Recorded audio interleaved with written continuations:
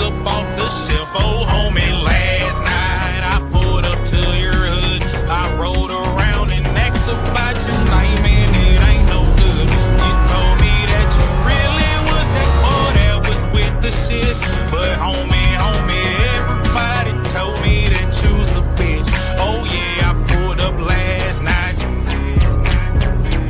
Oh yeah, I pulled up last night. You told me that you really was that man and you had them hands. But homie, everybody said you had other plans. Oh yeah, I pulled up last night. Oh yeah, I pulled up last night.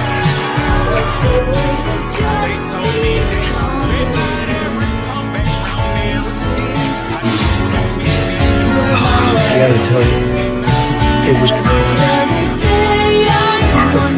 everything down to the last minute detail.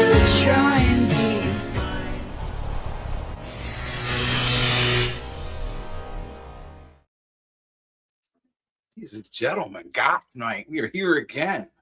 I must say, God bless President Donald J. Trump and these here United States. The strange times that we live in. We've made it through another week. We've made it to Goth Night. Got Reverend Self-Destruct here is with us. We have Will. We have Ashley here joining us with the Argonauts. I'm excited to hear. I don't know anything about the Argonauts besides whatever Jason and the Argonauts is, and I don't think it has. I don't think it's nothing that. about that. You didn't look at the page. What? Professional stream here. I at least looked at the campaign page before we started the stream. What? Shit. It seems Okay to me, and I've only looked at it once because I was kind of on your wavelength at first. I didn't realize we had a guest tonight until like an hour ago. Yeah. So I looked it up, and it is a team book, right? Do you want to take it from here, Ashley? Yeah, so I'm going to pull up the page. Yeah, so I'm a really big fan of Golden Age comics and like the older pulp magazines, but I'm also a really big fan of kind of like the idea of modernizing ancient mythology. So like not necessarily telling the ancient mythology stories as they were, but finding a way to make them fit another genre. So in this case, it's kind of like a Golden Age team up comic book, and the connection to the Argonauts is kind of like the idea of like Greek mythology is the earliest inspiration for things like superheroes, right? And the Jason the Argonauts was and still is one of my favorite movies. And first of all, I really like the I think this is true of everyone who comes up with like a comic book title. You can spend days, weeks, maybe even months like arguing with yourself over what to call it. And I kept going through all these different names, and too many of them just sounded like way too generic to me. Like, this would have been like a 90s indie mainstream comic book that would have wound up in like the quarter bin that no one would have thought of. And right. But I really like the idea of kind of connecting the series to ancient mythology, especially ancient Greek mythology. And the inspiration kind of struck while I was reading an issue of the Micronauts, and I was out of nowhere. I was like, I really like the idea of a team name that ends with the kind of noughts. Yeah, I don't know why I was in that headspace, but I spent a while on it and came up with the Unbreakable Argonauts. And a really big part of it is just finding ways to incorporate some of my favorite stories from ancient mythology into this kind of like golden age 1940s, 1950s setting. So we're going to have, if you've seen all the covers for issue number 2, one of them, they're taking on a giant like steampunk Cyclops while they're fighting some Russians. And it's going to be that kind of thing, like taking elements of classic mythology and just adapting them into a kind of like pulpy golden age comic superhero universe. Yeah. Sounds like a fun time. Yeah. The crime. It's been a lot of fun to write it as well and come up with all the different stories for future issues. That's it's a lot of fun to build up the universe. Right. And it's all set in the like you said, it's like the golden age. Would you call that almost like pulp? So I see the two as like pretty connected. I don't know that I'd necessarily see them as identical. The way that I want to kind of build out the universe would be telling stories with kind of like the Wild West as the starting point, and somewhere around the dawn of the Silver Age is the finishing point. That's the era that I really want to tell stories in. Mm-hmm. I think that's the kind of like the golden era of pulp magazines as well.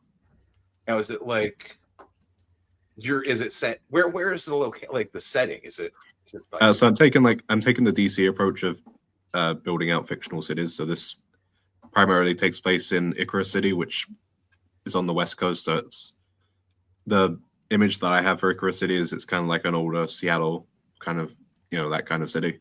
Okay. So we've had one issue so far. This seems like a really big world. There seems like there's a lot of characters. Is there a main character? How big was the first issue? So the first issue, it focuses in on just the main team, and then the plan is and starting with this campaign, what I would like to do with each campaign is have one continuous main series. So that'll be the Unbreakable Argonauts 1, 2, 3, 4, 5, and then have alongside that an anthology that collects the whichever issue is on that campaign, as well as a bunch of backup stories and short stories and that kind of thing. So you can choose if you just want the main story, you can just get the Unbreakable Argonauts. Then if you want to get a more kind of comprehensive look at the universe, you can get Tales of the Argonauts, which is the anthology, and that will collect. So for this campaign, Tales of the Argonauts collects issues 1 and 2 because issues 1 and 2 are they're a single story arc. Mm-hmm. So we collecting them as a graphic novel plus a whole lot of backup stories and yeah. So if you just want a streamlined kind of Justice League type story, you've got the Unbreakable Argonauts. And if you want to get more into the origin stories of some of the characters or look at the universe of what happened in the past in this universe and what's happening right now aside from the Unbreakable Argonauts, that you go over to Tales of the Argonauts. But you've created the whole universe, right? Yeah. What was your I don't know. I want to ask questions like, okay, what are the limits? Like who's the most powerful member of the Argonauts? The most powerful member of the Argonauts is Thunderman. He's kind of like a Golden Age Superman Shazam mashup sort of thing. Mm-hmm. I don't think I'm ever gonna create a character who's more powerful than like Golden Age Superman. Right. In terms of like, you're never going to see someone like moving a planet in my universe. You're never going to see godlike abilities, but not like world-breaking abilities. Not like the strength of like 20 men, not the strength of like 1,000,000 men. Right. Right on. He's going to punch a hole in the wall and not the whole building. Right. Yeah. Who is this guy? Who is this here with the? That's Mandrake. He's So like one of the ways I designed the team was I want each character to represent a genre, like in their own right. So if I want to do a solo story, each of the solo stories is a different type of story that you're reading. So obviously he's sort of like Sergeant Rock. If Sergeant Rock came home and was a vigilante on the streets of America. Yeah. But as we go through, I would like to get into, because a lot of the stories spring directly out of World War II. This story arc is set in 1952. And so all these characters kind of trace their origins back to the Second World War. Right. And so because you hear about all these like crazy occult experiments in the Second World War and like weird science experiments and that kind of thing. And I think that's just so interesting to get into. And so Mandrake is kind of like the main tether back to like the front of World War II. Yeah. Right.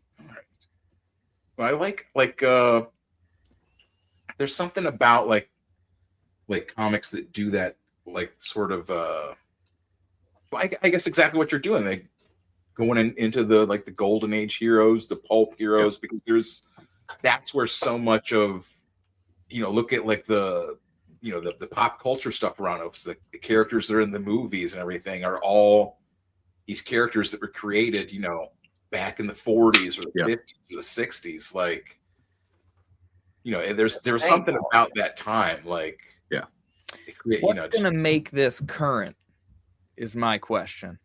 Like, what do we, I mean, it depends on what you mean by current. So I don't know. I was going to say, I know that to some extent I'm writing my stories within a niche, which is stories set back in the 40s and 50s. Like I was just for example, I just finished Spider Noir, and if you like Spider Noir, I was watching that and I was like, this speaks to me on like a very specific level. Okay. And so if you like that type of approach to superheroes in fiction, that's the kind of thing that the Unbreakable Argonauts is. Okay. Definitely gonna watch that now, but yeah, I was just looking at it the other day.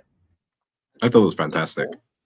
See, I didn't know. It's already out? Or are they doing like an Yeah, episode? it's out. I haven't looked at it yet. season Is is the out. whole series out, or is it one of those where Yeah, it's one episode at a time? No, the whole first season's out. Ah. And there's like it's like noir or crazy wild colors, right? Yeah. Yeah, I saw that. That would be interesting side by side. I think Cody's asking about this guy. Mhm. Is that a midget? Yeah. What he said. So it's Or is that? I don't know if No, I don't. that- Is that perspective? I don't know. he's a gorilla. I'm just one of these people where when I got into comics, for some reason I was just absolutely captivated by gorillas. Like I remember reading it's like one of the series that really made me fall in love with comics was Alan Moore's Tom Strong. Oh, right. And in that he's got the gorilla assistant Solomon, and I love that idea. And in this universe, we've got two gorillas, and they have It's two gorillas. so they have kind of like a Magneto Professor X kind of relationship, where one of them's like very pro-human, very heroic, and the other one's very bitter towards humans, very wants to see their downfall and that kind of thing. I like That it. sounds fun, man. Yeah. I like. How many gorillas does your comic have? I've got two gorilla. Well, no, mine are chimpanzees. I think it was what my monkey, the guy, is supposed to be. I think he's supposed to be a. Oh, right. Yeah, I think he's a chimpanzee. But also the time frame and the occult, that you mentioned, like be like science, science experiments gone awry. But I don't know. I really like the concept of opposing gorillas. Yeah, I know. I think there's a certain magic to like the in and before the 1950s, where I think the world just seemed a lot bigger than it does now. And so if you're telling a story back then, I think you do have a lot more freedom to like reinvent different countries and different cities and change up mythology a little bit. And it kind of feels true to the universe in a way that I don't think it necessarily would if the story was set today. Just because I feel like you'd have to explain a lot more of the backstory. Yeah. Whereas, a lot of things are whereas here, mystified. yeah. Subjugate Comics says you sold me with the gorillas. Like I'm with him. Like I buy anytime I see like Planet of the Apes comics, because there's a Planet of the Apes comics from the Tim Burton movie. I think there might even be new ones too, but then there's also like the old ones Mm-hmm. from The the 70s Marvel ones. and those things are like, and there's also ones from like the 80s where like some different like underground guys were working on them, like, and then like you're saying, there's so many other. So was that like a trope? Is that what they call that? Like So there was a time in the 50s when there was a DC editor named, I think it was Julius Schwartz, and he said that there were, I think it was 3 things that sold comics. One of them's the color purple, one of them's a gorilla, and the other one is a woman crying. And so if you go back to the 50s, you see there's this random sudden explosion of gorillas on the cover of absolutely every comic. There's like Superman fighting a gorilla, and there's Batman with maybe a gorilla in a zoo while he's beating up Catwoman or something like that. And I genuinely just like gorillas. Like if I'd have been around at that time, I would have been one of the people who was just buying up all the comics with the gorillas on the cover. And I think it's a really fun Like having anthropomorphic animals, I think is just a very fun way to explore universe as well. Right. Yeah, that's what I'm saying. Like, there's so many. Who else was in the? I don't like. You must like have read like comics. You must have read comics before, but like in the '90s, there was a whole bunch of. Was it Art Adams did a comic? What was it called? Like Monkey Man and O'Brien or something? Yeah, that's it. You lose Tank. Tank came in. Oh, I never said hi to Tank when he came in. So Tank's an anime girl. Oh, his computer might not have been because he didn't say anything either. So I'm looking through the campaign page. How many side stories are there? Because, like, if I get the whole thing. So if, Tales of the Argonauts, I'm hoping there's at least 3. It's really more about, I have a couple of stories that are serialized, so it's chapter 1, chapter 2, chapter 3. Mm-hmm. Right now it's more about, can I extend that to, can I extend the 6-page backup to a 12-page backup? Can I extend a 4-page backup to a 10-page backup? That kind of thing. Mm-hmm. We're going to have a Western story in the back if we get funded. We're going to have I'm going to continue the story of Crimson Eagle, which is the jetpack kind of hero. Yeah. There's going to be the first chapter of a Raven and Redclaw team-up backup. And hopefully Lucky Duck Incorporated, which is like a hard-boiled detective duck, teaming up with like a... I saw the duck. Yeah, teaming up with like a sleazy former detective, and that's going to be a lot of fun as well. I'm assuming you're a fan of Howard the Duck. So I am. People are never going to believe this, but that story didn't evolve as a Howard the Duck kind of thing. It evolved more as there was a point where I wanted to do a comic strip, and I wanted to do a character called Duck Deckard, which was going to be a kind of Duck Blade Runner parody, more in the style of Duck Dodgers. I don't know if you ever saw that. Oh yeah, I remember Duck Dodgers. Yeah, it was going to be more of that kind of thinking. Then as the more I kept going, the more I was like, I really want to write this, but I also can tell that it's just shaping up. Sorry. But the more I can tell, it's just kind of shaping up like Howard the Duck. And no one's ever going to believe me that I'm not just ripping off Howard the Duck. Right. But I mean, it's there is something about, I think, a big part because of Looney Tunes, there is just something uniquely fun about writing a duck character. Yeah. Yeah. I remember practicing the duck bill. They're tricky. They are tricky. Well, this is I was a big fan of Darkwing too. You're not the artist though. No, I'm not the artist. I'm just the writer. Well, I mean that's what I'm curious to, like, because it shouldn't be like you think of it. I'm like, I'm just the writer, like, because like putting together a story, it's like you have to. There's so much different stuff you have to think of, and it's like, if you're stuck, like you're drawing a page, and it's like you have to come up with some kind of detail, like on the fly by your, you know what I mean? You're just like, yeah. But like, if the writer is, either putting like all the stuff already there, or they've already, told you all the information, ahead of time, like I'm curious. Well, I'll play the trailer, but I'm curious, like what does a script look like that you're given to? Yeah. Also, I want you to like tell us about the artist, but like I said, let me play the trailer you got here, and then make sure it's down a little bit because I know the trailer can be a little bit loud. Pump up the volume for the trailer. Pump it up.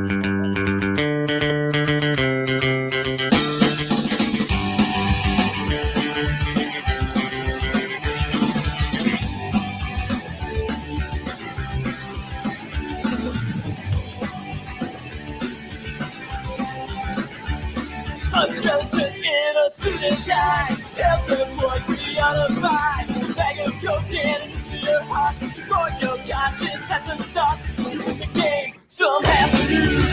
Fun parties and you can't lose your money to social class. Stuck it, but it's all you can say. Social norms and social rules. With social scam, with social rules. They tell us all their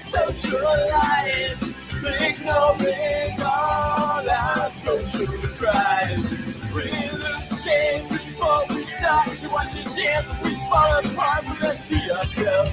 Never be so sure. We'll play the game, never be so sure. Whoa.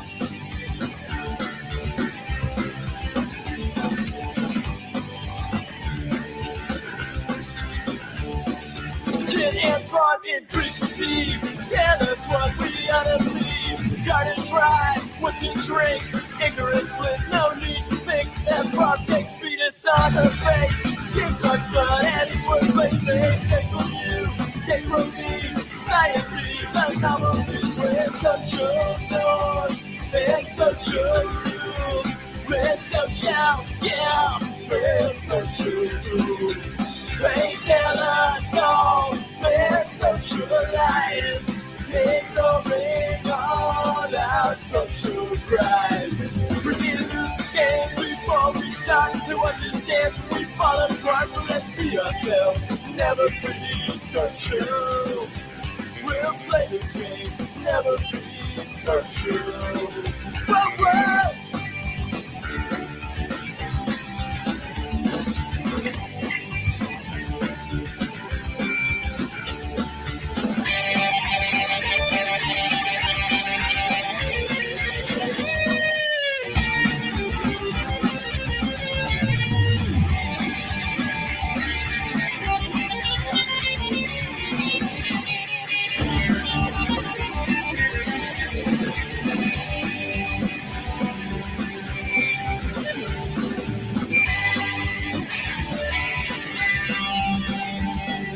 Yeah, it's all done. 1, 2, 3, 4. They're social norms and social rules. We're social. It's just a song to Said it was done. Yeah. He said it was over. They tell us all they're socialized. Cut it! Dr. Ben! Our social drives. We lose the game before we start to understand. We fall apart, but let's be ourselves. What does this sound like? So true.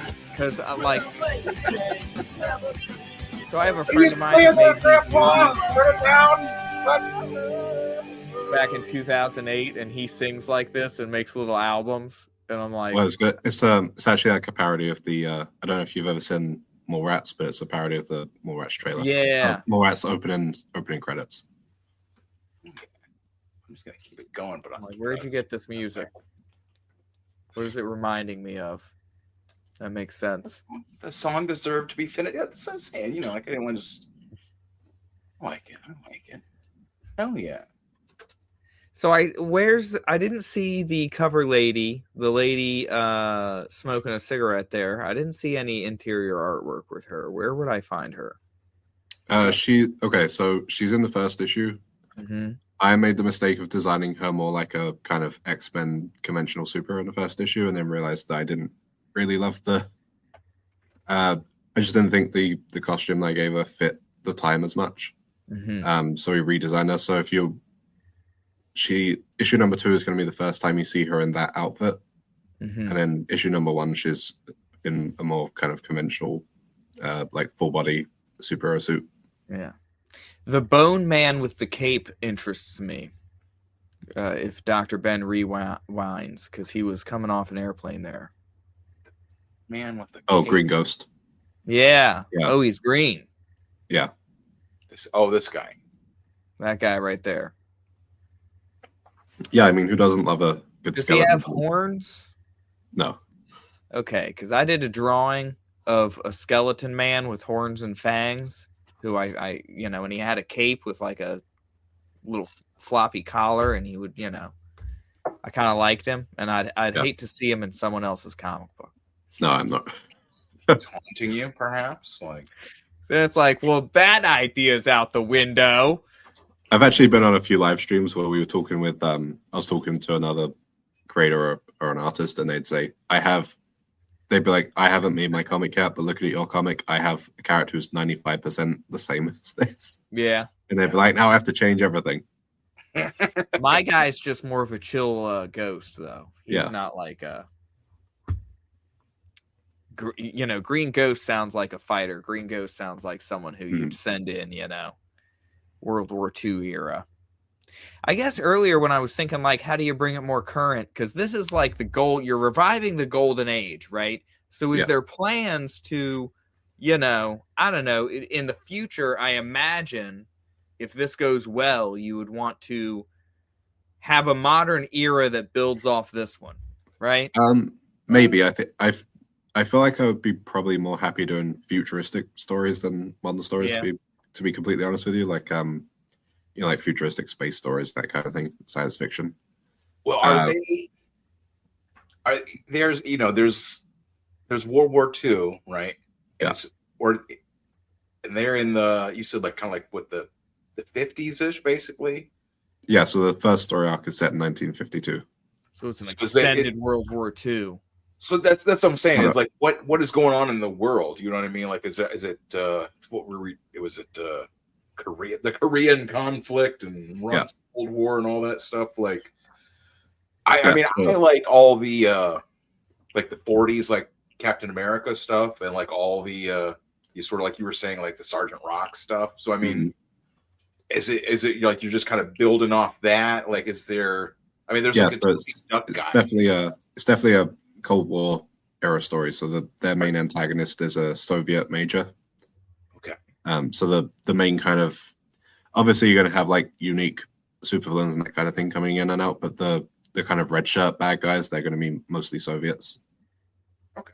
I like it. It's going to get into a lot of like, you know, kind of like the mystical arms race going on between America and the Soviet Union, and the scientific arms race between them around the world, and like a lot of like little side quests and you know, taking on each other and, you know, small islands and that kind of thing. Mm-hmm. What Cody in chat says commie Nazis. Commie Nazis. So I mean, I think that kind of answers Will's question. You know, as he's saying, like, what is it? How is it relevant to today? And I mean that, you know, we see a lot of the communists and the Nazis kind of crossed over in the lefts, a lot of the left tactics and culture. So, you know, it's could be well, something. you know, or maybe you just want to escape to a simpler time, a simpler mind frame. You know, you know, today is so complicated. This is true escapism into, you know, the golden age of comic books, where it's like you had clear enemies and they dressed up the same, so you knew who to shoot. You know, it was a great time. Yeah, one we'd all like to go back to. Yeah, and I mean, when we tell a World War II story, the bad guys are going to be the Nazis, and when we tell a Cold War story, the bad guys are going to be the Russians. Mm-hmm. And yeah, I mean, I do think it's just there is something kind of simpler and more, I wouldn't say innocent, but easier to digest kind of thing. Yeah. Yeah. Well, you know, everything tries to be gray morally now. Like, just, I don't know. There's a simplicity that is lost now. Mm-hmm. So, but so much of this just looks fun. Like, I don't like the way that guy looks at me. Right. It makes me feel vulnerable. Also, this I guess this is another good question. So, are these the two rival art apes? So, do they talk to one another? Yeah. And they have shame? They wear pants? Only the one who's more kind of human friendly wears pants. And he knows how to bench press. This is like the whole, what if you could teach a gorilla to bench press? Yeah. And he just grew insane lats. And then, like there, you said like kind of like telepathic or whatever too. Or no, am I just No, they're not telepathic. Not telepathic. Do you think they could develop telepathy? No, they're some just occult relics. You know, are they dumber than humans? No, they're more intelligent than humans. Damn it! But not telepathic. Teach an ape.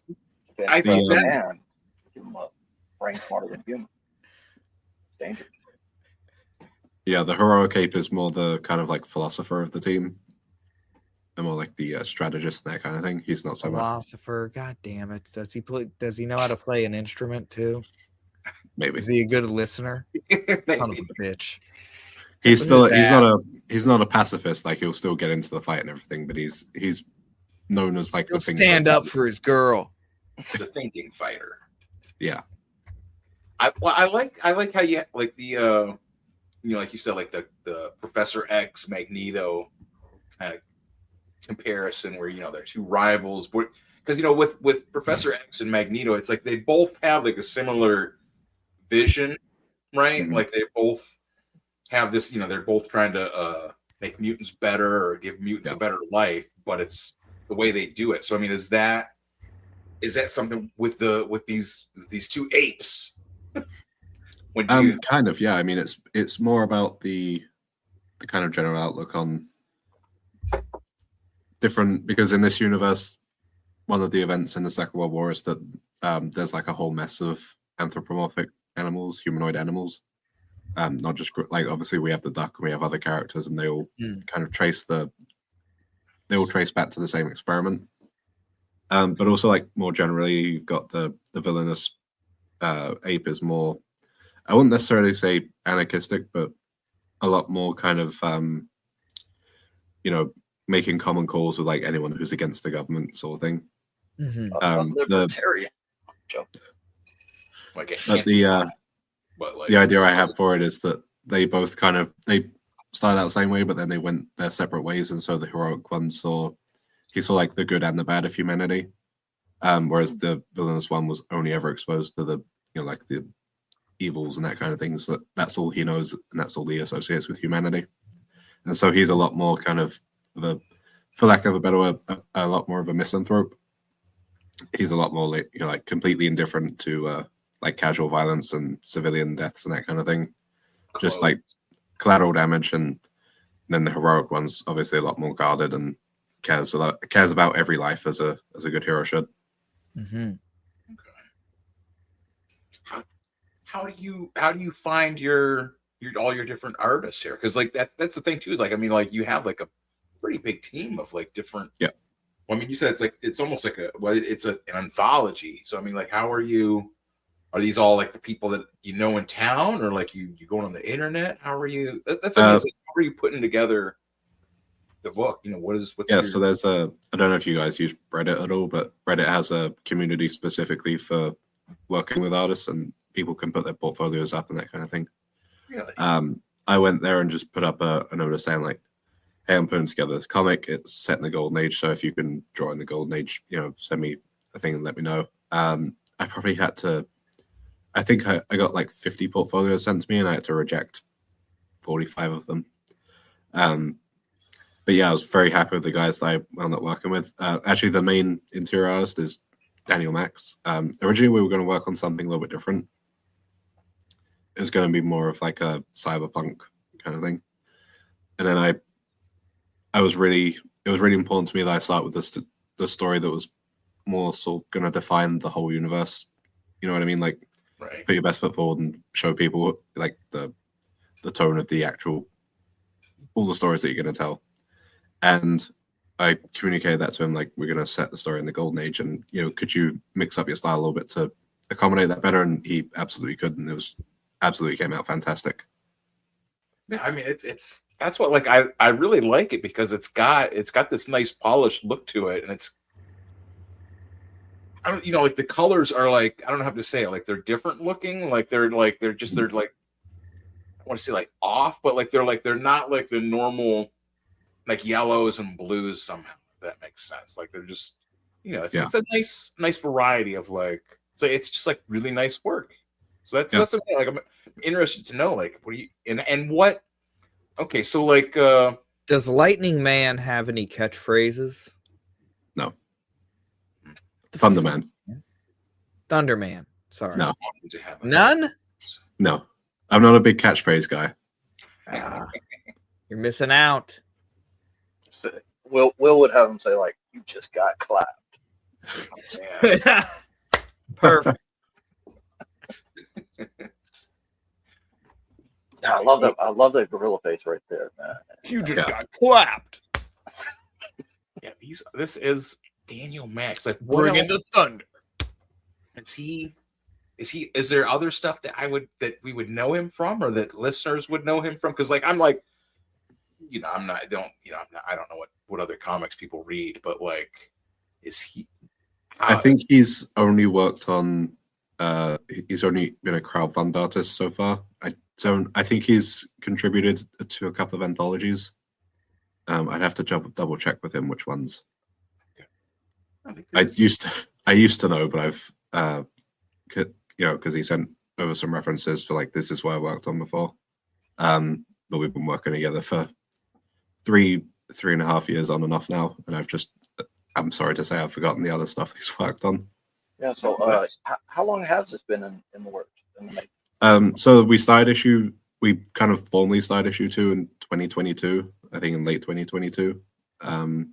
We started issue 1 late 2022. Launched the comic between 23 and 24 and fulfilled late 24. And so there's I was gonna say too, like you're fulfilling all this yourself. Mm-hmm. You're over in Europe. Is that? I'm in the States at the moment. Okay, because I saw it had it like listed in like pound euro. So are you shipping from the United States or from? Yeah, we're gonna fulfill and ship for the United States. I'm probably gonna work with a distributor this time, just because it's so much less work. Right. But also, I found that I've gotten quotes from the States, and it sounds like shipping and fulfillment is cheaper because the printer that I was using back in Ireland there doesn't seem to be as much of an industry there for printing comics, because obviously it's a smaller country and whatnot. And so each issue costs a lot more to print and fulfill. I'm probably going to work with Critical Blast this time. I've gotten quotes from him about shipping and fulfillment. So yeah, that's how I'm hoping to print and fulfill. Yeah, he's really solid. Yeah. Yeah, I think that's that. You know what I mean? Like that. I think that's the sort of thing I think people could really use, like in reverse. Which I mean, maybe that's something that like Critical Blast could look into. You know what I mean? Like, there's so many people that over here, or so many people over in Europe, or like in England, that they want comics from over here, but to ship them over there is, like $15-20 at least for a couple comics. It's a chunk. And that's I'll probably see what the demand is back in Europe, and then primarily fulfill through the States, and then get some copies sent over to me, and then fulfill them in Europe directly. There you go. Have you done much with your shops that are over there and everything? Because you had like the first issue already. Have you done anything? Yeah. So I ironically, actually, when I did the first issue, I did manage to get some retailers, but they're all America based. So okay. Yeah, it just worked out funny that way. A lot I don't know what it is, but in Europe, pretty much everyone was saying, I made the mistake of asking once the comic was printed, and I definitely should have a lot earlier. The consensus was like, you don't have a barcode, so we're not going to stock it. And so we're probably going to have a barcode this time. Right. That's a little weird. I get it. Classist. You don't have a barcode. You're not good enough. I know. Yeah. No. There's. I mean that is like definitely like with comic shops. Like there's people that like if it's not in, whatever the catalog is, they're just like they don't think it's like real, and it's just like, oh yeah, what? Yeah, I reached out to a lot of stores here in the States. It's like I got 2 yeses and a couple hundred no's, and the general consensus was like, if you want us to order this, it has to be in one of the. I think back then it was still Diamond. They were like, it still has to be in the Diamond catalog, otherwise we're not gonna. No. That's so weird. It's like a little comic mafia type thing. Yeah. We run this town. And Diamond was like notoriously like a shitty distributor. Yeah. Like they were. I mean, now they filed bankruptcy, and like there's all this stuff. Like they had like the inventory of comics, but they weren't sending it back to the people, and they weren't sending it to the shops. I think they're like locked in a dispute with the bank right now because no Yeah. one knows who owns the comics. Exactly. They're just, but before all that, they were always just that's what I mean. Yeah. Like talking to like comic shop owners, they were always just like, They knew they had a monopoly and they acted like it. Yeah. So that's, I mean, that's one of the things with crowdfunding that like, people kind of like overlook is that that's just getting the catalog to carry your comic. Yeah. Is like, how do you do it? Were you supposed to call them up? You know what I mean? Like, then you get a hold of them and they have like this whole rigmarole you got to go through just to try and sell it. It's like, what? And, Yeah.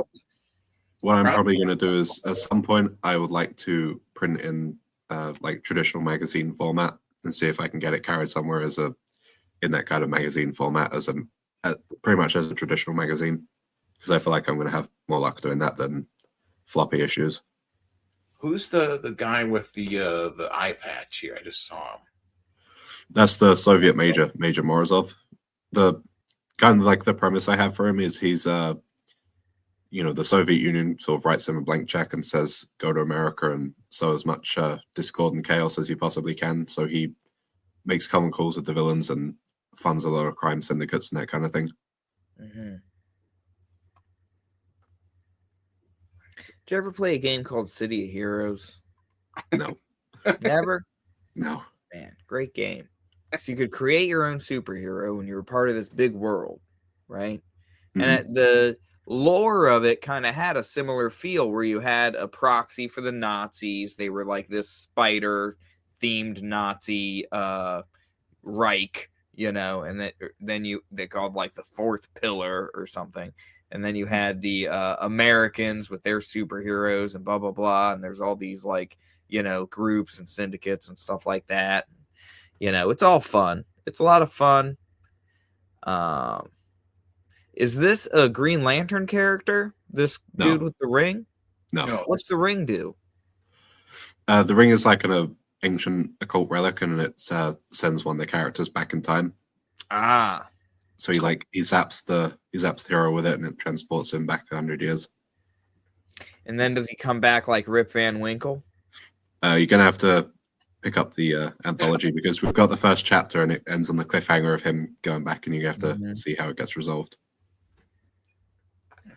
And it's all like this is all the stuff that's in the like in the Golden Age, like you said, because like you're having fantastic. This particular story, the one you've got pulled up, is set. I think I set it 4 years before the main story of Unbreakable Argonauts #1 and 2. It's sort of like an origin story or a first flight kind of thing. Okay. Okay. I like because that like I've got like a whole. It's like I'm like stuck with this, looking at this guy with the eye patch. I'll look over here real quick. You're stuck looking at him. I'm stuck looking at. Are you looking at the mustache? No, the eye patch is what I'm saying. Like I've got the eye patch. My bad. Yeah, I've got I have my character that is. How do I do? Let me move that there. Hold on. No, not that. My bad. Hold on. How do I keep it? I can do this. I can do this. Hold on. Okay. Oh, you're gonna that one. Yeah. So make that one big. So I'm saying that's. Oh, there you go. It's who is that from King of the Hill? Dale Dribble. Oh man, that could be him too. This is my character. The silent. He either goes by the silent minority or the silent majority. Does he mumble? You're like, daggone man, I'll tell you what. Tell you what about them daggone Nazis. Like when if they ask him something, he's just he just has tell you something, man. Bang bang, man. I like guns. Got these guns on me. That's really one of my favorite characters. The eye patch guy, like I was like, oh shit. And he's the whole Boomhauser. Yeah, just deja vu. Oh. Say about that dang, you know what? Mm-hmm. Dale's the smart one. My bad. Okay, how do I get off of there? We go. Okay. Dale's the conspiracy guy. Okay. All right. Okay, there we go. Sorry. Every time I would try to push something, Riff would push the same thing. Like, I don't know. I was You Oh, think this I would wasn't. work like I a wasn't pushing Fleischer anything else cartoon? at that point. Special string. What'd you say? Well, Well, I was thinking, like, you know, because do you think this would work like a Fleischer cartoon? Some of Yeah. these stories. Yeah, like, well, Yeah. what I, with that's what I was gonna say. Like, what I find like fascinating, it was like this whole with this silent character. The idea with him was that like he could kind of be in like any old comic, right? Because he's kind of like a pulp, golden age style almost hero, right? Yeah. Like he's supposed to be basically like that universe's version of Captain America, right? And like he loses his eye, and the eye is like this occult thing that comes out and like talks to him, gives him a magic shield like Captain America's. And then one of the ideas I wanted to have was you could put him into any old comic just by like finding somebody that had white hair like him and then drawing a little eye patch on him, and you could like make your own comics. And like, you know, you could insert him into any stories because he was Just like insert him into the background or whatever. And so like anytime I see other characters, the same thing with that other guy. Who's that? The guy we're always talking about, the sleep token guy, the sleep token fan that we're talking. He has the silent do good guy. Who's that? Like, yeah, his character silent do good is like supposed to be like a time traveling Benjamin Franklin character. Yeah, doesn't mean like I love this the idea of like time travel anyways, and like especially the time traveling Ben Franklin story. I got a little ways into it. I'm at the part with the Pikachu character showing up. Oh yeah. The Dream World. Right. Did you read it? Me? Reverend said No, the I Dream don't have World. it. I don't have it. Oh, you don't I have remember someone else explaining this. Maybe something himself. I've got it, but Did I hallucinate that? No, you didn't hallucinate it at all. Because we had Sean on and he explained it to us. But yeah, I'm like halfway through it. I don't think we had Sean on. We didn't? I don't think so. Why do I feel like I talked to him? And bought his book. We did buy his, like I bought his book too. See, that's what I'm saying. It's because he was on, right?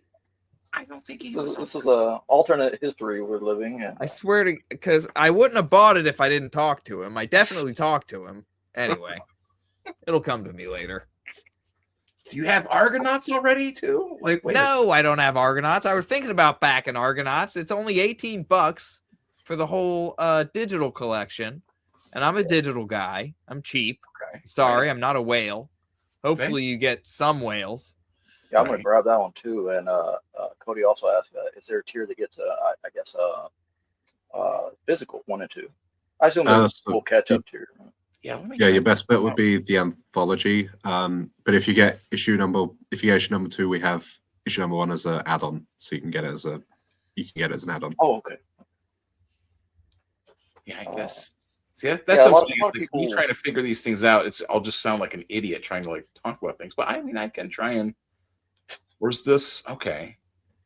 Oh, each of these is different. Okay, so that's same thing there. Okay. Oh wait, how'd you get $41? Oh, because you're getting the physical. Is that what this one? This is the yes. That's what I mean. Like me trying to read like live on the air, trying to read. Yeah, stop trying to read, man. Let's pull up some videos and stuff. Let's, you know. Well, just we've been talking about Argonauts for an hour. I like I like some of the tiers here. You have a custom cameo. Yeah. Pretty nice. And that's what I'm saying. You do have some cool. And you retailer tiers, great. Add what's the other one up? Add okay, a floppy.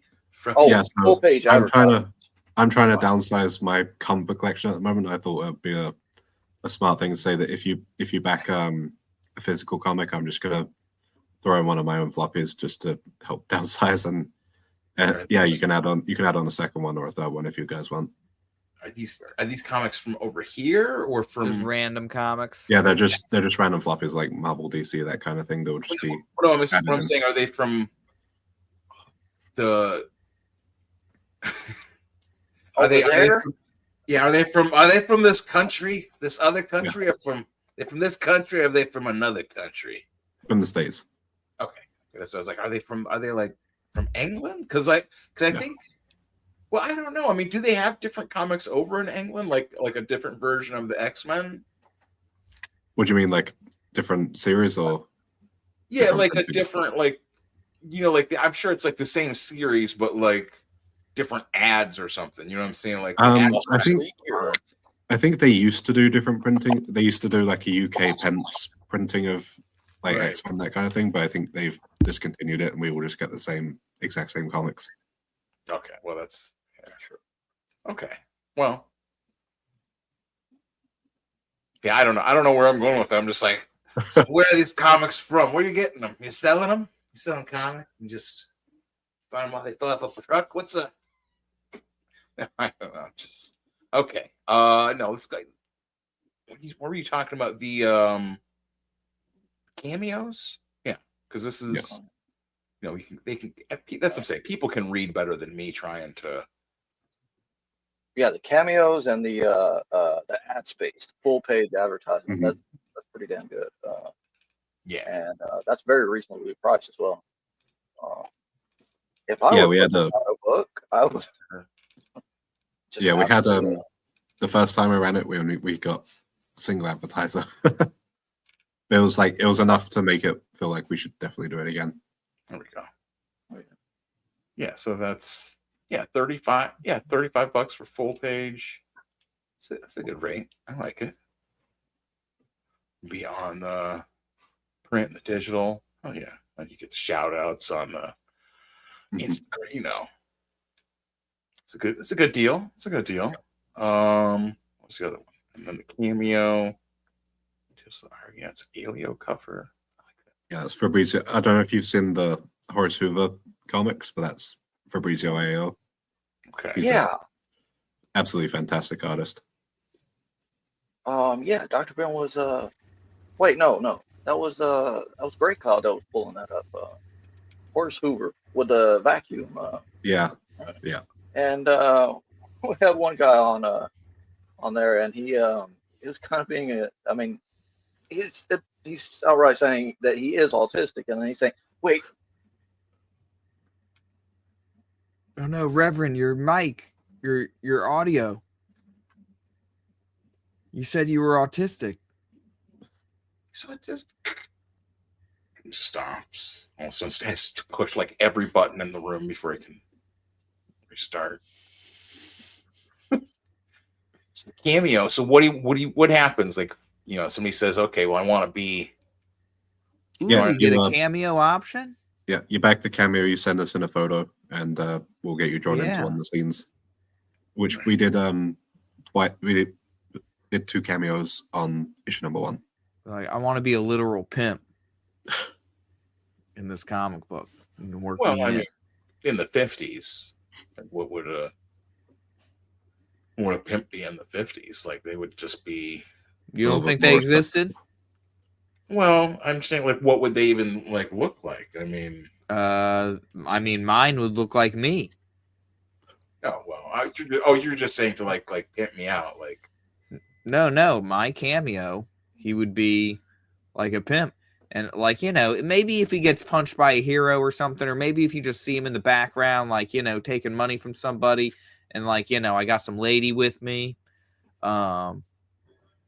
She would obviously have like an overcoat on, because you can't have that stuff on Front Street back then. You know, she would have her overcoat on, and you would just see her like opening it up like this, you know, and then some dude would be like off on this side, but he'd be like, "Yeah, I want some of that," you know, or she'd like be showing some legs. She'd obviously have excellent ankles, but she'd be with me, and I'd definitely be collecting that money. Right. Well, that's a 2-character cameo. So. Well, obviously, you know, whoever the lady is, you know, that's not me. I'm not paying for that cameo. The artist would decide what she Well, looks like. I think that would just count. I don't think you could make that into two, like unless you were like specifically it's me and my lady friend. Here's the picture. Right. Of, you know what I mean? Like me. We're and, Siamese twins. right. The artist choice depiction of Mhm. a attractive female. That seems more like you're just saying like, okay, like that's what I'm saying, like wow, for your scripts and stuff, like how much detail you're going for, like how much detail do you want for a cameo? Do you want someone to write you like a whole like No, so introduction? we'll decide where you go. We're not gonna like make you something that like humiliates you or something like that. Like on the last issue, the two guys who got cameos, we drew them in as jail guards. Okay. So this time it'll probably be like soldiers or something like that. I would want like Self-Destruct to be the dude, or Dr. Ben to be the dude who is looking over the merchandise. You know what I'm saying? Yeah. Paying me the money. The John. Yeah, Mhm. like one of us is like tilting the shades down and looking like, ooh, what's she? And got? maybe Dr. Ben's like a cop who's like, hey, what's going on here? And I like slip him a 5. So Dr. Ben's a cop and I'm slipping him a 5 while I'm taking money from Reverend. And he's going back with my lady friend. This is perfect. Just to put in the background. Have you had any fan fiction comic pop up from the first issue of Argonauts? No. Are you looking for fan fiction comics of the Argonauts? Yeah, I'm not gonna. If someone wants to do it, I'm not gonna stop them. Mhm. What Well, Will is writing one right now. like what kind of comics were you reading like before this? I mean, obviously, like, well, I guess even with like Golden Age stuff, like what specific stuff are you reading or looking at, like that you just like enjoy? I guess like Yeah. So one of my all-time favorite series and probably like the biggest inspiration on me is Darwin Cook, especially the New Frontier, which I think is just like one of the greatest comics ever created. I was a little bit of a late bloomer to comics, so a lot of the stuff I was reading was either at like sort of the tail end of the New 52 through to DC Rebirth and that kind of era.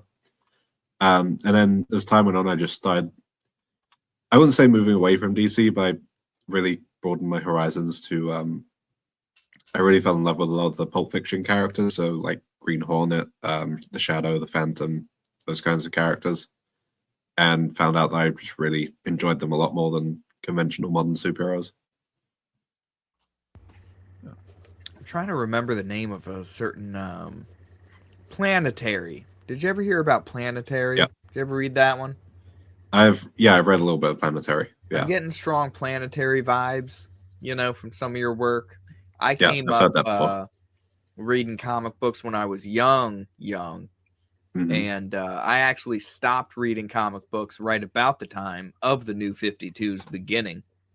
Because I was like, the John Byrne Man of Steel Superman is my Superman. And if you're going to replace him with, this jabroni who doesn't even wear his underpants on the outside, I'm out. That was the end of my DC and really my American comic book reading career. But I did enjoy a lot of these, these stories. Planetary was great, What's the this produce a comic strip? What is this? We sometimes produce digital serialized comic strips. By backing this, you receive a digital copy of Ripperologist Argonauts 1 and 2, as well as a strip dedicated to you by name. Strips will be collected in a book at a later date, and backing one guarantees you a copy of said book. Like so. Yeah.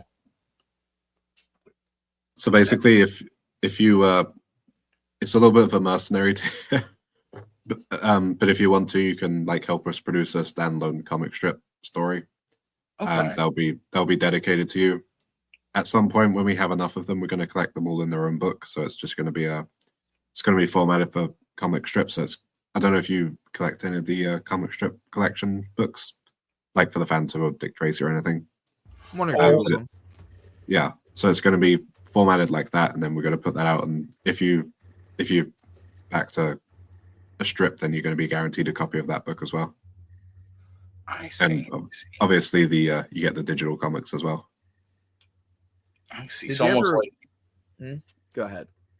almost like I think of like, are you saying like a collection book? I'm thinking like a scrapbook or something. How people put phantom comic strips in like scrapbooks, but no, I know what you mean. Like they have basically omnibus hardcovers, but because it's a strip, it's just formatted a little bit differently. right, like like you were saying earlier, kind of like that bigger, almost like a magazine size or something. Yeah. Okay. Something like that, yeah. I see. Okay. Right. Yeah, I like that. Well, that's what I'm saying. Like, do you have? That's what with your script. That's what I was gonna say. Like, do you have anything with like how you could, if you could explain like how you like what a script from you looks like? You know what I mean? Like if you're here, I guess we'll pull up. What's this page we had? I'll just pull up this one. Like this, zoom in on it. Like I'm not trying to like. Tell you what, look, pull that thing up, and you be the dude, and I'll be the I'll be the dude. I don't know if I don't know if it's like shit. I can't read it. This is, I don't think it's gonna be God. clear enough to Scroll down. read. I don't think we can. Even if I zoom in. Oh, are you paused on the video? No. This is one of the that's the tiers. Yeah, like I just opened up the. Yeah. If you go into the main thing, though, he's got plenty of interior artwork. Like I'm looking at exactly the page that you're looking at, and it's got clear imagery. Well, you share it. All right, hold on a second. Why Okay. do I have to do There you go. everything? Go. Oh, there you go. Right? Wow, why does it look so much more clean on? So I'm saying I have. What? There you go. Can I zoom in? There's got to be a way to zoom in. Oh, Anyway, sir, down no, control sir. and roll the mouse wheel. Subjugates Comics. He says he's got a roll. You fellas have a good one. If I can't get on later. Book looks sweet. Actually, stoked. to Thanks, read man. it.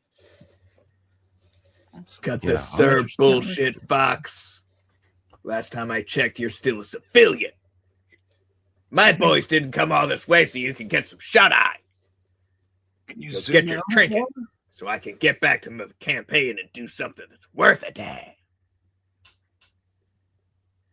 I can't. Played by Vince McMahon. Shit. That'll be good. So that's what I'm saying. So for like, this is one page, right? Yeah. Okay. So how are you? What trinket are we talking about? Is he after a trinket? This is part of like the Second World War occult, kind of race for seeing how many relics you can get before the Nazis get them all. Is there a one that would turn you into some sort of golden patriot? No. Yeah. Well, So that strip is actually the. Sorry, go ahead. How are you like writing like one of these pages? Like, is that how are you know what I mean? Like, I don't know how to. How do you write words? Do you use a typewriter, or are you using like a touchscreen? I use a laptop. I'm on the laptop. Words. Are you using a dictionary, a thesaurus? What do we talk? What's your process look like? So usually I'll just do a story outline of where I want to go, like a pretty basic begin, middle, and end, and then I'll refine it over time. And what I usually do is at some point I'll write it out as a not necessarily prose, but I'll write out as a short story that's a lot more fleshed out, and then I'll pick apart the most important bits, turn that into a comic strip, or turn it into a comic book script, and then send it across to the artist. And usually give them a lot of leeway as to how the panels are formatted. So I won't, unless it's like very important that like this bit be like a wide, lack of a better word, like a wide shot or a wide panel.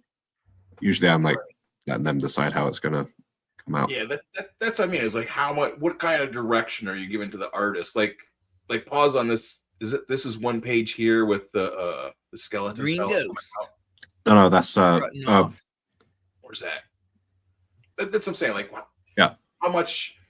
Well, I guess you kind of answered it, like saying, like you're not, if you have like a specific image in mind, but like with like all these panels here on this next one, like are you telling them like, okay, I want 6 panels on the page or 5 panels, or you know what I mean, like how how yeah, so I'll say like panel 1 this happens, panel 2 this happens, then I'll have a thing at the top that just says page 7 6 panels, page 8 5 panels, that kind of thing. You ever seen the Wiggles? No. Okay. No. They got a big red car.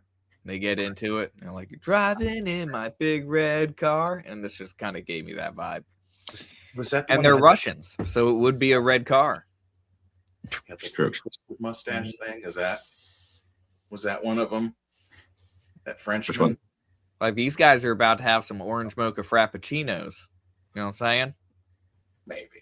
I like the skeleton guy. He's definitely. Somebody punches him in the face. Who punches him in the? Rocket Man.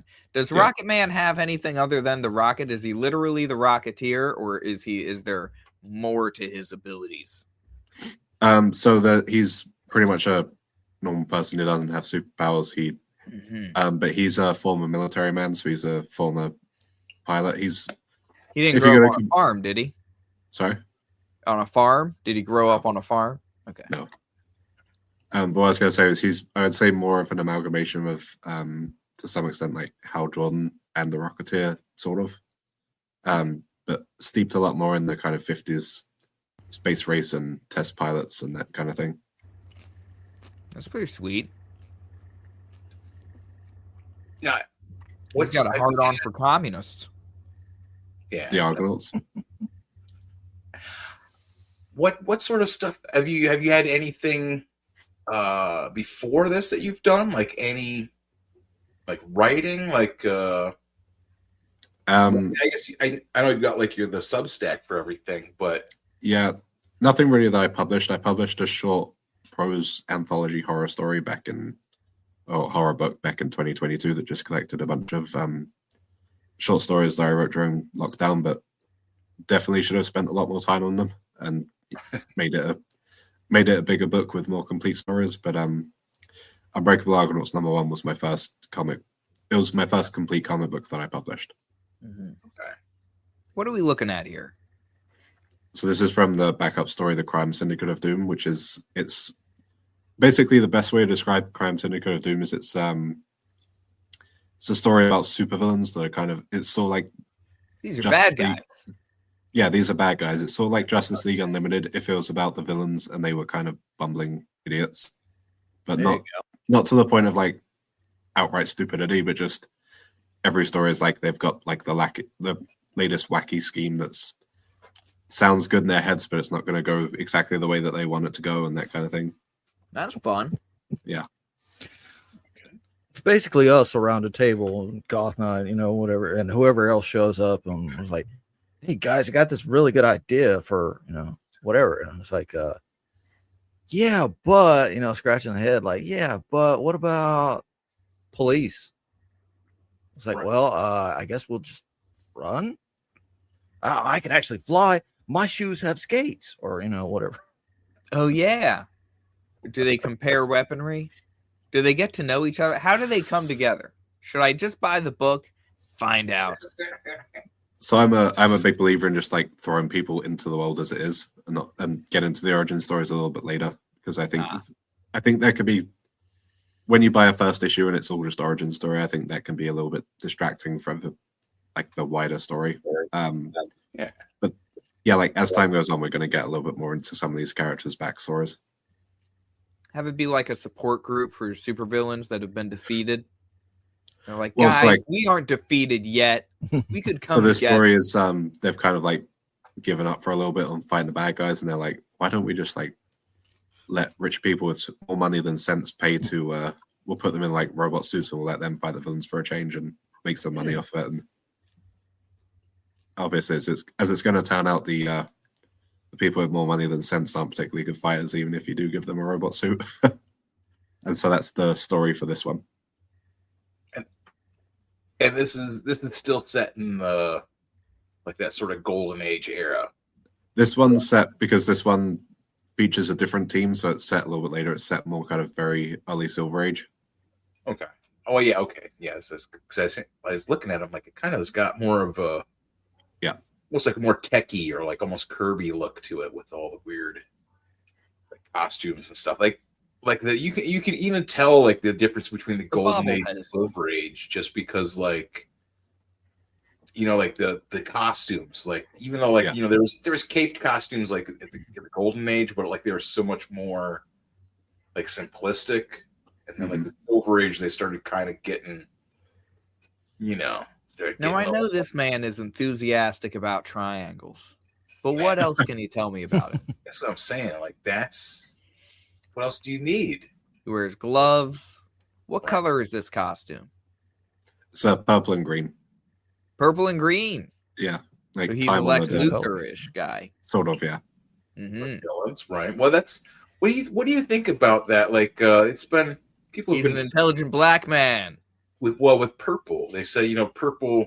We were saying earlier, purple is one of the things to put on the cover to sell comics, but it's also like the color that they often use for villains. Yeah, there's like color theory to it where green and purple are very complementary, and for some reason, Comix decided to associate green and purple with villains, which I think works pretty well.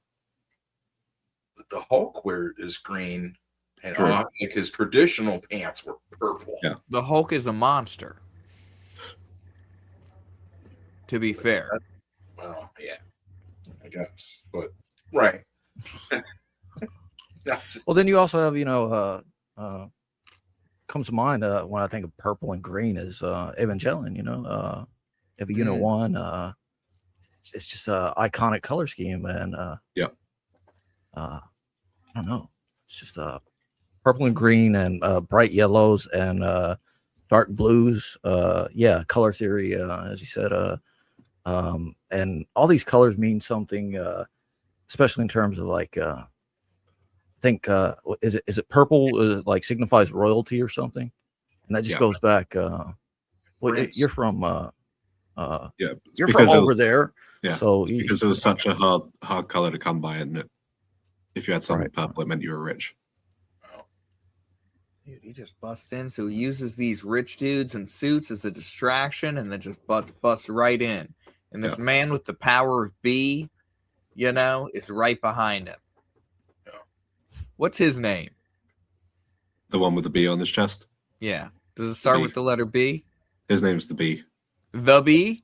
Yeah, his color scheme is like yellow and black. Does he command bees? He doesn't command them. He's just very eccentric. He loves bees. Yeah. Okay. I'm getting into like the headspace. Do what you love. I'm getting into the headspace of all like the sillier Golden Age villains, like the more obscure characters who just had like the most random gimmicks. What are you eating, B? Having a honey sandwich. Then they get horribly beat. Yeah, I had a honey apple cheddar sandwich the other day. I can't remember who saw it. A jar of honey yesterday myself. It's good stuff. Do you like bees, Ashley? What do you think? I hope yes. Have you ever professionally? I do like bees. Have you ever professionally kept them? No. Did you know how bees fly? With wings? How do they? No, fly? the wings don't do it. The wings are unable to actually. All right, you're gonna have to tell me then. Yeah, that doesn't sound. What? You can look this up. They achieve like a hovering sort of vibration because there's a cavity inside of them that vibrates, and they literally like the Not with wings. They defy the Earth's like it's something about gigahertz or whatever. Like they vibrate at the perfect frequency to just like move around, but they use the wings to achieve it. This is true. Literally moving around like Studio Ghibli like things, You've seen Howl's Moving Castle and stuff, right? Yeah. No. You've never seen Howl's Moving Castle, Ashley? God damn it, culture yourself.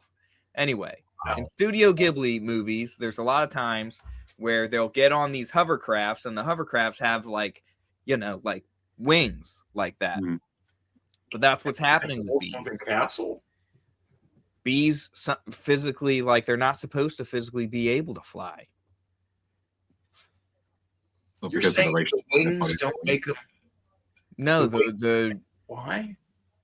way It's the a weight- resident. Yeah, it's the a weight of their resonance body, that they achieve. and so there's a cavity between the wings, and it helps them achieve a vibrational like frequency. The wasps the same way. Yeah.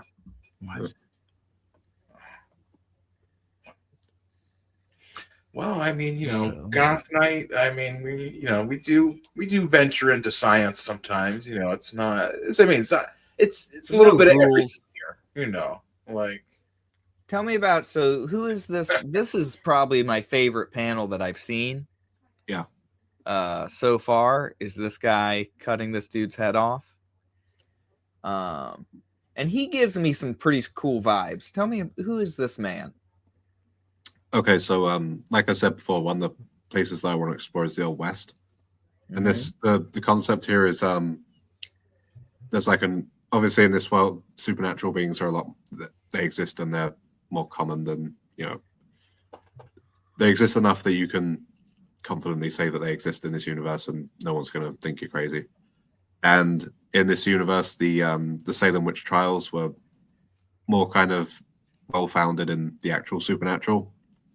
But this secret organization breaks off called the Knights of Salem, and they're kind of extremists, and they just want to purge the world of everything, anything and everything supernatural. They just want to get rid of it, and they kind of end up with this sort of perennial.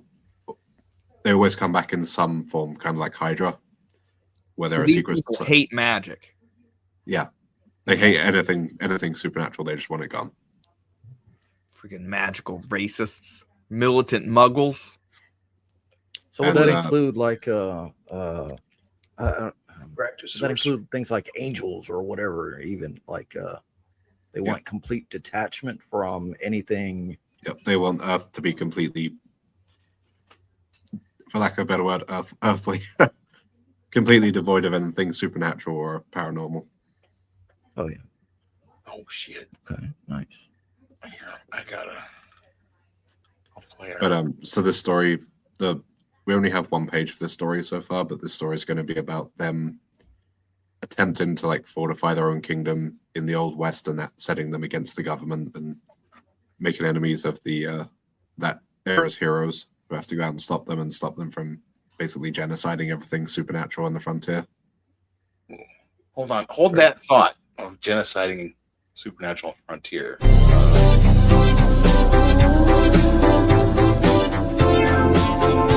Gentlemen, how are you this evening? What is happening? Can you hear me? Greetings and salutations, sir. Yes. Fantastic.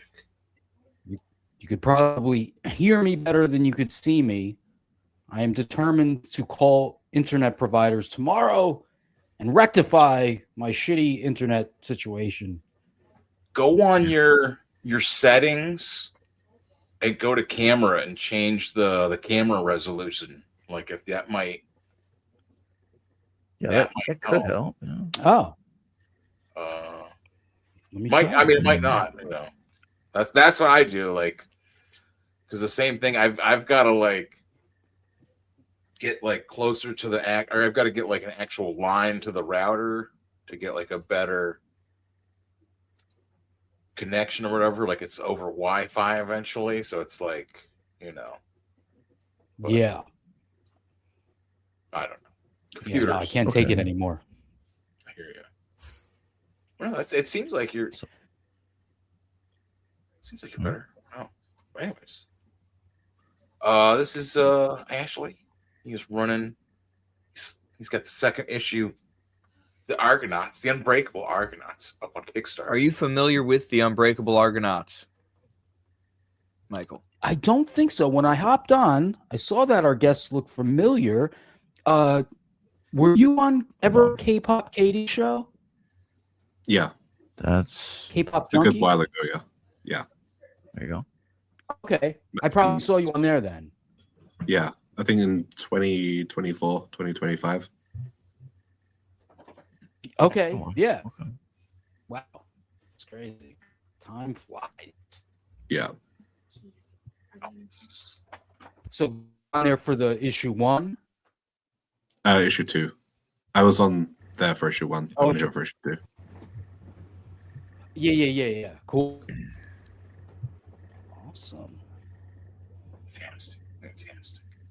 Excellente. When did you launch? Issue 2. About how long's it been? Not this Friday just gone, but the Friday before that. There he goes. And Well, so long, the world may Michael. never have an answer to this question. Ladies and gentlemen, Michael Ferraro. Now they come. So Yeah, that Special internet, man. appearance. It's on. are we switching gears to I want to bring this you up. got something you want to right bring up here. to Yeah, our this goes off your B talk. no, we're looking see, into bees. I love bees. No, well, here's hummingbirds. You know, hummingbirds' vision can detect ultraviolet light, which humans cannot see. This gives them the capability to locate nectar, the drink of the gods. The hummingbird is connected not only to life, but also to war and sacrifice.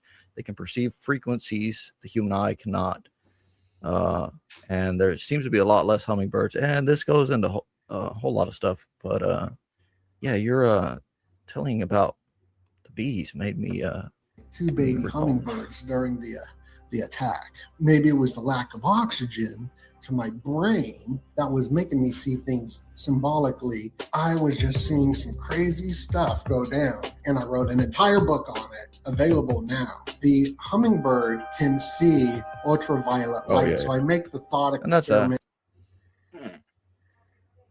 And this is this. Dumbbell looked so small in his gigantic fist. But what he did next will shock you. He managed to break a whole watermelon into 2 pieces with no effort and made it look easy. But the next will literally blow your mind. Jeff was given 2 soda cans and he managed to crush one of them like a piece of paper so easily. Look at how the soda can shrunk in size compared to before. Not only that, but Jeff holds the world record for the largest wedding ring, which is a size 38. But here is what Jeff's hand looks like compared to his wife. It's almost 3 times bigger, and you can tell his wife is extremely happy about it. Now, yeah, I was thinking, like, this guy would make a hell of a hero, you know? Just put a suit Popeye, on. literal Popeye. Oh, shit. I mean, Do you have anyone with these sort of proportions in mind when you're writing these comic books? Have you thought about having a Sailor Man? Not a Sailor Man, but I do actually have a concept. Well, Popeye, you could Sort of put Popeye in there. Like you could, because they have, with the Popeye could be the John. he's he's in the copyright now, right? He's in the public domain. Or you make him a communist Popeye or something, you know? And Like they brainwashed. I think isn't the rule that you can do like a Popeye story, but you can't market it under the name Popeye because I think the name's trademarked, right? you just call him some Russian name. Yeah. Yeah, maybe it might be something. I couldn't not you have to talk to the legal department, but yeah. We also have another crazy thing. Ugh. Oh, look, here's our Instagram, guys. If you want to check that out, that's Look at that. very tall Maddie. I feel like Let's see. that dude from Game of Thrones looking at her. You know what I'm saying? Right. She was big about to walk bear into of that a woman. ceiling fan. Man, about to walk into the ceiling fan, dude. Like this is wild. Children we but, would make. but kind of like no butt, you know. What? Yeah. Well, I say no butt, but it's like probably 3 times bigger than average. I know. Like it would swallow your face. What are you talking about? I don't know. Well, I mean, you're 5'8", so you could walk right into it, and Well, I mean, she's right. Get her more to where she's beside the refrigerator there. yeah, that's That's the best. It's only up to either that's a small fridge That or refrigerator only comes up to her freaking underboob. Let's try that again. I mean, she could be a giant, Nephilim. Well, she's definitely a Those- giant. Right? I mean, a biblical giant, Needs to be studied. Welcome back, Michael. I will study. Here's Oh, just the I have man to something for study Michael, this.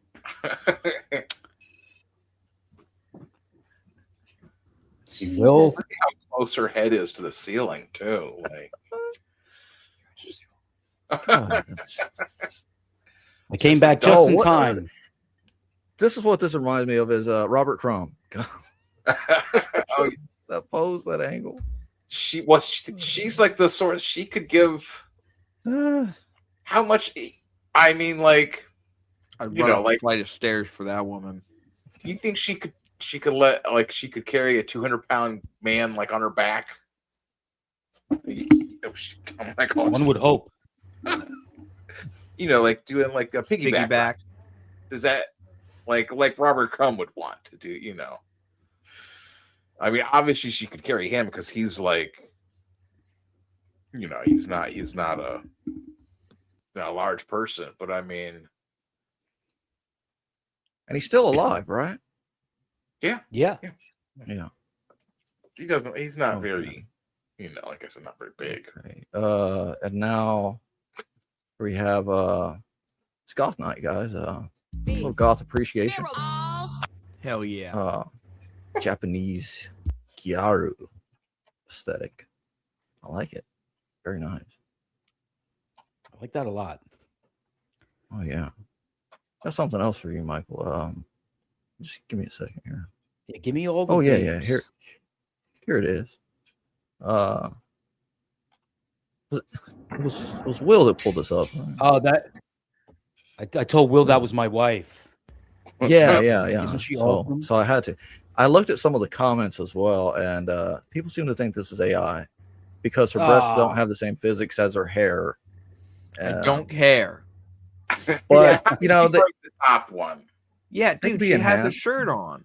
So, I mean, obviously it's AI. But listen, I mean, the breasts would be contained by the shirt. it's a pretty tight Sure. shirt too, but they could also just be slightly enhanced, right? I choose to believe this is real. Yeah, I'm with you. I want it to be real. And I have to recruit That's this just too woman. fucking cool.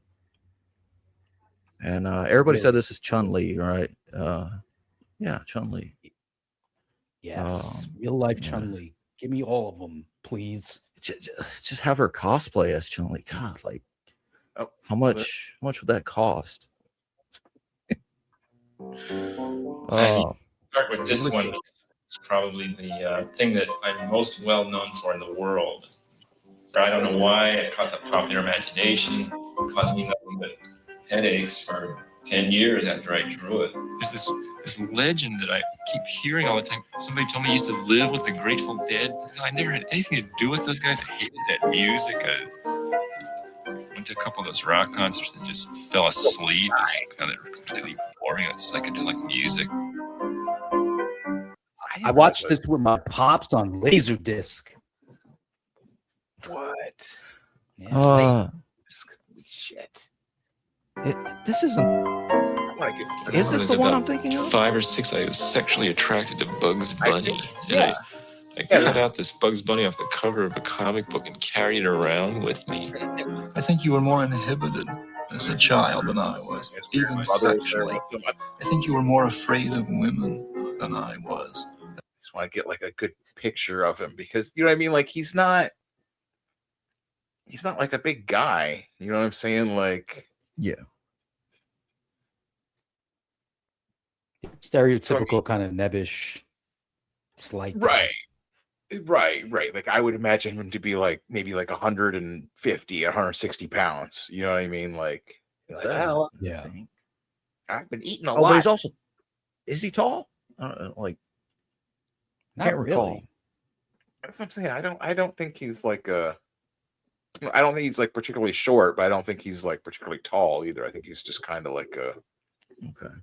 Yeah, You know, average height. right. If you're going around dressing up in old timey clothes with the hat and everything, like you know, like yeah, you're not going to be like a athlete, you know. But it's that's what I'm saying. Like a girl being able to carry him piggyback style, you know, is not too much. Carry him by his ankles. He would love it. But He'd for sling like him over his shoulder. But for a big, you know, like a guy, like that's what I'm saying. Like I'm like 220, that'd be like a good day, you know, like Like, you know what I'm saying? Like, to get like a woman to be able to give me a piggyback without like. How'd you like to ride on her shoulders like a baby? You know, at a Or- concert. That, you know, think about that. You ever go to a concert and like you see the guy and he's got his girl sitting up on his shoulders. Mm-hmm. You know, like Well, that's, imagine sitting behind her at the movies, and that's what I'm saying. Like, imagine, you know, your girl could put you up on her shoulders. Like, oh shit! Now I can Imagine dating a literal giraffe. Shit. that's a long neck, man. Oh man. Okay, and to completely shift gears. We had this going recently. I say we had this going. You know, this was going on. This was in a bit of the intros as well, right? Yeah. What? It's a Yeah. whole thing. A strange moment from Fanime Con 2026 in San Jose. It's going viral. Unofficial meetup called Park Con sold cups of a red drink called foot juice for about $15 each. Cosplayers dipped their feet into the drink before handing it to buyers, while large crowds gathered and formed a gooning circle. And hell yeah, dude. How many of you were that guy in the background with the glasses? The organizers later confirmed that this was not part of the official, and I assume probably banned whoever participated in this stuff. This is I actually would like look at the guy. Yeah, look at the guy in the background with glasses. Man. Like ugh. It should be me. But I would like to. This is almost like a biblical scene. So it's Like almost like a from- tableau. Oh yeah. From the 10 Commandments. Like they're having orgies and worshiping golden calves. My boy here is appalled. I disavow this. Do you? I'm sorry. Do you? It only gets better, Michael. Oh yeah. Yeah, keep going. Rick. Fresh feet juice. Fresh feet juice. I started to get from some mid-Korean girls. drawing girls. Yeah. But I can't be drinking feet juice or whatever the hell that's Yeah, called. yeah.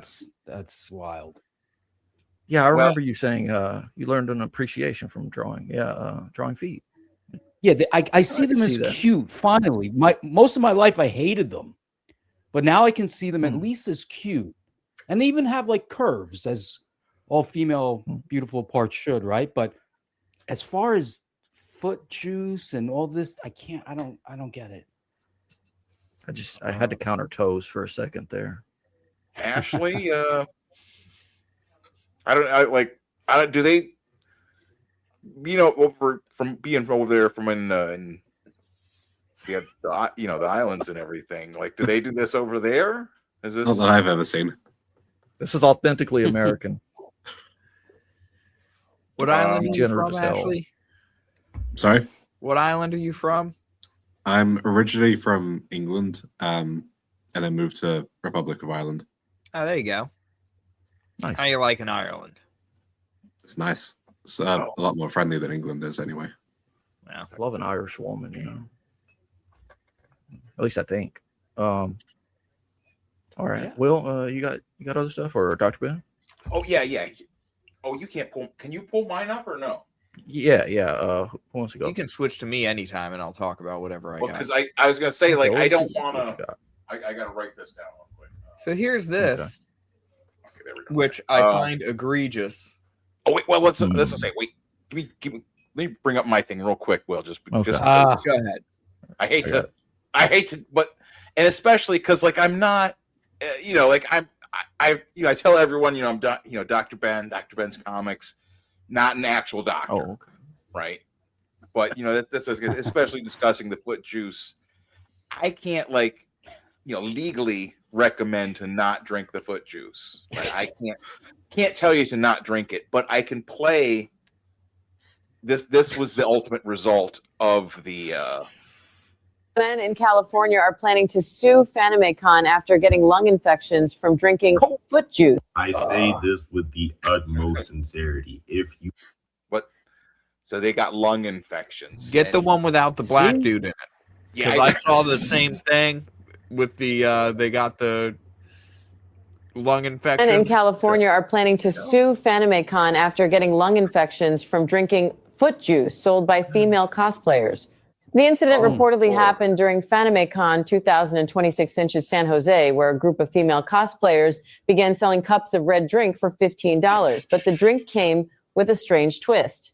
The women would place their feet inside the drink, and when a man paid, they would lift their feet out and let the liquid drip down from their feet for him to drink. The stunt quickly pulled in a large crowd. Many people paid to try it, and the cosplayers reportedly made thousands of dollars in just a few hours. But after the event ended, some of the first men who drank it began coughing heavily and feeling pain and discomfort in their lungs. After going to the hospital, they were diagnosed with fungal lung infections and told they needed to stay for treatment. Now, several of the men say they regret taking part and are preparing to sue the event organizers for medical costs.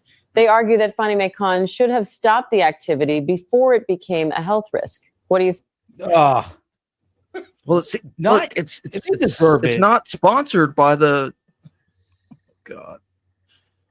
Sorry, Michael. You were saying I didn't No, have but- this one on there in my I have list. sympathy to a degree, but now you're going to Right. sue the con because you made that foolish decision. Well, Outta you know, here I with mean, that. athlete's They foot also in the selling lungs. food there is what I'm, because I could see that, like, if they're also selling food, it's got to be hygienic or whatever, right? And is it not alcoholic? Because that would be my first question. Is like, is this jungle juice? Because alcohol would have solved this issue, right? You would think. Would have been better. Well, maybe that's why it might take a there lot was more alcohol than. Yeah, it might have been Alcohol would have sanitized. I super mean, you know, fungus. with the drinks I make, the alcohol would have sanitized the foot. All right, get some Everclear in here. Okay. All right, There you go. let's do it. That's what I'm saying. Is if they're going to be Oh man. like Everclear. Can you imagine somebody has a little vape pen or something and it's just little, whatever, anything just sparks lightly, and imagine the horror.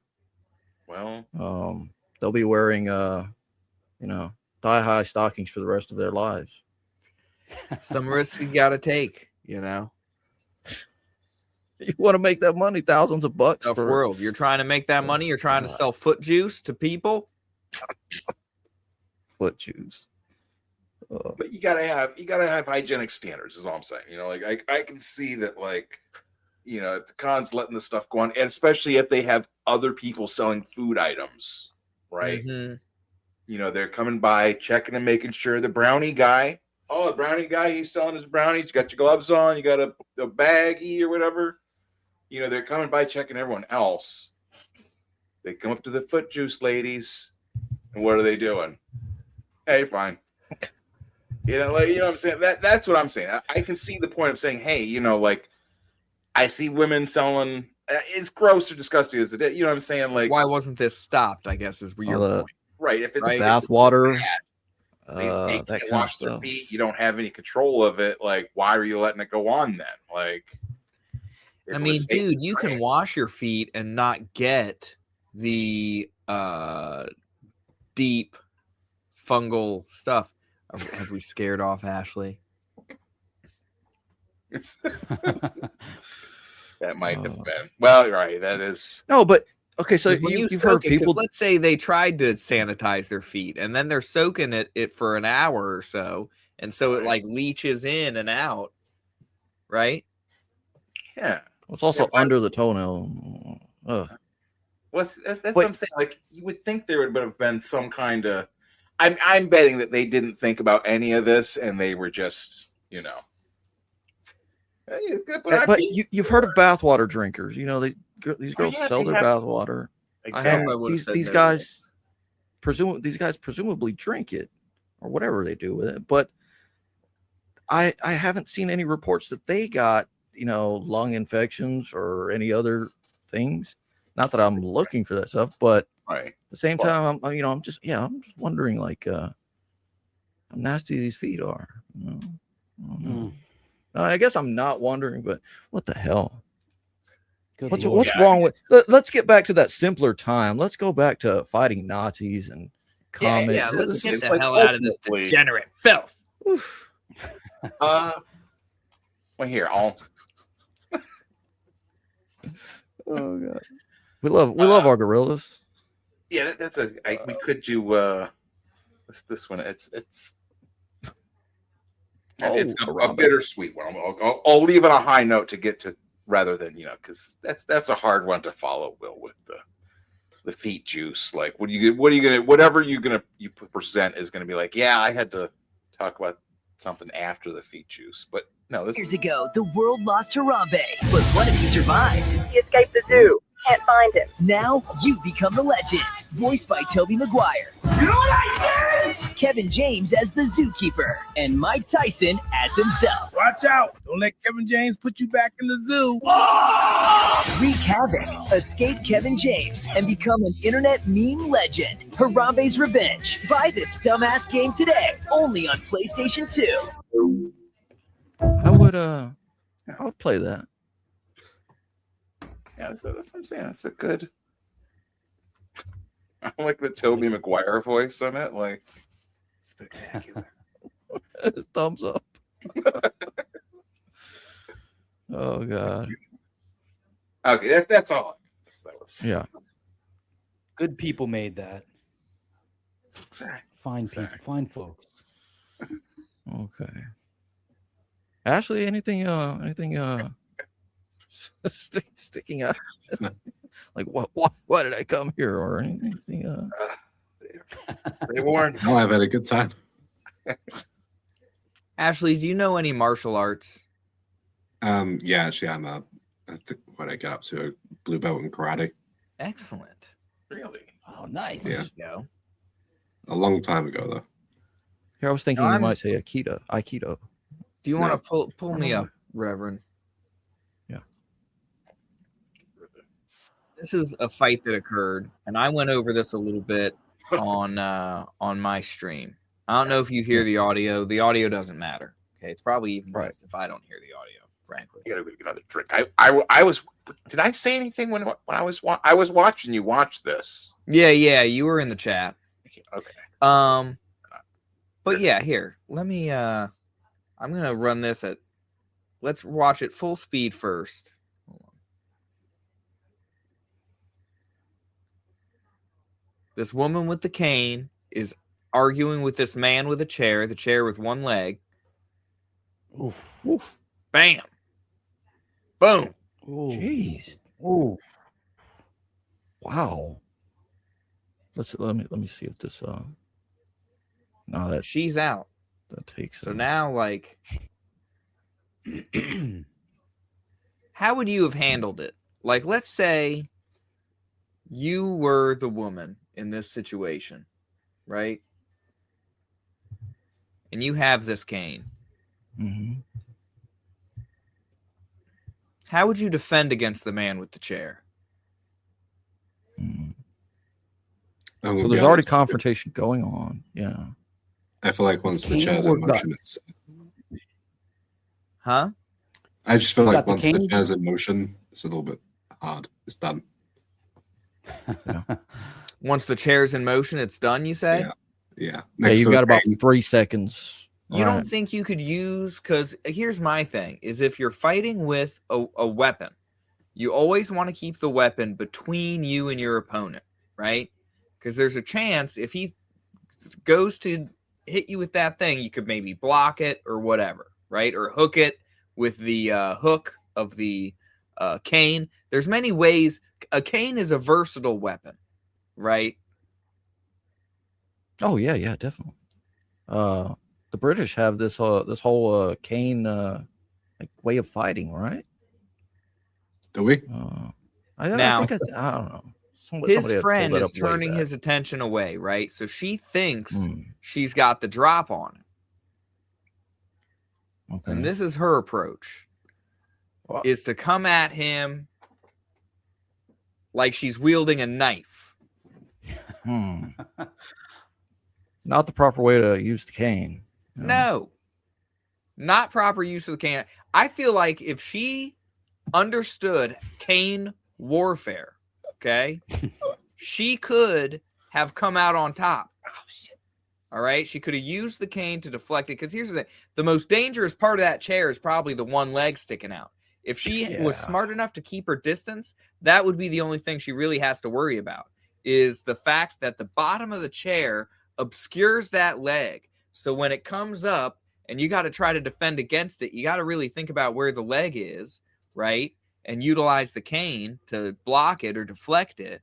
And then use his momentum to come around and get him or hook his leg or use the cane, right? But no, she wants to stab him in the face with it. Mm-hmm. Is her Do you idea. really think that strategy radiates from any of these people on screen? You think strategy is even occurring? No, I mean, maybe I'm putting together a scenario in my head where maybe she walks into my dojo and I'm thinking, this girl doesn't have the smarts to freaking win in the tournament. And then she doesn't. And she disappoints me. Let it play again, because okay. So he hits her the one time, steps back, and then Yep. Oh, that was on the jaw too, wasn't it? Right on the jaw, man. Where are you saying it's like a knife? The cane. Oh, Look when at the way she's holding the cane when she approaches him, because the cane, you should keep it between you and your opponent. Okay. Same with a sword. If you're writing a sword fight, right? Freaking make the dude hold it correctly, please. I got gripes with some of the sword fighting that I see in comic books. Go back a little bit. I never saw the cane before. You didn't notice that she's using the cane? I'm retarded most of the time. You were just watching the chair guy. Yeah, I'm just like. You were admiring his technique because damn, dude, just throw that chair. He was accurate. Have you thrown a chair before? Like there's Yes. There's like kind of like a boomerang, but yeah, you got to get weight behind it, and he was at the perfect distance so that it didn't, it was great. Perfect execution. I've used the chair in defensive purposes. An ex-girlfriend of mine broke a Howard the Duck bootleg DVD on my head. And I had to use a chair to keep her off. Well, if you're a fan of Howard the Duck, you might be a fan of the Duck Detective and his buddy in Ashley's Argonaut series. Oh, I wish I could remember names. My memory is horrific. I'm sorry, Ashley. It's okay. But anyway, keep an eye on the woman now, Dr. Ben. Think about, so you saw it from the man's perspective. And the man is, you can see he deduces the situation and the combat effectiveness. He understands the combat effectiveness of his weapon, right? And he utilizes distraction techniques. He allows his friend to help him make it appear as though he is distracted, that he's taken his focus off of his enemy, but he never did. Okay. But watch her. Giving her the worst approach. She falls for it hook, line, and sinker. She fell for the looky-loo. Okay. Yeah, watch. She's how got she, the cane in her hand. Here it comes She's up. feeling confident. Yep. And that's the Do you worst see possible how she way comes could up use the at him? cane. Yeah, he was ready. That's where I'm like, she's coming at him like she has a knife. Okay. Yeah, that is. Why would you? That's the worst way that you could. Absolutely. Her footing's all wrong, too. Because how is she going to deflect a hit with her footing like that? Yeah. She needs to be. She obviously couldn't. A couple times. I can't, now that I see what's going on, it's like, okay, what? What? Okay. I'd be pissed if that was my bike. I'd be so pissed. Oof. Ugh. I can't. The chair can't get just over it, man. No mas. It's just baby, wake up, you're okay. Now, Ashley, you wouldn't believe this, but a long time ago, I was in high school. Okay. What? And I had invented my very own world of superheroes, right? Like I was talking about earlier, like, we've seen several worlds with many superheroes and yada yada. And yours is a very golden age influence take on everything. It seems like a lot of fun. And I had one that was a little more modern, but one of my guys had like a junk weapon, right? But the junk weapon was like possessed with an ancient spirit that like controlled him, right? So he was a victim of it. But he did cool stuff with with this hammer, right? And this gentleman here that we just witnessed, he utilized that chair. And I was wondering if you had any, does that get your mind rolling with? Do you have a character that uses junk as a weapon? No, I don't. I'm now starting to think maybe I should. Right? Yeah. Some completely unconventional weapon that you might find in he's a master of the chair. Well, like, if you had that, well, I don't want to say like, what you need to do, make a golden age Thor. Like, but I'm saying, like, I can't think of there being like golden age, sort of like fantasy heroes besides like Prince Valiant. But like they didn't put that into. I'm saying, like, when I think of like golden age like comics, I think of all the all the World War II stuff, right? I think of there's all the sorts of like assorted other superheroes, like there's Black Terror, there's all kinds of weird little other characters, like you're seeing with the Bee, there was all sorts of weird like side characters that were just like the Black Terror. That's like the best name. Like I don't care, you know what I mean? Like, oh shit, the Black Terror. Shout out. I didn't even see that. Like, honestly, that's all right. There you go. Yeah. I don't feel like standing up, but see, is anyone else here keen on the real life villainy that's happening right underneath of our noses? Oh, actually, wait just a second. Well, the price of gasoline is out of control. Well, there's the price of gasoline. That's fine. The story I had pulled up were people going into the sewer system suspiciously. We all have the Black Terror. But what is this, Reverend? What are we watching? There's a cane bit. Yeah. Okay. Oh, here we go. Oh, actually, this is umbrellas. But the umbrella is like a hidden cane weapon. Yeah. Actually, is the other guy using a cane? The other guy's using a cane, but once again, he's holding it all wrong. He's holding it near the center. He's not using. He's just going just a strike above the head. You need to give yourself a bigger arc for maximum impact with the cane. Who had the umbrella with the knife in it? Was that a Bond villain or? Oh, there's been so many. The Penguin. Oh, maybe am I thinking of the Penguin? Shit. Let's see. Well, that's what I say. My buddy. I mean, I haven't seen him. He's now that I think about it, maybe he's not that good of a buddy because he's never showed me his sword cane.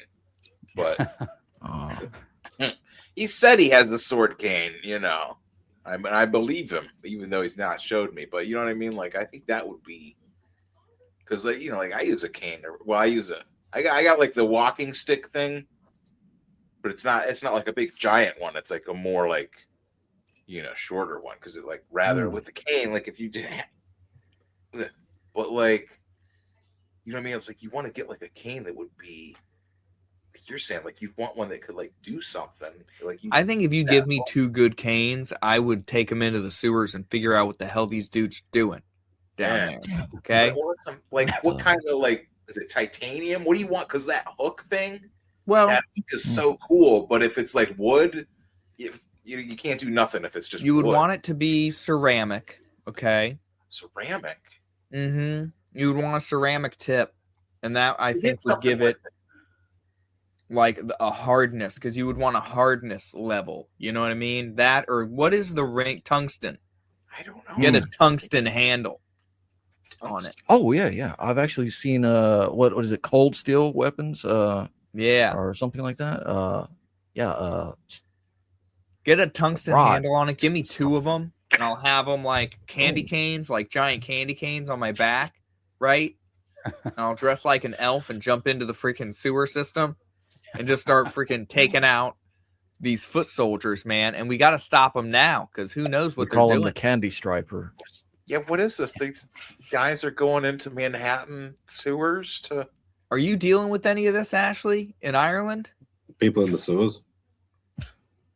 What are they doing down there? Do they have sewers?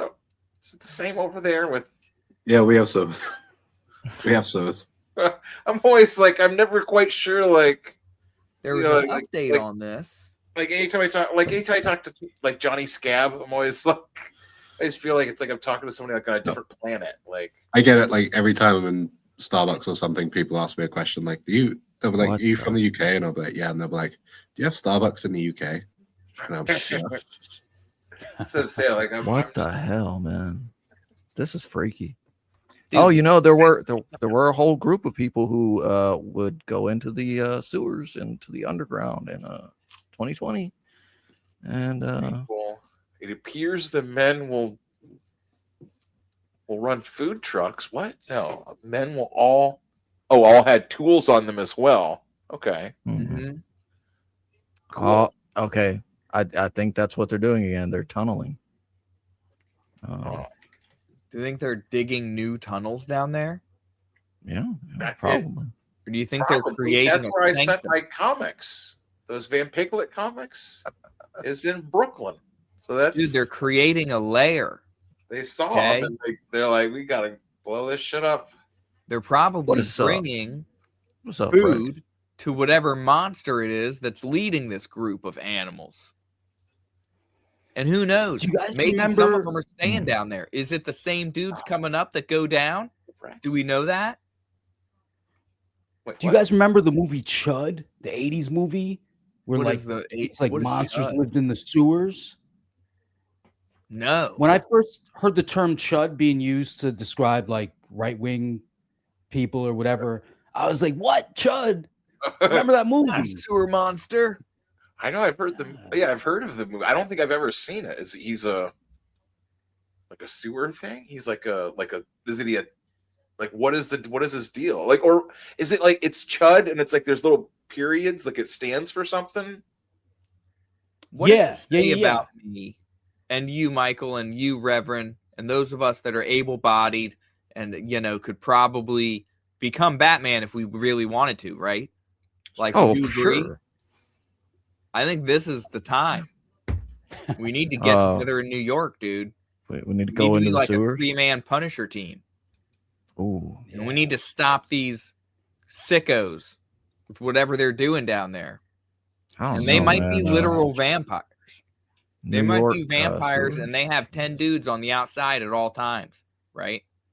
Well, are there pictures of them going into the sewers? Yeah, that was the previous. This one was them coming out of it. The one earlier was them going in. Wait a minute. Go back to the Here's one of them going in right here. I don't trust them. Wait, no, they're only in there for 2 hours. That's why I'm saying they're which begs the swapping question. out. Is it the same? Yeah, I don't think it would be. This is like Penguin's Henchman or something. They're right. And I was thinking maybe they're ripping up infrastructure, right? But would there be copper down there? Would there be anything in the sewers that they could rip apart and sell? You would think most of that would have been replaced by now because they usually go for like PVC pipes now. Yeah. So you want to? I mean, this is what I'm saying. It's kind of like it's hard to. I mean, I understand. I don't know if like stopping them. What if they're down there doing something good? Well, I guess you'd figure that out. You know what I mean? You could hopefully clear up any misunderstandings. Right. I mean, maybe they have their own. Like, sorry, city down guys. there, like they're making rat burgers, like in right. They're Demolition down there Man, running a something soup like kitchen. Come on. I dressed like a mole and came down here with 2 canes to beat the shit out of all of you. But I guess if you're running a soup kitchen, Down there, I'll allow it. I'll take a bowl. Yeah, give me a bowl. Let's see. If it's good soup, I'll leave you alone. Yeah, we'll call it even. Is she dipping her foot in this soup? They got some Sewer hot soup. chick back there with her feet in the soup. See, Some like maybe she's a 6.5. She's got her feet in the soup. So they're stirring it. Just stirring it up. Like that Oh, better be above 155. You would expect it's going to be hygienic. They're stirring Right. the soup, giving it out to people. You're thinking, But then here's obviously, the thing. If she's got her feet in there, it can't be that hot or it would cook her feet. So you can reasonably assume that the temperature of that soup is well within the range of bacterial growth. All right? Good Lord. Well, Hey, if we ever want to Horrific. take out Horrific. annoying libs, we should just start a plan where we get all these cosplayers to give them the foot juice, and they'll all get bacterial lung infections, and then I think that's a good idea. Yeah, if you were evil, how would you? Yeah. Like cheese in a mousetrap. Those girls went right back to their lord in the sewers. Those girls jumped into the sewers and like, Lord, we did it. We infected 14 of the surface dwellers. I mean, that Well is done, Miku Hatsune. Yes. Like headbands. Oh, thank you.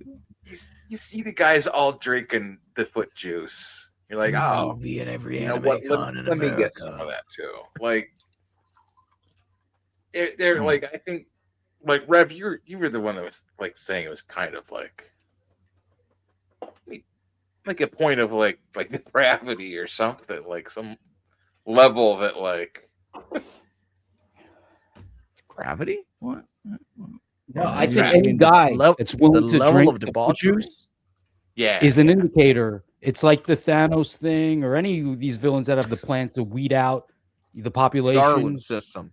Yeah, we're getting rid of the right ones that way. It should be. See, Michael is so pissed off with his internet. He's becoming evil in his mindset. Yeah, I'm becoming At least evil. tonight. Got to get your internet fixed. Here's the other video of them going in. They're like hiding out.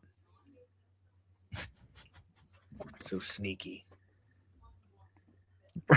We should Like, put who up a knows who breaking these news. people are. Are they Teenage Mutant Ninja Turtles? I don't know. Is that going to get us kicked off YouTube? Possibly. Definitely not. It's complimentary, I think. oh, that's from like a while. Yeah, it's complimentary. Yeah, What? they're just. Oh my you know. god. I don't know, dude. Shit. Well, that's perfect. I can be like, I don't know. You know what? I didn't type that. It types stuff on its own. It's got hacked. Turtles that are good with their shekels. Yeah. Well, I feel, I guess with the people. I keep feeling like I should share it or not share it. Oh, now I'm at the wrong end. Jesus. Uh-oh. Uh-oh. Will, I'd like to check out your show, but it's on when I'm deep in REM sleep. I'm gonna have to catch yeah. replays. At What 11 do you go? At a.m. noon? 11 o'clock in the morning? Typically, like Saturday, I start at 11 a.m. Okay, maybe I'll try to catch Saturday's show. Sorry, guys. No, it's fine. Yeah, No that's what I'm worries. saying. We're kind of like it's like a casual show. We're not too what do you call it? Like too scripted. Like that's one of the things I don't like about like a lot of like YouTube shows is like it feels like they're just like you could tell they're only like doing one thing, and like if there's anything like out of the ordinary, they're just like that's interesting. I don't know. And that's and then they're just gone. What? I mean, like A lot of people call those like infomercial type things, yeah, exactly. Like, which I mean, I remember liking all like. Did you ever see like when they first started selling comics like on the TV? Like they had like Jim Shooter, and then I think first they had like Stan Lee, but like going on like QVC. They had like all these, all these other guys would all come on and just sell, their signed comic or a signed card. And, it was, a fortune in the making. But, there was just like a certain, I was like, wow, they're making comics and they got them, they're selling them on TV. Holy shit. Like this is, or like they had like that, I don't know. I'm not sure how old you are, Ashley, but like back in the 90s, for our viewers at home or the listeners on the podcast, back in the 90s, they had jeans, a company called Levi's, and they had button fly jeans where instead of a zipper, it was buttons, like 5 buttons. Had some of those, man. They were pretty they're pretty good, pretty sweet. The chicks like those, you know. Yeah. I mean, on guys, you know. And the commercial, one of the commercials for them had Rob Liefeld, right? The Youngblood artist, X-Force artist, and he was like drawing right now. his comic, like, and he was like talking with like Spike Lee was the director for it, so it was like Spike Lee and Rob Liefeld hanging out.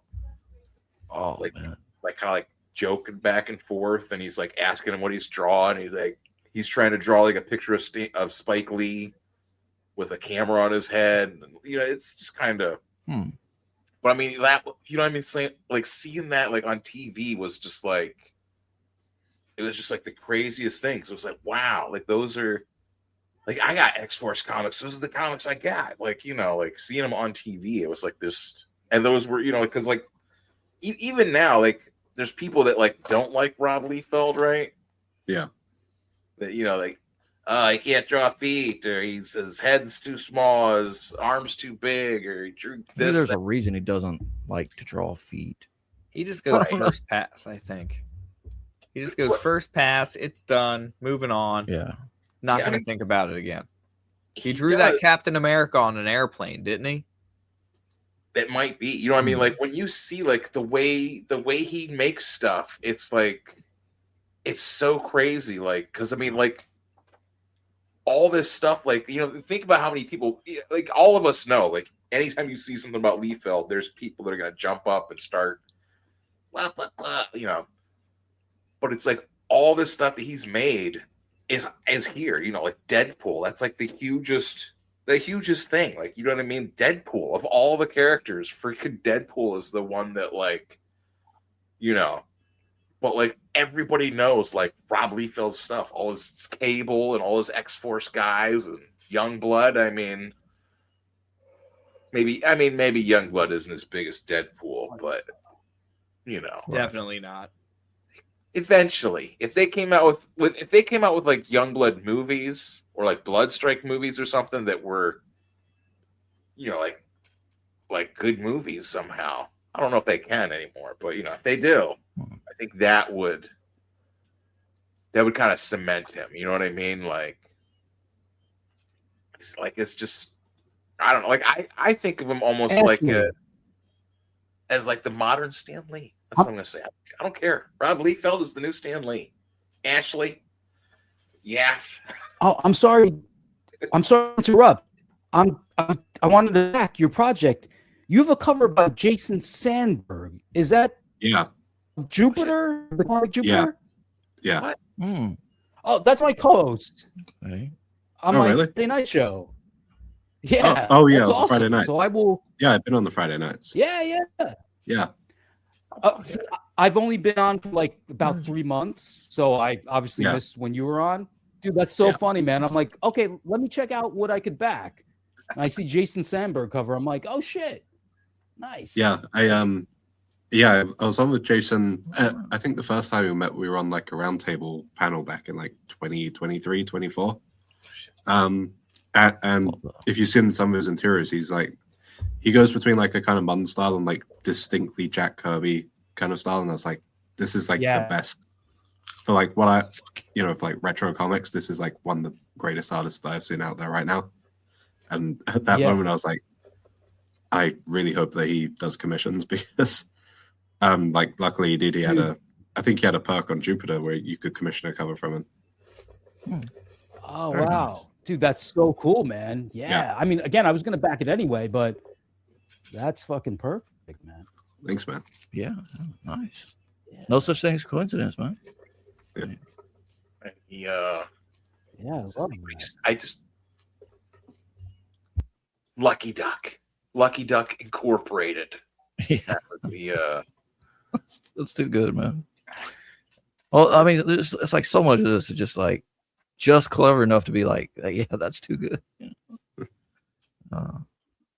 I like it too because it's all, like I said earlier, like all of it's got like it has like a really polished look to it. You know what I mean? Like it's not, like when I think a lot of times you think somebody's like first or second comic, it's not. Yeah, I mean, on the edges, but this is all. This is all like this is the kind of work. This is professional level work. This is it. Like. I think like how many people are working on it again?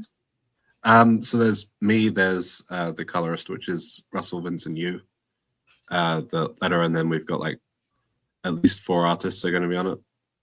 Okay. Wow. Yeah, that's just very cool. And somebody who I think would really like the whole thing, especially as you're laying it out, is Devil Flyer Rex. Rex. Shout out. He has all these characters that he just keeps making more, and I'm like, man, I don't know how you're gonna do this stuff. And I don't know, he's a fun guy too. And anyways, Will, you have something nice for us? Oh, you know what? I just finished watching second season of Freyrin. Is that good? I really like it. It's really I don't want to say low energy or anything, but it's chill, it's just relaxed. Yeah. And she's an elf, so she's the one surviving member of the original Heroes Party, right? Yeah. And it's just her perspective of, I don't want to say like autistic or whatever, but you just see things differently. I'll give it a shot. I hadn't, she's my side piece. Yeah. Chun-Li's my wife. I was going to give Redo of a Healer a try. I was just. I heard that was real good. Person that's like trying to like act like they're like a NPC dance character or something. Is that? I don't know. This girl has an artistic flair to, she understands what works. You know what I mean? She's no, I'm not saying like that she's a vibe. Like they have the people that they'll try to like act like they're like a robot or something, or like like in a game, like she's trying to probably pull that off. Like she could pull a lot off. Like if she was a projection, like a one of those from Blade Runner. Oh yeah. But then you wouldn't have the glory of her thighs, too. I mean, like that's true. If she were a projection, it would have to be a massive projection. Yeah, that hips waist ratio is pretty damn good. Anyway, what did I have?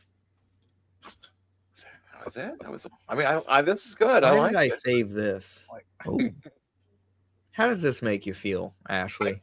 That's sometimes I look at this stuff I'm and I'm pretty like, hungry. oh, what am I don't know if those belong together. Ooh. Yeah. Man, how do you eat that? Right? Slop-a-rama belly buster. Would you just eat it like a cone? Would you just carry it around, just eating it? Try. Oh, the sauce is dripping. Oh, the sauce is dripping. Yeah, that's. See that little dents there. Like I was just imitating. I was just imitating the elf. Poorly. What else do I got? But how would you eat it? It's a fantastic presentation, but how do you eat that? Like, pull out a piece of pizza. The chick with it. Yeah. How do you there like go. this? How does this make you feel, Ashley? Confused. Confused? Are you a married man? Not yet, no. No? Right now, I'm just looking at this. I'm thinking of like the last shot of Labyrinth. Mm-hmm. But you're British, in it. You like a good bird. Oh yeah. Oh, no. Is that what you have in mind when you're picking up a bird? Totally, yeah. What else? What the hell was this? Oh, I forget some of the things I save. Whoa. How combat effective do you think that would be? I don't think I would trust it. Not very. Yeah, it's I would love cool to know looking. how much in a week span Will wonders Try to pause how it with combat effective is this? Pause it when it gets onto the where it's all extended, if you can. Too often, Michael. Too often. And I wish more people understood. You don't think that would be? Well, okay. You notice how long it is when it's down, right? It's Right. not any longer than like the base level thing, right? So how much? Because you would want there to be enough overlap to be sturdy, right? With the extendable pieces. And I feel like that extends all the way out to like here, right? So you got these hollow pipes that are sitting on each other like this. And I'm going to swing it at somebody and they're going to do this. You know what I'm saying? It's like trying to fight with those extendable staffs. You know, you got that like hot Chun-Li chick who's like, yeah, and the thing that's like this big shoots out to be like a bow staff and she starts spinning it around, you know. But she goes to hit something with that. If she tries to hit me with that, it would collapse. You know, it's not built for combat. Well, not if it was Wukong staff. It's a slinky.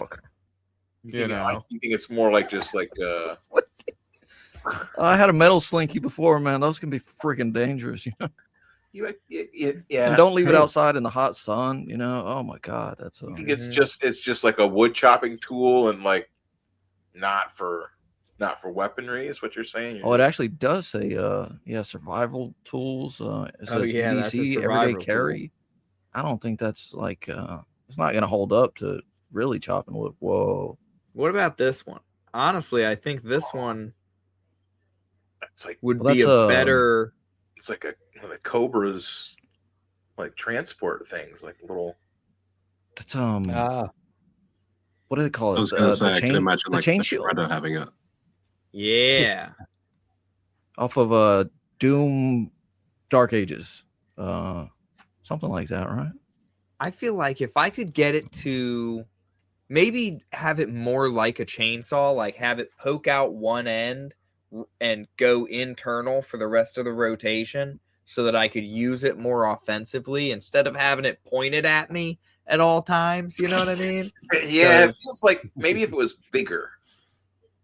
You know what I'm saying? It feels like you couldn't really like put your shoulder or anything into it because if you get that, you're going to try to block an incoming strike and it's going to tap it and it's going to cut your whole face off. Right. As soon as you move that anywhere too much towards you, like that's straight into your thigh. Yeah.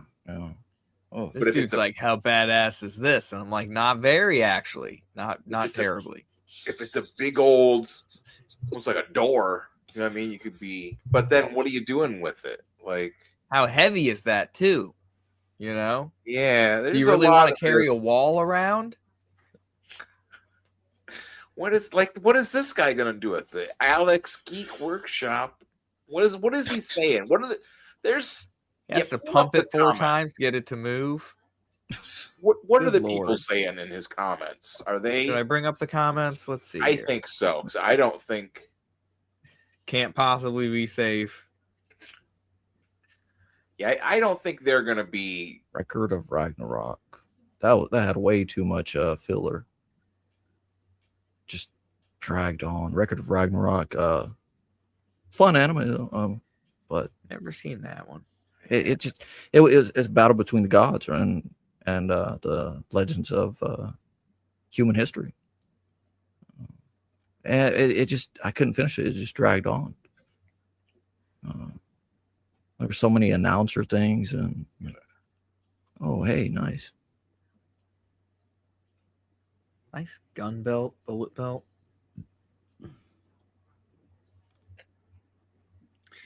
I forget why I like some of these. I know why. Yeah, it's a good design. A lot of them, you know, it's like you want to think about like costume designs. Oh, pigs! Like, what the perfect. Who knows? Skin color was like that purple skin color. Oh yeah. Would you date a girl with extra elbows, Ashley? No. No. Yeah, I don't think so, man. That's pretty freaky. Well, I mean, It raises more it's not questions her. than- It's like she's like way better looking and everything, right? And she But she's still has got a like nice the appendages. personality too. She's The still appendages hot. of like a cricket.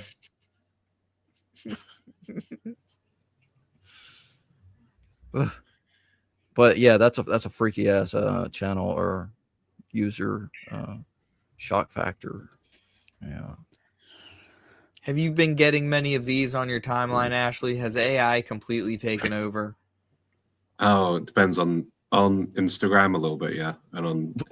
I find that like if you're on Twitter, if you just go to like the next recommended, you just get to a point where it's all AI.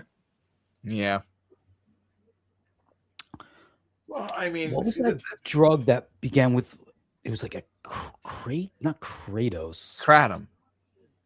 Okay. Yeah. I had a friend that would get gas station kratom, and I was like, oh man, he'd get all fucked up, and I'd be like, what do you expect, man? Can you get it anywhere other than a gas station? Is that what? Is it like a gas station thing? I don't. It's called, like, That's the gas- only place I've ever seen it. Yeah, I think it's Wow. like nicknamed gas station heroin or something, isn't it? Yeah. Yeah. Okay, there you Pretty go. much. They got these mushroom candy bars now. Apparently, those are really good Wow. in the gas stations, and I've seen them. I don't trust them personally because I'm, Yeah. you know, Jesus candy Christ. bar. What's the worst you could have with a candy bar? Well, I guess because I didn't like the Delta 8 THC stuff that they were doing before legalization hit, and they Yeah. were doing the Delta 8 thing. It always felt weird to me, and I didn't like it. So I saw the mushrooms, and I'm like, hey, there's no way those are actual magic mushrooms, right? And sure enough, there's some sort of synthetic mushroom variant. Oh, But then I saw someone endorse them online, and I didn't know who this person was, but he seemed really confident, like he knew what he was talking about. And I'm like, maybe I need to give those a shot. well, if you didn't like Delta 8, maybe Delta 9 is for you. And they got Delta 10 and all this shit too. Are you and serious? Whatever else. What the heck is Delta 9 and 10? Yeah. I don't know, man. Yeah, I mean, they got lab reports on everything. I got mushroom vaporizer, but it's not really like. Why are you pulling up a little pony? Dude, I don't know. You got a pony? What? Wow, you guys are That's so bold, man. My experimenting days are behind me, unfortunately. I got to just stick with regular weed. That's about it, and wine. Yeah, that's all I just I'm have to say, doing is don't regular weed. take 100 milligrams of Delta anything. Not at once, man. How would you respond to an attack like this, Ashley? I've actually seen shit like that happen. I think honestly, right here is where he's really making a mistake because I would feel it coming right about there. Yeah. And I would get out of there. Oh, man. Yeah, I feel Everybody like else around just tenses up. if you're in prison, you just got to keep your head down. And is that in prison? Oh, Is it? yeah. Oh, yeah. That's school. That's our school. over here. Ooh. Yeah, no, dude, this is high school. God. This happened during lunchtime. Yeah, this is 60 Days In. It's a show where they put people from whatever walks of life that want to go to jail for 60 days. Yeah. And not all of them can make it, but I like that skirt, man. That's all. That Dude, is. I wanna Oh, see wait, those two that's- fight. Is that Gorlock? She's gonna Yeah, fight. yeah. That's who it Mhm. was. Oh, wait. Maybe, Gorlock? maybe it's not. Or is that like the Mexican TV version of Gorlock? She whipped her with her hair. Yeah, it's probably the latter. Oh my god. Come on, fight.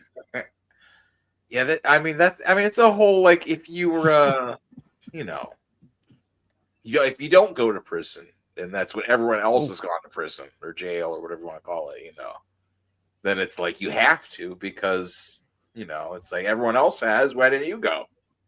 Well, I guess you don't know. Well, you didn't go, so you don't know. Well, you wouldn't really, you didn't go, so it's not really like it's more like a forced education kind of, I think. We're gonna pound a lesson into him. Well, you still don't understand, so maybe if you go in here, you'll finally get it. Yeah, no, it's. What else you got, Reverend? Anything?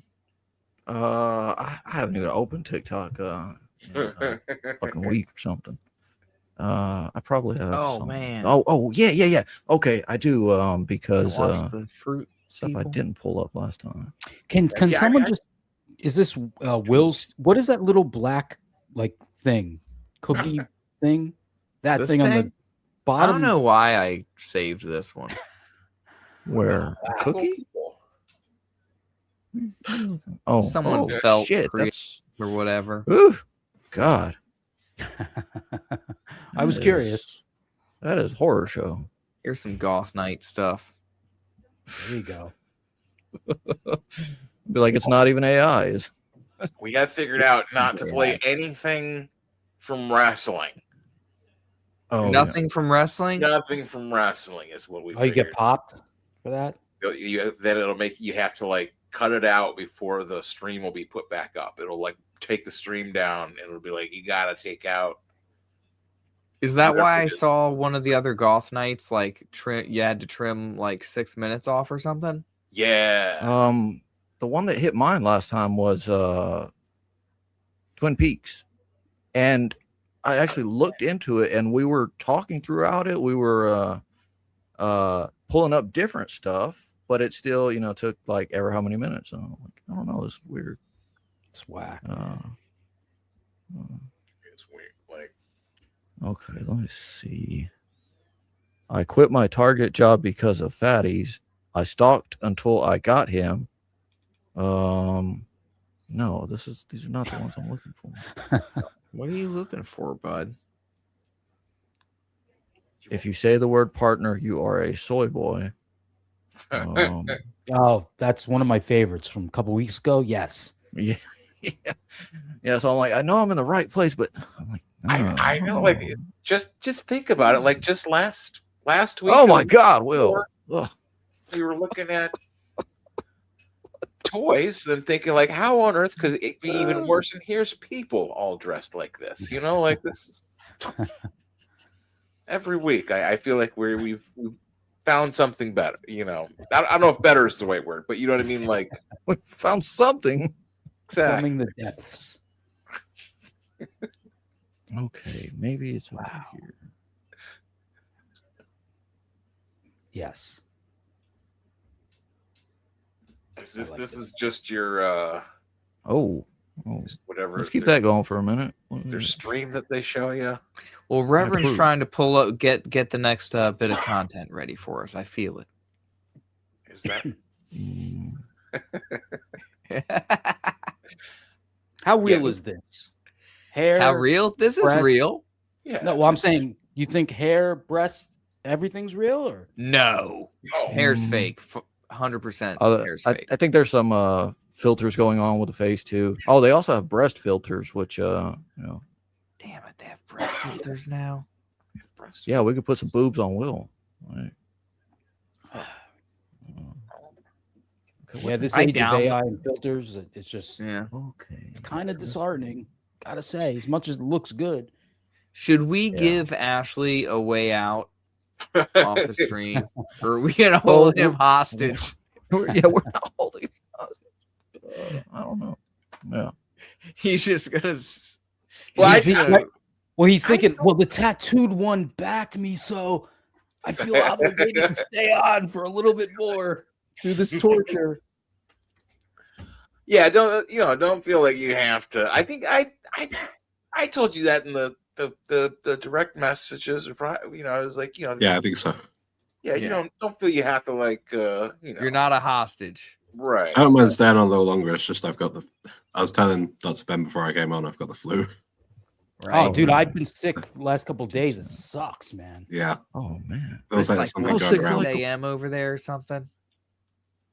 I was sick for 10 days. Oh, that's right. Oh, that one of Ruby. Yeah. Oh, cute little guy. Oh, not bad. back. Go What, back. this one. one? Yeah. She infuriates me. Actually, she's my nemesis. Really? Why? Yeah. Oh, gonna because see you're why a right pizza freak. This. Oh my Oh god. wait, was that a little filter? Yeah, that was a little filter. No, she bubble uses or a something. guide to cut the pizza. And Oh, I'm are you like, serious? your family owns a pizza place. Why are you using a guide? Why are you not able to just cut the damn pizza? And then you look at it, and then she starts trying to take it instead of putting it on the steel and then cutting it. You know what I mean? Or just sliding it onto the steel. Oh wait, you are saying Slide it onto the steel so easily, and she uses that damn burger flipper to try and scoop the pizza up after she cuts it. I thought you said guy at first. Now you are saying guide. I never even saw one of those before. Right. I've never seen one of those. No, it's you got can a. see where she cuts off the video because she realizes that she's not going to be able to get the pizza on a damn burger paddle. All right. Yeah. I mean, I'm not against the guide cutter thing. I mean, I'm so pissed that even I think exists. that's verboten here in Jersey. I gotta tell you. Oh my god, dude. yeah, that's what I'm saying. Like, I'm not against that. Because you know what? Have you? How many pizzas have you seen that were massacred because you cut them wrong? You know, what I'm saying? You Here's can a tell dish. the quality They're like, employees and the. You're like, what did you? How did you do that? How did you fuck up cutting a pizza? Mm-hmm. It can easily, not easily, but it can be done. And there's like people out there that'll do it. And that someone, rather than getting angry, you know, they were like, here's a fucking metal trace the cutter. You end up with a triangle in the middle, like a little triangle piece. Exactly. That was just they were like, you're gonna use this. If you don't use this, you're not, you know what I mean? Like they were just at their limit with seeing people cut the pizza the wrong way. And so this is, you know, you put your hot daughter, hey, look, guys, even my daughter, she's got to use the stupid thing. Come on, you got to, you know, like. Yeah, see, she's hot. It's forgiven. I'm sorry to be a simp. I mean, I'm with you. I Like, think she's adorable, but if you're I don't cutting, know. if you're doing, I'd be pizza, an angry simp with her. You know? I'm not. It'd be like an enemies to lovers situation for sure. Yeah.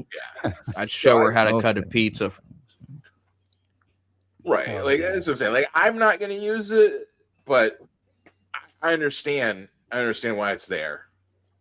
You know. And you're cooking the pizza in a pan. Good Lord. There is some filter usage or something. There's a little bit of stuttering you see earlier. No, I've seen too many of her videos. I think she's hot, but she's probably. I mean, it's these chicks are like, I'm way hotter with 5 filters on. You know, that's true. Cooking pizza in a half shirt. I mean, like she wants to wear a filter too. I'm okay. Let me actually go back to what you were showing because what was that? I'm gonna pull up radio stories. Michael Sweetheart now. says, I've used one of those pizza guide things at a job once because it was required for all of us to use it. That's fucking weird. That's what I'm saying. Your boss does not trust you, okay? That's a mistake. That sounds right. No. I believe in you. Like we just fell out of love. Now, I believe that you could eyeball the perfect 6 slices, okay? Yeah. And I could teach you. If you didn't do it I right believe away, in- I yes, can teach I you how to believe. do it.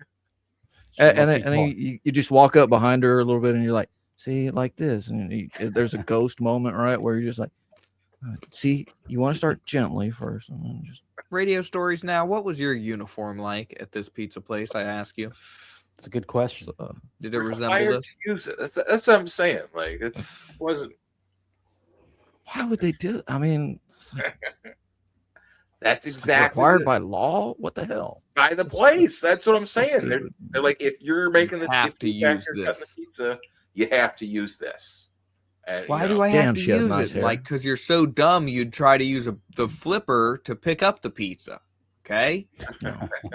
How could I trust you to make geometric slices? Oh my god. It was Costco pizza food court. Oh, that would do it. It's an ant That colony. makes sense though. Yeah, that makes sense. I used to work at a little Pizza Hut inside of a Target. I worked there for like 4 weeks. We had this special ed girl who would drool in the pizzas. And then a couple of the other dudes one day, they decided they would have a contest. They would see, they started throwing the pizzas at the wall in the back, like the expired pizzas, and having them stick to the wall, right? Oh, God. And they had a whole game about it. And that wall just like never got cleaned. What the hell? Ever again. Wow. Hey, microwave? Yeah, what's up? I have this frozen burrito. Oh, nice. How long do you think it would take to, like 3 minutes tops? Nice. I'll probably just, do you guys want to know how long I would take? Yeah, sure. Okay. I'll probably like 45 minutes, maybe like an hour, probably closer to like 45 minutes. So did you want to put it in? Thanks. I'll probably just do it up here. Cool. I'll help you out next time. Hey, microwave.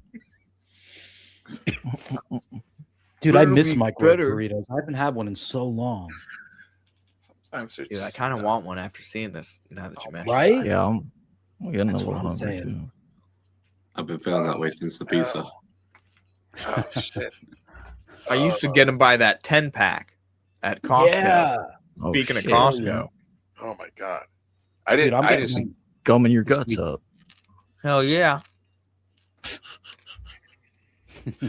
Okay, here. This is sort of switching gears, I guess. I felt frightened by this. I kind of feel like I should show it to other people. I just scrolled down. This was from when I was looking up the lung infection thing, right? Mhm. Scroll down. Oh, Even worse. It's just like, yep. Those are. Oh man. why? Why do people come up with these things? Oh my skin just crawled. That's what they want. They want your That's- I skin mean, to like, crawl. Oh man, my hair is itching now. God, what Mhm. the? Oh, dude. Wait a second. Does it Oh, I love this one, man. This is a Big Dog Eat Child Productions. Hold on. I just want to find the Foot massage, Jones barbecue and foot massage. Better come down here, get some of this shit. You like to eat? America loves to eat. So why not open up the dinosaur meat? Take my money, pay me pay child support. Come on down here and get you a slice. Once they get your social security number, it's over. Motivated. Success is the rule down here, Jones. Good ass barbecue and foot massage. So go ahead and give me a call or find us on the worldwide internets at the new website. That's JONES, big ass truck rental and storage.com/Jones. Good ass barbecue and foot massage. Jones barbecue and foot massage. Dude, that is Jones genius. barbecue and foot massage. There's Jones barbecue and foot massage. Jones barbecue and foot massage. Jones barbecue and foot massage. Jones barbecue and foot massage. Jones barbecue and foot massage. Jones barbecue and foot massage. okay. I think the 8th time it really landed. Let's just say, like, once it, I thought I was pulling up the one with the beat, and it was just him like doing it kind of I've been acapella. following that guy for probably like 20 years now. I know it's He hasn't really- produced anything new in a while, but some nice little Do you think it's videos. still like, is it a real place? No, I hope so. no, but he Dude, also that- has Jones Big Ass Truck Rental and Storage too, and, Right. whatever else. Well, that's what After I'm thinking. all that Okay, so nasty you got a shit- truck rental storage place, and then in the back, he just decided to kick up a barbecue and give foot massages for extra money. You know what I mean? Yeah. Well, That's like benign compared to all that nasty shit. I can't believe I actually feel like that foot massage barbecue place is like fine compared to all what we've seen. With the foot juice. Gosh, check her out. He have dude. were there any complaints from his barbecue and foot massage restaurant? People getting lung infections? No. No. No. Legitimate businessman. And yet, Doesn't Shit you is know? He's crazy. not getting the headlines. When I get the headlines, you gotta get. I'll pull them up in a second. Is this real? I hope this is real. Yeah, this is real. This is real. 100%. Fit Expo. Yeah, she goes to other. It's not like actually that. What Olivia? No, that's not the lady. The Wednesday lady. No, it's not. I'm It's like, not who's her. It's not Olivia? the actual actress. not literally her. But she does like also Jenna Ortega. Yeah. Oh, yeah. Okay. I just find it interesting that there's like a there's more. weights component, like she's lifting weights. Well, that's I get it. but- So she this does is her. other cosplay. Yeah. Yeah, she's extremely fit and I guess pretty small too, right? So, Lorena Abreu, right? Dominican, yeah, okay. Parkour and shit. Dora, whatever. Did stunts for a music video. Pretty cool. Man, imagine like going to the convention and somebody's dressed up like one of your white spiders, like like come in and they're like turn around, they have like a white spider jacket on. Like just, oh God. What? If This only. leg day. So that's crazy, man. I mean that's the thing. That's why I like with. Do you think you could take her? Probably not. Dude, I think so. I could do that shit. You don't think I could do that shit? Well, you're gonna have a chance to prove it for the fans. I used to could. Well, some of that stuff I used to could. Bring her to For the Fans Fest. Oh, bring her and sign the the waiver. link. Sign the waiver. Jeez, that's a fabulous idea. We should try to get that going. Would you have her? Have her come as what's the name of Ethan's goth lady in Cyberfrog? Lynx. Yeah. No, Lynx is the one that's with the one with claws. the crazy hair. Oh, I know who you're talking about. Shit.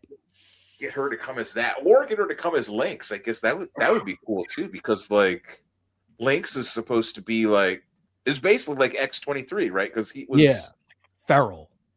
Yeah, like a girl Wolverine. Like this lady, she would like give her a girl Wolverine thing. Like she probably has an X-23 cosplay. She has to. If she has Wednesday and Dora, she has to have X-23 in her rosters. Like wow. Oh, man, she's I feel like the also name's rowdy. on the tip of my brain. You talking about the goth girl, Will? Yeah, the one from Cyberfrog. Yeah, Heather Swain's friend, right? Friend, Yeah. right. It starts with a D, right? Is it like And I it's some sort of emotion? I think. I was talking to Irene, who did my cover, and she was saying she has something she can't I'll talk figure it about out. yet because it hasn't been announced, and I suspect it's her Heather Swain cover. She probably drew that girl as well. But I can't remember. Oh, her that'd name. be pretty funny if she did the Heather Swain cover. I think she did. We'll see. Now, I know y'all got stuff at your house that you don't need no more, you don't want. You know you ain't gonna use that printer. Keep it all around your house. Bring it down here to my house. You ain't the deuce of hassle. Oh, this is You a gonna weird use one that because ugly it's yellow a in your luggage? You don't need all this crap. You just harmonizator. I was wondering why it's so low quality compared to. Anyways, that's the guy with the whatever. Should have just hit popular. Do you guys mind if I call it a night? Take Oh, care, dude. Ashley. All right. Thanks for having me on. Really. And I'm looking forward to your book. I think most of us are. Yeah. All of Hell us are, yeah. Thanks. All It's right, been a nice peace, man. stream. Thanks. Bye. Dude, Thanks good for luck, joining man. us. Yeah, nice Thanks. meeting you. Nice meeting you all. And thanks I for object. You answered I all our declare. questions. I Like, find you both guilty of helping people for the ridiculously low price of $99.99. In today's broke ass society, things are harder, so you need things cheaper. So I came up with Jones Cheap ass prepaid legal and daycare academy. You are not the president. back You in don't need 2 to make seconds. that type of money. You might need my legal services. You're just raising one kid, because I'm gonna sue you. At Jones, we don't assess the legal fees after the case is disposed of. We make it prepaid. Prepaid meaning you need to pay before, just in case I need to invest the money in something else where you may need my services. And I'm gonna spend it wisely. Fighting for you. Here's this.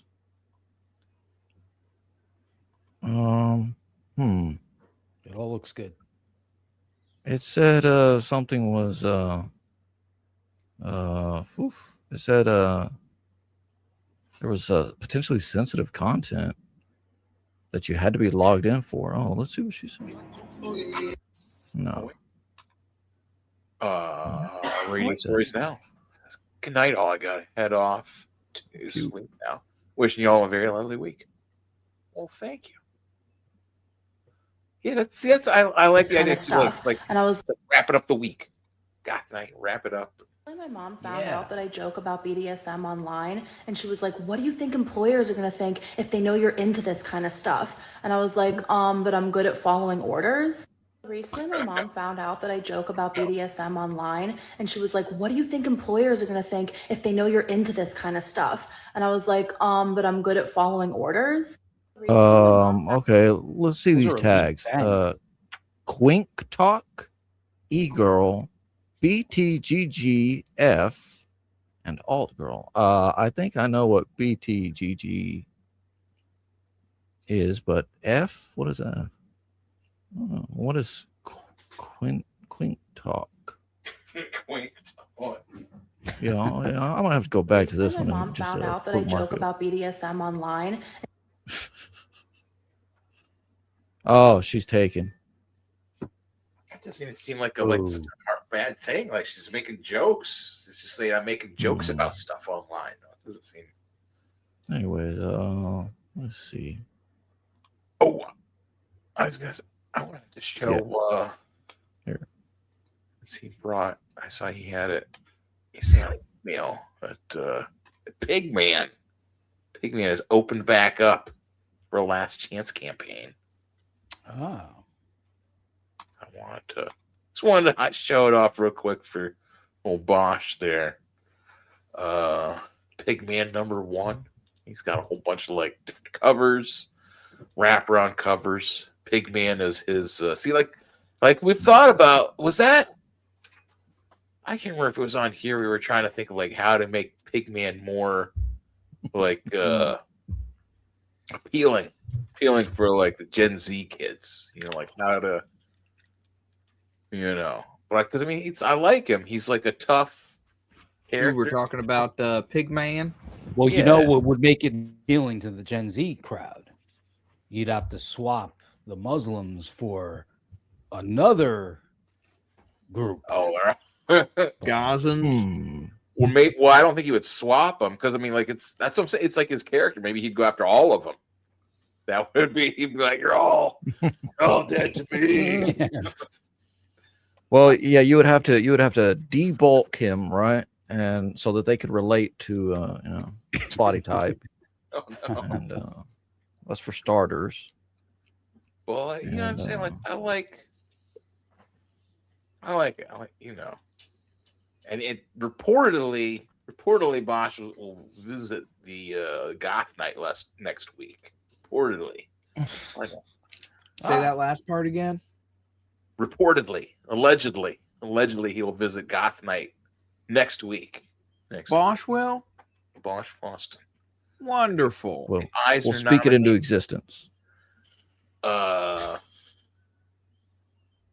Hey Bosch, do you like e-girls or do you prefer goth girls? What do you think about so that's I figured too, get all the foot juice stuff like out this episode, because like with Bosch, I don't think he would, like I like him, but I don't know if he would be as be like, why are we looking at foot juice stuff? Like he would so like no, we should absolutely do that. On that note, I was thinking during the week, like EVS would be a good guest for Goth Night because he's into a bunch of goth related '80s bands like The Cure, and Depeche Mode, and Bauhaus, and all that. Yeah, I'd like to talk to him about that. Yeah, got something there, Will? Or is that? Oh, I got a bacon, peanut butter honey sandwich. Ah, I was looking at these sandwiches. Oh shit. Mm. Well, that's what I don't know. I want to ask EVS on, but like, also like I'm like, what am I gonna say? Like, come on, Goth Night and hang out with us. Sell you out. He gets like 2,000 people watching his shows live. Like, well, I think please, sir, could you spare us 30 minutes? Yeah, there's a CG Goth Night. How can you not appreciate that? I mean, it might be, like pointing out that he listened to Depeche Mode and stuff. Like, he might then feel like he has to then provide proof of like what he looked like back in the 80s and 90s. So like that, we'd get pictures of him with like feathered hair or like black jeans or whatever, and and like I can appreciate to a little extent, like I've had haters, people that don't like me or whatever. Seeing the amount of people that hate Ethan constantly, you know what I'm saying? Like just their whole channel, you know what I mean? Like their whole week is like building up to like, okay, we're gonna talk some shit on Ethan, like right. Like I haven't had that, and like not that I do, or like, but it takes a toll on you. Like there's moments where you're like laughing at the absurdity of it, but at the same point, like the same thing with Liam, like he's dealing with weirdos or whatever. You got it takes a toll on you, like if you can't manage it, like so that's what I'm saying. Like you got to respect Ethan for putting up with all this stuff for this long. Are these pizza slices too skinny? I believe they're too skinny personally. Yeah, I think it's kind of. I think he needs to stop at 6. But it's an odd shaped pizza. A little bit. Slightly, yeah, sure.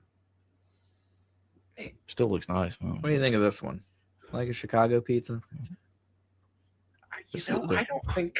Wow. This is a fucking pie, Damn. So is Pigman an active campaign now? Is that a storefront? Is that something I can purchase, Pigman? Yes. Yeah. Yeah. Okay. Like what is it? It's on Fun My Comic. Mm-hmm. So it'll arrive when it arrives. Yeah, it's like he said, it's the last chance. Well, you could get a older Pigman somewhere, right, Dr. Ben? I've got because the character's been out a while, right? This isn't the comic he just came up with. No, it's a. Like I think it came. When did he create Pigman? Apparently, whenever 2001, right? Propaganda. Propaganda. A fellow pig man. Van Piglet and Pigman. This one. Sitting in a show. 2009? Where is it? 2009. Yeah, 2009. 2000. Figured it was post 9/11. Yeah. So I think like he how might many have issues has there been? I don't know. I'm not like not like a details kind of person. But this is like it's I don't know if I call it like a comic. It's almost like an art book. Yeah. But there's like comic like panels. I don't know. Is there a story, a Pigman story? Or is this this isn't the comic book? Right. That's what I'm saying. This isn't the comic. This is propaganda. It's like collection of artwork and So there wasn't there was a that's what I'm saying. Previously published Pigman, right? Yeah, I think there's other like Pigman stuff, but this was where he first. I'm pretty sure you showed one before, like. Did I? No. I think I have. He's got a distinct style. It's cool. It's kind of like Frank Miller meets like someone else, like with his faces. I can't place the faces, but Yeah, really I cool. can see the Frank Miller in it, definitely. Yeah, I like it when it's I like a style when it's gritty, right? I didn't hear you, punk, Uncle Sam. I mean, I like it. I like it when it has its a little bit of gritty style, like. But when he draws it too clean, it's just a little weird to me. Like, yeah, because the backgrounds are plain and bath party. Join Bosch Boston for his bath party. Oh, geez, that'd be perfect. He'll be. No, I don't. Sometimes I don't know if I feel like I shouldn't make jokes. Like there's one where it was like I saw this lady where it was like she didn't have arms and she was eating her food with her feet, and oh yeah. I was like, I should bring her up with the look at like just that texture and like I like the female pigman. I never saw a female one before. He's doing his colors there. Yeah, go back to the woman. What is it? Ladies last, right? What? Okay, hold on. Where'd he go? One? No. It was weird because I didn't see that other one too. Like it looked like a kind of Frank Castle kind of.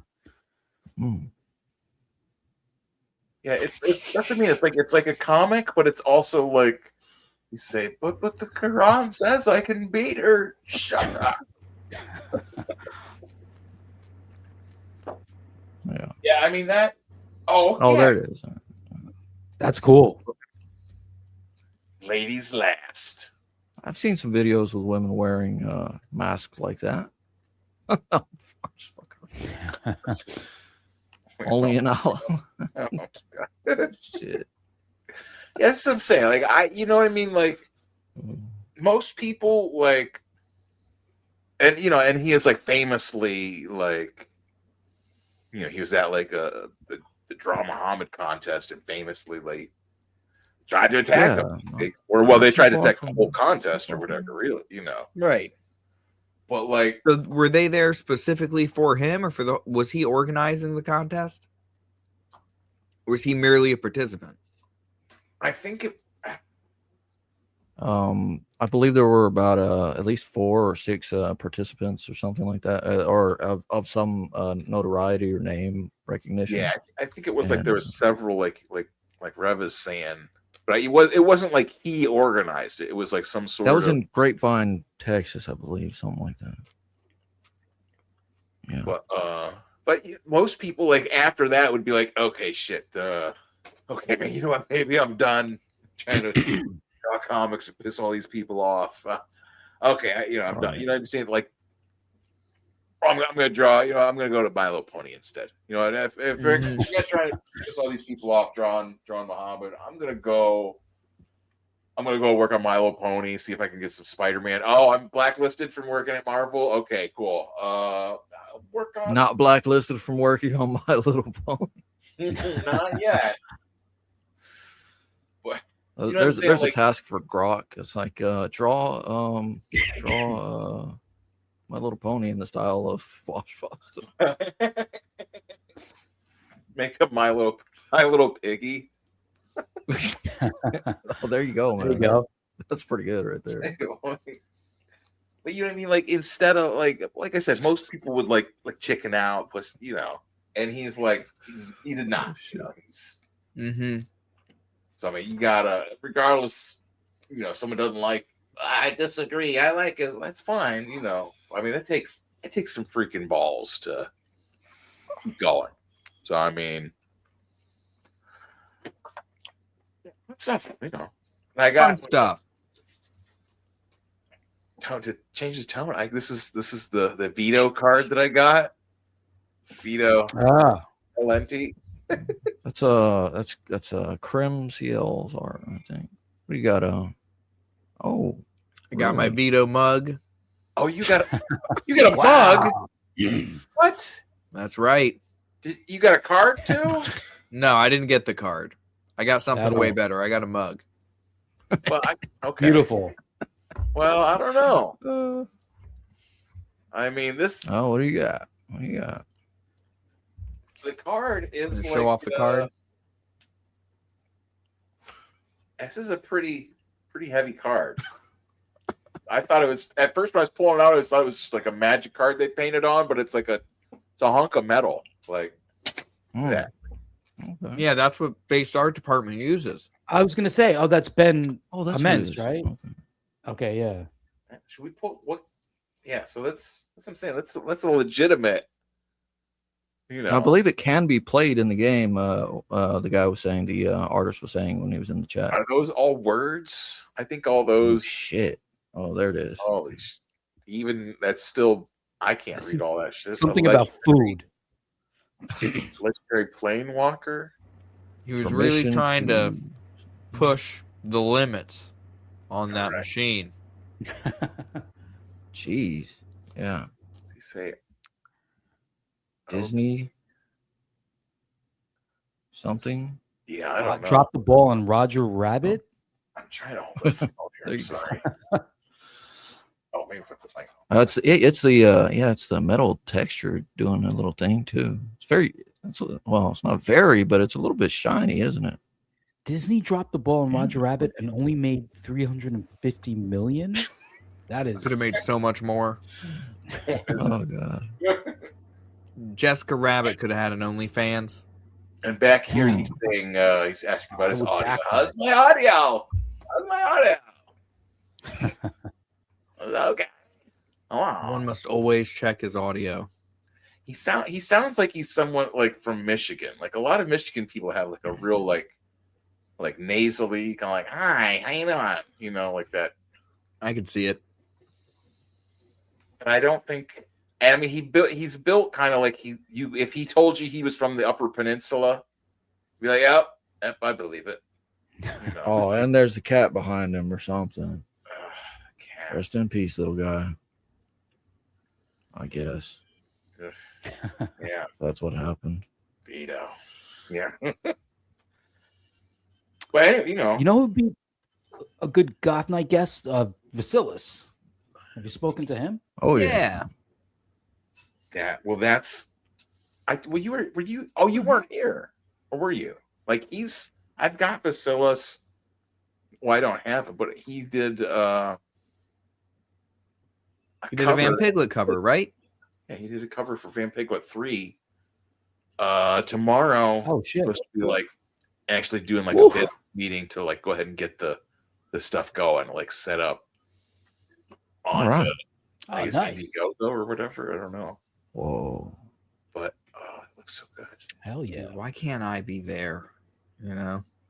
It's that time of night, guys. When I just I know, like hungry. That's one thing with like my town. Like there's, especially it's like midnight. Yeah, now there's. I think there's maybe like a Subway, but you're not getting a. It's not real food. Subway. Dude, Yeah. if there was a sandwich spot like this. Oh, there you go. Well, I can't have that. You know, we got to be careful of the. Yeah. Would you guys? Yeah, if it's like underground, stuff should be just fine. But so you might also have somebody's like nose what the halfway heck come off in Chicago. What the Should've fuck? That whole thing. What the bread fuck? too? What the? I don't think. Oh, is it in oil? It's in oil, right? No, is it? No, that's. I guess it is oil because if it was water. I'm thinking it's water now. Yeah. Yeah, That's it is dog water. man. Oh no! What are they doing, dude? Sometimes I feel so upset by these. Yeah. or like those ones where it's like the guys making the stuff, and it's like those Indian guy. Not to be racist, but they're Indian guys, and they're making the stuff, and they're like just slopping all this stuff together, like with their hands. Like I see those things, and I just I feel like upset by them. Like what the fuck, man? I gotta know what the hell's happening with this now. Yeah, What like, the should fuck? Do we need to watch till the end? I think so. Well, at least Sometimes they make 3/4 these away. videos where they're just What the fucking Doing random things. yeah, they're just like just No the dumbest rhyme or things you reason. can think of, and you're like okay, next week, okay, we got, and like they'll just try to, like just do a whole. So I mean, you watch Shane Davis pull shit up sometimes, and he's got this this fighter guy, right? And this guy's just like eating a whole fried baby duck inside a thing of bread somehow, and its head is sticking out, and he's chomping See, this is into actually it. coming together. Now, this actually kind of makes No, more that's sense. fake Yeah, because yeah. the bun was never toasted going in. Okay, and it's not going to be toasted coming out of water like that. What? What That's do a you good mean? point. Wait, what? Yeah, you gotta skip towards the end again. Because we agree that it was boiling in the water. Boy, yeah, I can't imagine that you could put a hot dog bun and boil it in water like that, and then have it come out like this. Yeah, that's fake, man. Like you could hold it over there like you're pulling it out of there. He even like brushes the tip of the thing on it. Like, look, you see that? A little bit of that water off. Oh, it's still dripping. Like it wasn't toasted when he put it in. You can't even trust hot dog fucking videos. You know what I mean? It's so disheartening. It's really bad. I mean, this is the world we live in. Oh wait, go back one. Oh, I like this little fucking bird. Nice. Wow. That's what I need. What the fuck, dude? I love it. Is it alive? I think it's alive. Yeah. Okay. What is it? $500. God. Ugh. Or wait, maybe you win $500 if you eat it in 15 minutes. You got to pay $500 if you don't. If you don't, you think so? Maybe you don't even win. You just. I say, can't imagine okay, anybody you buy it, and then if you do it, then you win 500, right?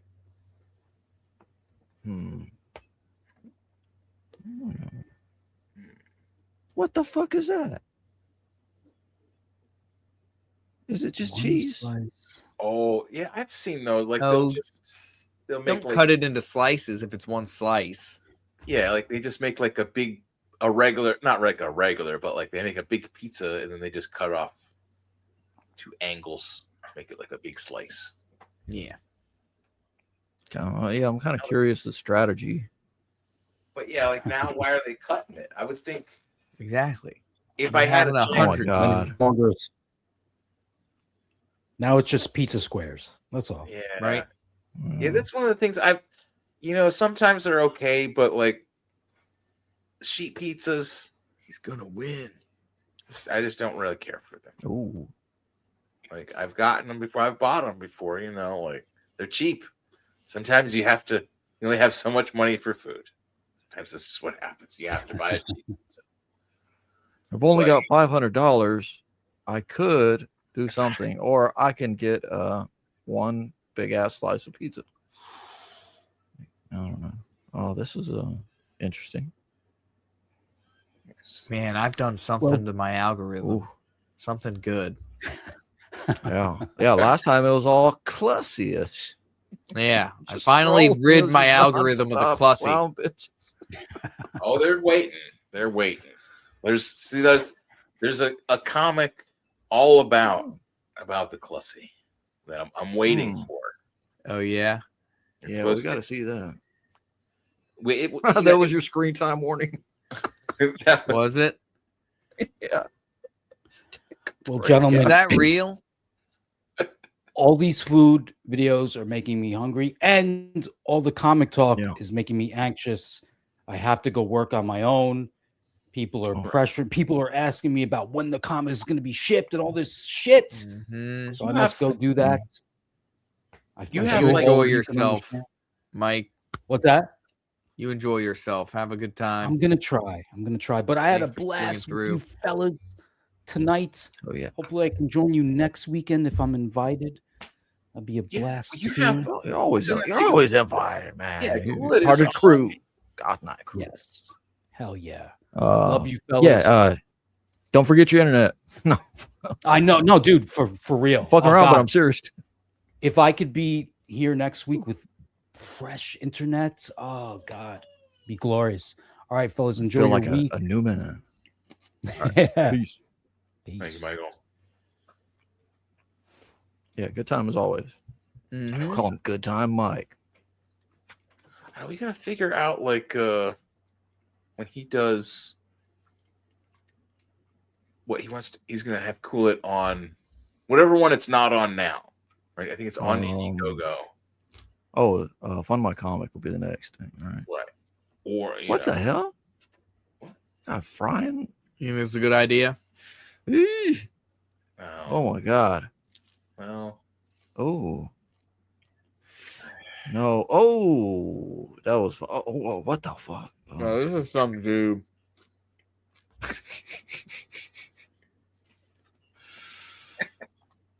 Huh.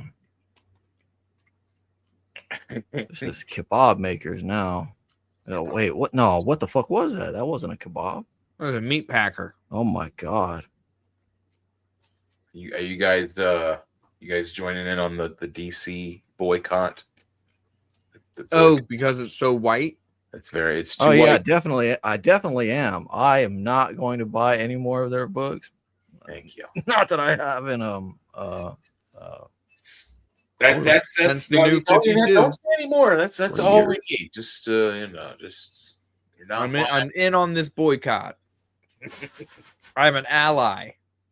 Okay. Be like, man, I've been boycotting them for 15 years. I don't know. I always knew they were racist. You know. I did a news show, right? Just like my own. Oh yeah. So I covered like my comics. It was like 3 or 4 like DC comics I bought. Like another Swamp Thing comic, another Swamp Thing comic, and an Action Comics. Yeah, it was. I don't know. That and oh man, wait a second. Huh? Go back to those big Oreos. Can you go? Oh, what the hell is this Those dude big doing? Oreos like diabetes, man. Yeah. Oh, it's like a. What the hell? Dude, I don't think this is good. Problem opening up a can. Yeah. My Anyway. grandma taught me this method. It's been in my Which one family. do you for- want to see? Oh yeah. Yeah. Oh man. That's just like 3 cookies. That doesn't even look like the. But they're just. It's just all cream. Cream. Would you like some cookies with your cream?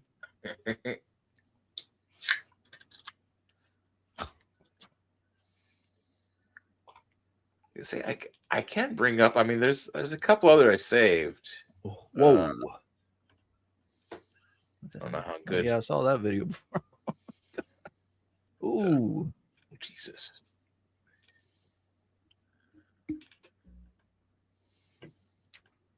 And then this is the thing too, is I'm thinking about trying to like figure out how to like chainsaw the thing open. Maybe. I can't do it by myself, but like figure out a different way to do it than the way I was thinking. Ooh. Oh my God. I'm gonna get fired. Uh-oh. That might be okay, you know. Yeah, I mean, there's movies on YouTube that have 2 seconds. everything on them. Like they don't blank it out. It's just like sometimes people. Or we won't be here next week. Yeah, sorry guys. Yeah. No, We had that hot Bosch One Boston interview where we could have literally debated the entire Iran conflict. No. Oh my God. Well, that's all, folks. I feel like I don't know. Like that's what I'm saying. I feel he's just an interesting Roy person. Gain. He's Hang just- on. Let him cook. Who's Roy Gain? I've seen the name somewhere. In somebody's chat before. Creaming They're on- creaming in your cookies. What's up? I don't think. You don't think Tank was upset, do you? Like Tank was here earlier, but he didn't. Oh, he said in the private. I saw it after he left. He said in the private. He was feeling. He'd been sick all week, and then what? Oh, yeah, basically all of us said like, oh yeah, we've been sick. Oh man, you have to like pay some money to do that. What would you put? What you'd have to? I have to feed my waifus. Hold on a second. You'd have to like get like a little handful of dust to put on. The little chalk. Yeah, like you'd either have to get the little blue thing and like rub it on them, or I mean, God damn, man. Yeah, that is the Gooner game, isn't it? Yeah, that's true.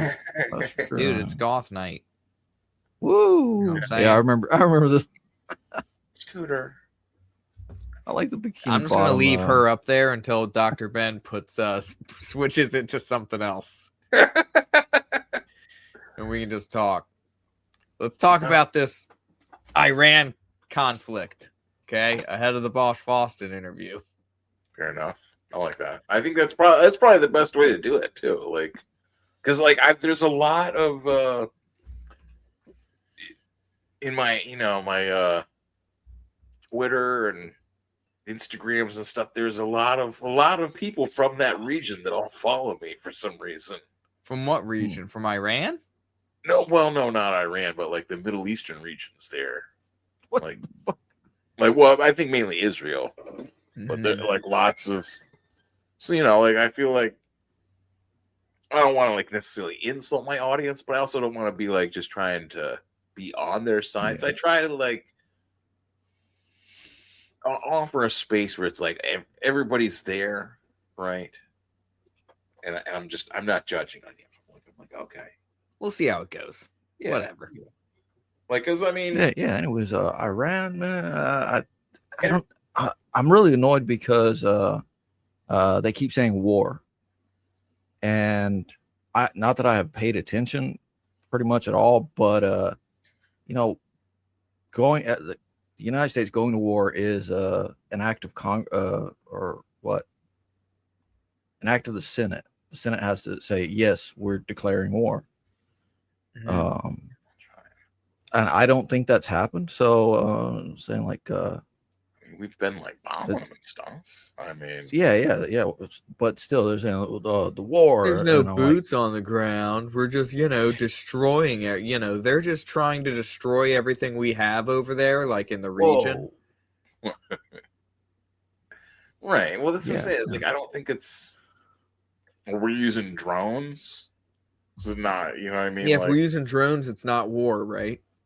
Yeah, and we have drones that was one of the things I found like funny is that back in 2020 they had like a big vote at the UN about what do they call it, like they called them slaughter bots, right? They were like drones that could select. It's just chewing on the spine. They're like AI drones that can like select their own targets without like human input or whatever. And I saw we're making anti-drone drones too, so that's comforting. Yep. One of those things, one of those anti-drone drones, is something like, whoa.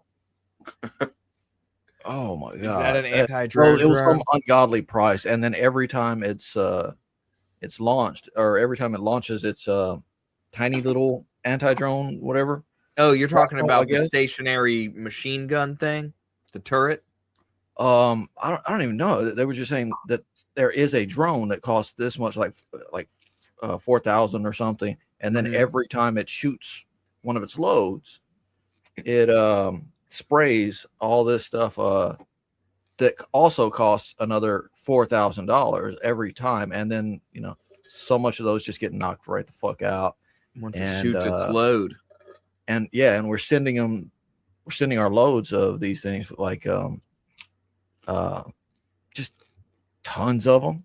So when they launch one, they don't just launch one, they launch like 60 or something. I don't know, whatever it was. It's been a bit since the drone launches other drones. Yeah, probably like you. And so the price tag is just massive, man. I don't know, it's just. But money isn't real, and it's like, what?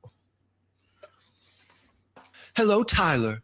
Now placing your order with Taco Bell. Hold on. Let me go back that way. If only we had somebody named Hey, bitch! Tacos house now. Hello, Tyler. Now placing your order with Taco Bell.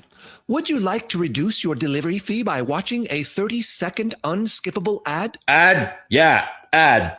Okay, ad now play. Please ensure that your audio is on full blast and that your eyes remain locked on your screen for the entire duration of the ad. Okay, shut up, bitch. Tyler, your audio is only at 37% and your eyes are not locked on your screen. I said shut up, bitch. Do you enjoy Crank Hog as much as I do? Oh, yes, I love Crank Hog. Then you've got to get your hands on the Hogmaster 9000 version 3. But I already have version 2, though. Now, if you're like me, you're saying, but I already have version 2, though. Does version 2 tickle your balls while it cranks hog? Does version 2 automatically order you Taco Bell delivered by an Amazon drone as soon as you finish crank hog? No, it doesn't. So that's exactly why you need the Hogmaster 9. I gotta get version 3. Tyler, eye contact with screen lost. Please resume eye contact within the next 15 seconds or risk forfeiting any and all delivery discounts. I said shut up, bitch. Ad now resuming. The Hogmaster 9000 version 3, so you can stroke your cock like a fucking pig. I gotta get version 3. Hey, bitch. That fucking face he made, just like staring at it, soulless. I'm like, I gotta get version 3.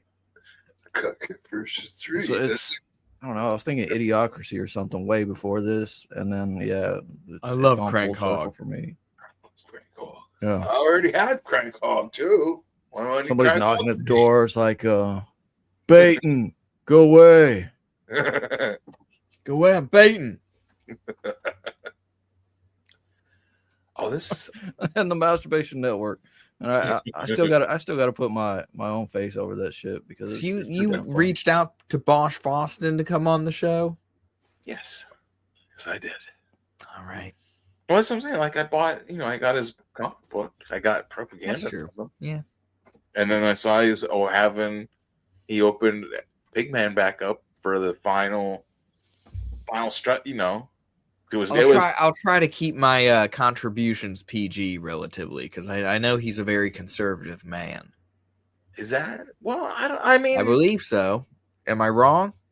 Yeah, no, I'm pretty sure he Yeah, is. no, I mean he's friends with Laura Loomer, so I mean, probably can't get more. Jesus Christ, really? Well, I don't know if friends, but he's been on her show. I mean, Yeah, like- but he's the Draw Muhammad guy. He's probably been on a bunch of shows. right. That's what I'm saying. It's not like it's not Friends with Laura Loomer. him and Laura. Let me He tell was you. on John Stossel way the fuck back. I found that on Rumble, and he just had a friggin' baby face, man. I was like, wow. Oh yeah, this was young weird. Bosch. He's a big fan of like John Romita Spider-Man stuff. Mhm. You know what I'm saying? Like he's, Yeah. that's something. Like I'm interested. Like, cause he probably has moments where he's like, you know what? Nice if I take a break from the Draw Muhammad. Gotta be nice if I was not a Draw Muhammad guy sometimes. No, he's committed to that. I guess he goes on Kings and he draws other stuff. Yeah, but that's what I mean. It's like because it's like you can't just do that all the time. Like he does his drawings on Kings and they're legitimate. Like he's not a slouch. He's so He does it. He has a style. But I'm sure also he's like I'm sure a lot of people are probably like kind of intimidated by all the You know, like he's the Muhammad guy. I don't want to. Oh yeah, I don't want to let the stay it wrong. They're gonna be mad, like you know. So that's what I'm saying. Like I think I always look at like you know, when I was selling the magazines back in the day, you know, you didn't go to sell the magazines to the people that already had them. Got to go out and find the people that don't have the magazine. You know that you can't grow that inside of the house. That's for the communal garden outside. We only do shrooms inside. This is why we need locks on the fucking doors. This is a communal space. This is my room. Okay, and we all pay mortgage, so it's my room too. Okay, whatever you grow inside is communal. This is when there's a new co-op member. Oh, geez. Ugh. I can have my own side hustle. Oh, so you're selling it? So then that's communal income. God, so that's communal income. Yeah. Imagine the blood. Meeting, you used the Imagine the word that is smell. commonly used to refer to female dogs. You made Rainbow River feel really scared. I was reclaiming the word. You can reclaim it for yourself because perhaps that's true, but you cannot reclaim that word for others. I'm a bitch. I admit that. Whoa. I'm a bitch. You're a bitch. You're a bitch. We're all bitches. Oh my god. Look at Rainbow River is having to recalibrate her somatic system right now because of you. As the community Rainbow River shopper, I'm cutting you off. So you can either stay here and starve or you can find a new place to live. That's up to the house board. That's not up to you. Hey! Hey! I'm planting this outside. Those aren't yours. And I better see that money in the party fund. Get out of my fucking room. Go. Hey! Stop. So you should have got up and put your hands up right away. Should have been throwing knuckles. Well, you saw how Rainbow River got at the end there. Mm-hmm. You didn't have any. You didn't respect any boundaries. Nope. That's how they all get. That's what I'm saying. It's like it's hard because you know I think people we don't want to think the worst of people, right? You see Rainbow River, she's upset, she's triggered, she's having a flash. You know, you don't want to feel like now she's evil or that she's faking that. You know, I think she's just doing that for attention or for you want. That's how I feel. You know, I like to think of people as presenting their truth. They're being honest. You know. And I would be there, oh, well, I'm sorry. Their truth. You know, and then, they turn, and that was just to lull you into a false sense of security, right? That's what these people do. It's over and over. I'm sorry, you said her, but she is gender non. Oh, they are gender non-conforming. Man, you did it too. How dare you apply those gender norms to me? Oh God. And there are people that they're really doing all this, and I mean, it's like I can't tell if they're are they doing is it a joke or do they know that it's stupid? Are they doing it because it's stupid to infuriate them? Self-awareness sometimes. I mean, they hate their understand dads. that. You know what I'm saying? If I know that if I say something, it's gonna piss off this person. You know what I mean? Whether or not I actually think that, man, oh, so you're a Jesuit? Oh, so you don't like people that challenge the Ecumenical Conference of 1365? Whatever it is, that.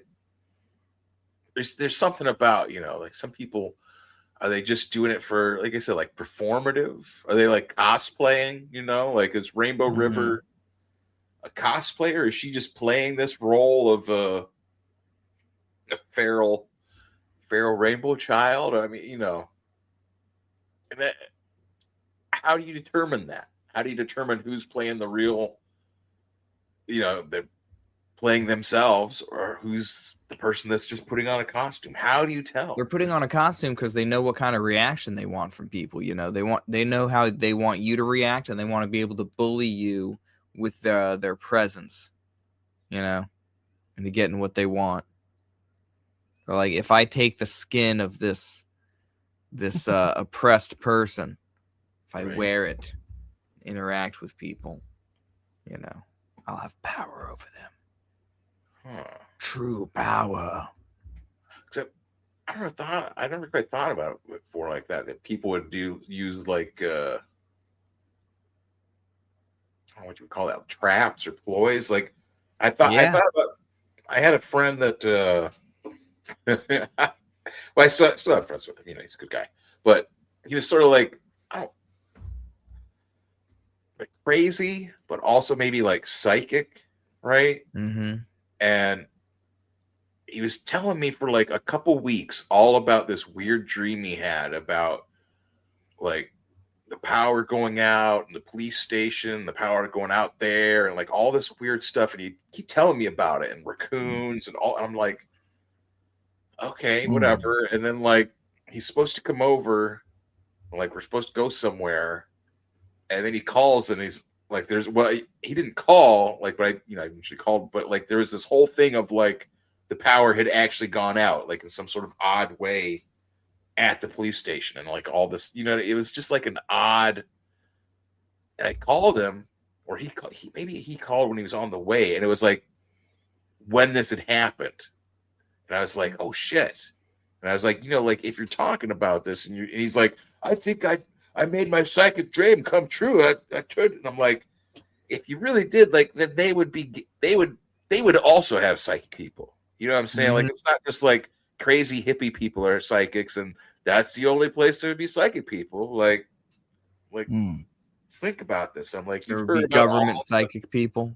Right. I'm like, you've heard about all the MK Ultra stuff, all the, like, you think it's a joke? Like you're just crazy people who did, that's the only people that are gonna be psychic and have the, like, they're gonna have their own psychics guarding police stations, guarding all this stuff, like anticipating crimes. Right. Looking at people. There was the precogs, right? Psychic, yep. Right. Planting evidence. And the precogs were at least in various stories, right? They were the children of mothers who were given massive amounts of LSD, and they're basically extremely autistic, right? At least in fiction, but fiction based on some real shit. And it's like they have just this like baseline psychic level, but then they bred them with more of those same people and loaded them up drugs the same way. You guys don't watch Sam Hyde, do you? I've seen a bit of him. This was what, two weeks ago, a week ago, something like that. I'm not sure if I agree with his views on Brazil, but Hi, my name is Bambi, and I'm from Dallas, Texas. I'm 21 years old. I'm 4'11" and 86 pounds. What I'm looking for in a daddy is I want someone to cuddle with me and my stuffies, but also give me punishment and show me who's boss. I have maybe 100 or 200 stuffies. Yeah. Psycho. In her 30s, yeah. I think it said something. Right Did it say 21 or something? I think that's a lie. what it said. She's lying her ass off. I mean, this is a fictional thing, right? Anyway, if she was putting her feet in like a big igloo cooler filled up with ice and some sort of red liquid, not Asian and the wig as Hatsune Miku or any Azure. God, she's so tiny, man. $10 and you can get a cup full What of would it. happen if I just yanked your hair back like this? I look at someone like you and I wonder what would happen if I just yanked your hair back like that, right? Like just here, look at it. Is that in focus? Yank it back. Yeah, see, that's my kink. Neck pain. That's my kink is neck pain. Neck pain, guys. Yay. Whoa. I don't want to play. I don't want to play too much of this. I don't know if like whatever, but yeah, he's like, I find it. I like his show because it's so like you don't know like what to expect. Like he'll do whole bits of like just pretend shows and like pretend like weird characters, and it's just like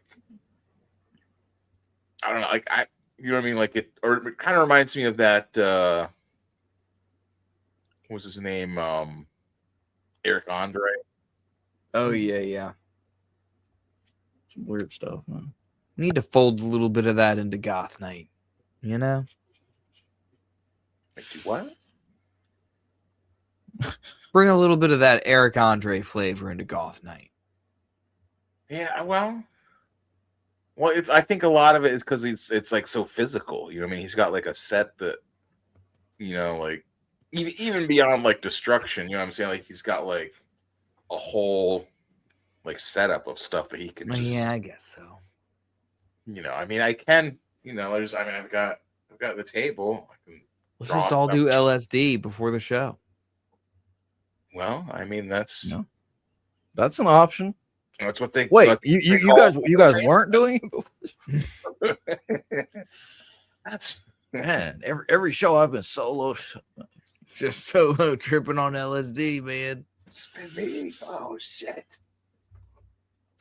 No, I never. What do you got there, Dr. Benson? What do I have? I'm talking about neck pain. Roy Gaines got neck pain. That 4'9" girl has neck pain. What kind of neck pain do you have? I got some fucked up neck pain, man. It's been lasting. Well, since I felt sick, like fucking 8 days ago. 10 You days had ago. some? Where is it? What? Your neck pain. Oh yeah. It's all like from here over into shoulder. Yeah. And, So you need to massage out from the spine, right? Like around your shoulder blade. Well, I haven't been able to pop my neck or like most of my back it's muscular. For a long ass time. Yeah. What's bothering you is nothing to do with your neck, your skeleton. Your skeleton's fine. I also had a fucking crick for a long ass time, like 3-4 days. Sometimes you're sitting there and you got a nerve that runs up your neck into your spinal column, and it'll like, because you know it'll just mess you up, and you'll be sitting there torquing your neck. Like that's something that I had it real bad, man, and I've only just recently kind of got it under control. But it's like, man, I could sit there because it'll get it's the tissue getting inflamed. You know? Yeah. Been taking a lot of ibuprofen, just anti-inflammatory, whatever else. But now, unfortunately, I don't know like who you have around who could give you a massage. But I like told my wife, like, you know, because I showed her a TikTok about it, and it's like you really like get in there and push the muscle like this way, and that like moves that nerve away from the spine and like releases the whole thing. But try doing this too, like turn your thing like this and then pull it down like that. Does that make sense? Anyway, you're trying to stretch out the fibers between your spine and shoulder blade. Yeah, it's oh my god. Yeah, like it's pretty fucking and bad. then pulling down like that. No, it's kind of a running thing, but it's not so bad. Do what Nick Ricardo does. Sniff sniff. That helps him get down. There you go. Or right, I mean that's always... No acid, guys. Just the white. We're going to Snow Mountain after this. Well, I mean, I know at some point that shit someone costs more said money. something like do like a Goth Night zine or a Goth Night comic or something. I mean, we could start figuring out how to do something that's like what, you know what I mean? Like, cause I mean, like, you don't want it to be like something that's stupid, but like also you don't want like something too complicated. You know what I'm saying? Like, right. Okay, Yeah. well, everyone's got to write 10 pages, and then we're going to submit it, and then, like, no. Like, Yeah, when I had told you Goth Night comic strip, I was just thinking of something like you could just start out with just basic caricatures of, you know, yeah, well, that's four what I mean. or five It's of like us or whatever, and then just kind of go off of random shit we've said or whatever, just through some clips or whatever, and Like just throwing it out there. So back That's a in the good day, start. I had my podcast, and we were going to make it into a movie, right? We were going to make a podcast movie, and the plot of it was the two of us were going to a comic book convention, and on the way, we pick up a hitchhiker, right, who looks exactly like Hitler, and we uncover a secret government lab that is cloning historical figures and then trying to breed them to create like the perfect leader, right? And so they were going to run him as a candidate, but he escaped. This Hitler clone escaped, and he's running naked along the side of the road when we pick him up, you know, and speaking German. But that was like loosely the plot. So it's like if we could do, I don't know, I would want to do something kind of like that, something kind of silly, you know, but something coherent, you know. Yeah. Right. Yeah.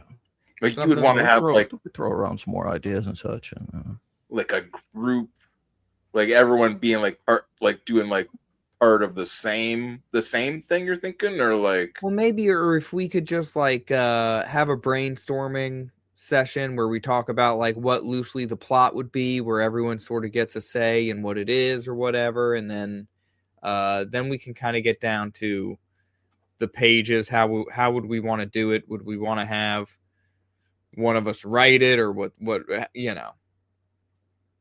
well, ideally, you know, everybody contribute, you know, some writing and some form of art or whatever. Yeah. Like, right. I mean, that's one thing. Like I think of like, you know, shows. You know, you have like The Simpsons or Family Guy, or like, or like, you know, like you have like late night shows. You know what I'm saying? Like you have like Letterman or Carson or whatever. You know what I'm saying? Like they have like,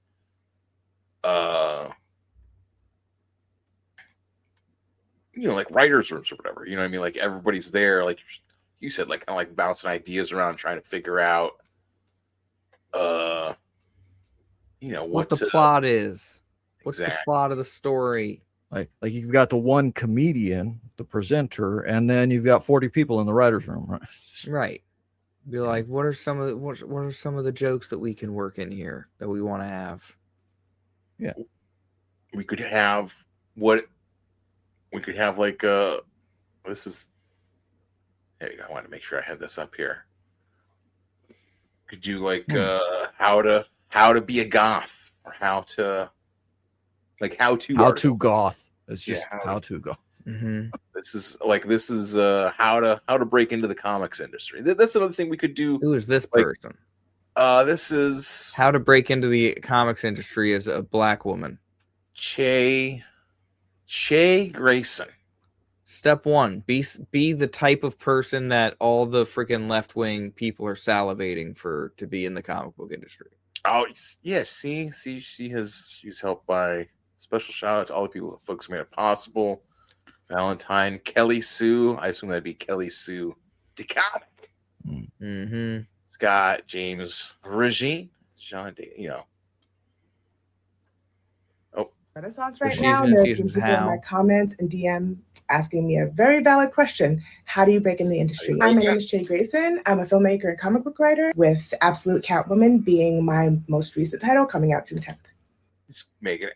Filmmaker, and she lists filmmaker as her primary position. So you know she doesn't want to be a comic book creator. I feel like I've heard something very similar. And you might still get her on here after Bosch is on. Dude, go ahead. And we're a whole Bring new her on. realm of potential guests for Goth Night. So you know, like don't count Che out just yet. You know, especially I will roast the fuck out of Che. I would probably be nice to Che. Yeah, well, look, As the the Catwoman. lenses on her glasses are a little large, and that tends to be like a sign of liberalism, right? Dude, look just at her fucking visual. hair. Are you kidding me? You think a No, normal that- person is gonna have that'd hair be like goth that? hair. That's the one thing you find is the sign is the big No, glass. hey, anywhere I see it, I see, you know, a cute chick or something, and then she's got big frames, right? And I'm like, yeah, I don't know. Well, she's going to Anyways. give us some tips on how to break into the comics industry. So that's what I was thinking. See too, what like, she has to say. As a liberal trans BIPOC, Now, the first thing I did when I decided I wanted to break into comics was to read a lot of comics. I went to my local comic book shop and I said, give me the good stuff. Jeff Lemire. All right, Brian pause K. this. Vaughan. So, what you had not already been reading comic books? Like, this is none. This is a person who never thought about comic books until she failed at being a film person. Filmmaker. You know, she was probably writing film scripts because she's a writer, right? Right. I'm assuming she's not talented enough to be an artist. Yeah, if she was the artist, she would be showing us pictures of the Catwoman, not telling us that it's coming out. She'd be like, look at this is her tits. This So is her she's ass. trying to write the next freaking she's trying to write a black version of the Gilmore Girls, and nobody's picking it up. And then Wait, she decides I don't know if we don't know if Absolute Catwoman is black yet. No, yeah, but you know, she was trying to break into the film industry first. Oh, Is what I'm saying. And that was her first idea. That was my thought, anyway, that she would want to do. She'd be like, Yeah, let's do a black is a lesbian launching Gilmore board. Girls. But nobody was buying it. And then she freaking probably was going to a comic book convention to be a nerd because she just wants to dress like one, even though she isn't. And then she made friends with these people. Special thanks to Kelly Sue DeConnick and Valentine, whoever the fucking, you know. So the first thing I did was I decided to go and read a bunch of comics. And I said, give me the good stuff. Yeah, I'm kind of wondering, like you're saying, where's this lady from? Right. So you never read comics before is what you're telling me? It's like, give me the good stuff. All the girl books, I guess. I don't know. What was her interview like? You know? So you tried to make films.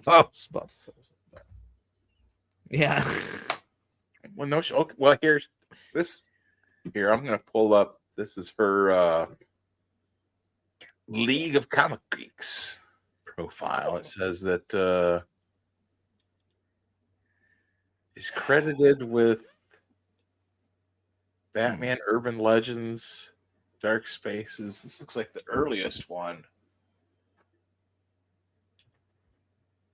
Dark Spaces, Good Deeds. I don't know. I've never. Yeah, I never heard of it. But you know what I mean? Like, I would be interested to read this on one of the pirate sites, you know? Yeah. Right. Or I mean, you can get them like most of the stuff is on like library stuff too. You can just get the what do they call it? Like, anyways, but you know what I'm saying? Like, this is the first stuff she has written. Mm-hmm. And here you go. We'll give you Absolute Catwoman. We have like this is DC's biggest thing we have right now is Absolute whatever the heck we put it. Yeah. Yeah. Why don't you run Catwoman? Because why not? All right. I mean, like I said, like I'm sure she's like a nice lady or whatever. Like she seems. Not. I'm not sure But at all. you're married too, so you know you're not. You know. What are you trying to? You know, trying to get wet? What are you trying to do? Dr. Ben likes the dark cocoa. You're trying to keep your options open? You think this is on the table for you? Well, like I said, as a journalist, as a podcaster, I try to maybe, man.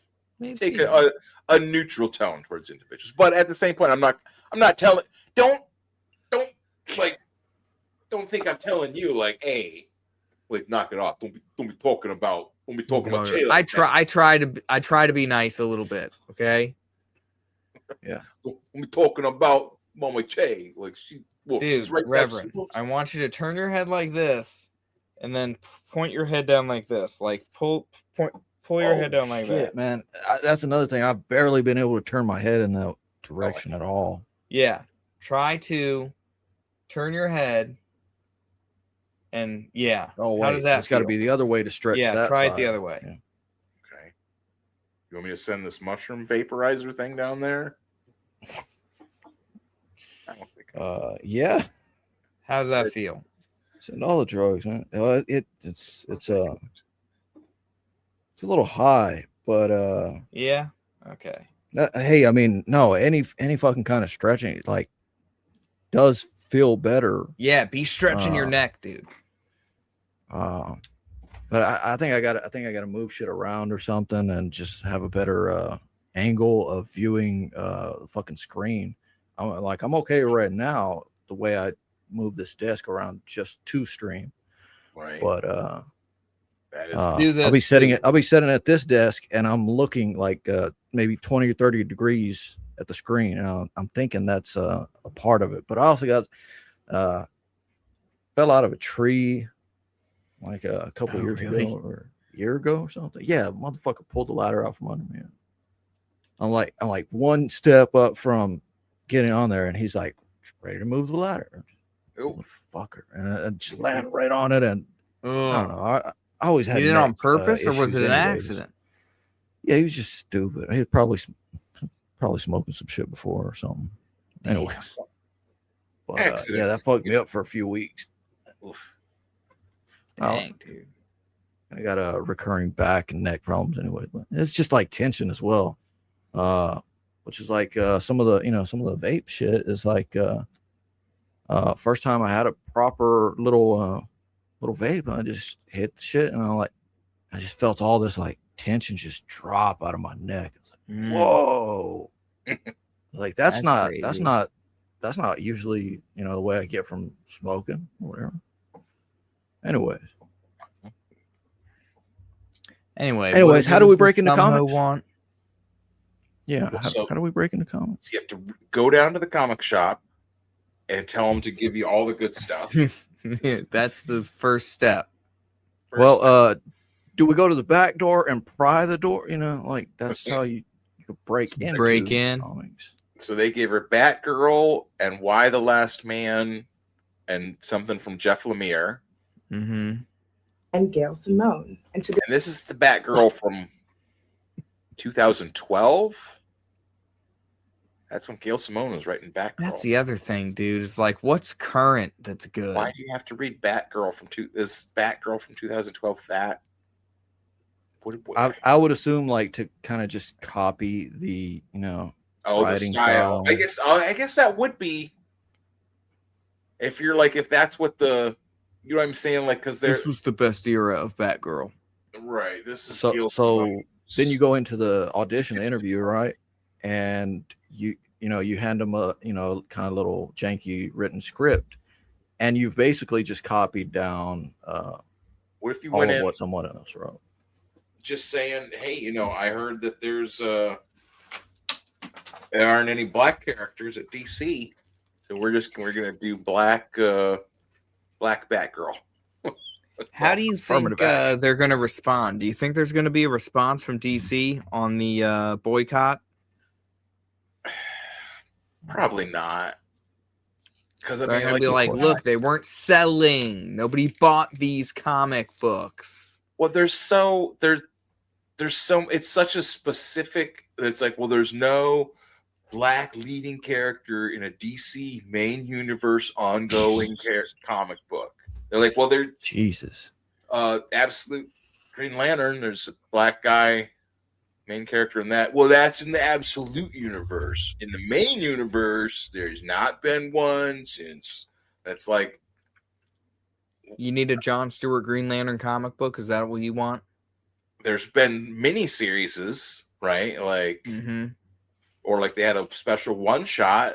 Or it might have been a special one series of the Dakota universe, whatever they called that, Milestone or whatever. Like the whole. That's the one with the black Superman Barack Obama character. Yeah. There's a lot of cool comics in there, but they're kind of lame because it's like the black heroes from the ghetto. Like it's like that was the whole premise of them. Like when they came out with that, it was just like, what is this? Like. They really ham it up. Yeah, like I said, like some of the stuff was cool, definitely. Like the Deathlock ripoff guy, like whatever his name was, like it had like Dennis Cowan and a bunch of like big name like drawers on it, but it was so blatantly like it's pandering. Yeah, like blaxploitation mixed with pandering, like a kind. Like the polite blaxploitation. Like, look, they're all black because black people are the best. That's the only comics we want to make it about black. Polite blaxploitation sounds like so fucking awful. It's like just stick with blaxploitation. Just it's like get John Malin to write, whatever. Exactly. Why aren't they championing Black Riding Hood? You know what I'm saying? Like, because they're not. This is the thing too. Is there's plenty of like black creators, writers, and artists that are making all these comics that apparently aren't the way that they want them, don't have black characters in them the way they want them, whatever, right? So like they're saying don't buy these black creators comics because they're not making black characters the way that they want them to. You know what I mean? Like if they're drawing a team book, well, that's a team book, so it doesn't count. If you have like what? Why doesn't it count if there's a team book with black people? Like it has the team because it's a team of people. They don't count. There's no I in team. You know what I mean? Like I'd be like, make me a pitch then, dude. Pitch me a character. Pitch me a story. Like who even are you? In the main DC universe, I would. Who's like a black character in the main DC universe? Are there even black characters? There's Black Lightning. Okay. I would take it. There's Black Vulcan. Black Lightning, and I would make him trans. Black Lightning is going to be trans, and we're going to bring in the creator, the original creator. And we're going to trans the creator, too. He isn't. That's the guy. That's what's his face? That big, the writer that created Black Lightning. Is he trans? He went trans. So that's what I'm saying. Now bring Black Lightning back and make him trans. Black Lightning's now an old guy or whatever. I don't know how old is he in DC continuity? What continuity are they on? But like bring Black Lightning, make him trans, and now what would his girl name be? Like if it's Black, because like Black Lightning is like I don't know. I'm not really sure like what Black Vulcan. Right, like what is his deal beyond just being Black Lightning? Like he was like what, like a character invented like in the Justice or not the Justice, the let's see, Academic by day. Let me make sure. Because he's smart. They're all super intelligent, aren't they? Urban Avenger by night. Jefferson Pierce has fought all levels of crime and corruption as a solo hero, a Justice Leaguer, and an outsider as a man. Now he'll face his most fierce battle as a woman. I see, that's what I'm saying. It writes itself. Jefferson Pierce grew up poor and with few expectations put on him. But rather than coast through life, he decided to challenge himself at every turn. As an adult, he entered the Olympics and won 3 gold medals. He furthered his education, then turning to teaching so he could help young people realize their own potential as he had. But gang violence and criminals kept threatening his community and his students, which is when Jefferson Pierce decided to no longer hide. This is he's like, what was that school, the movie where they the dude went to the school, The Substitute? Harry Potter? Oh, movie? Yeah, he went to the ghetto school. Was like the bat. Was he undercover or something? Was he? Yeah, I think so. Was there a show like wasn't that like the Sledgehammer show too somehow? But they made High School High was the parody of it, and it had Freeland. John Lovett's in it. But yeah, Black Lightning was a teacher who's just trying to get through to these kids. Just And trying to now he feels like he's a woman. He needs to express himself as a woman. Yeah. Yeah, no, that's what I'm saying. He's definitely just give him like 2 little oranges, you know what I mean? Have it be like a really effed up looking surgery. Little Philippine surgery, you know. Yeah, little Philippine surgery. They literally stuffed lemons under his skin.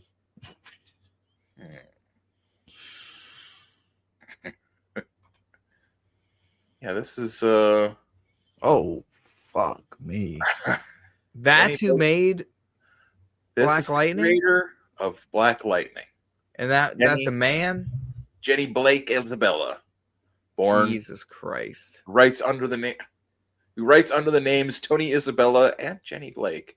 Is an American comic book writer, editor, actor, artist, critic. She's the creator of Marvel Comics superhero Black Goliath and of DC Comics' first major African American superhero, Black Lightning. Was Tony Isabella black?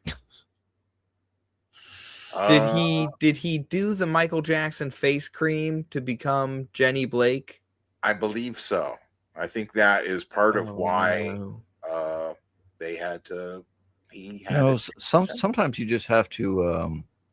Sometimes you just have to Google search: is this person a man, or were they a man?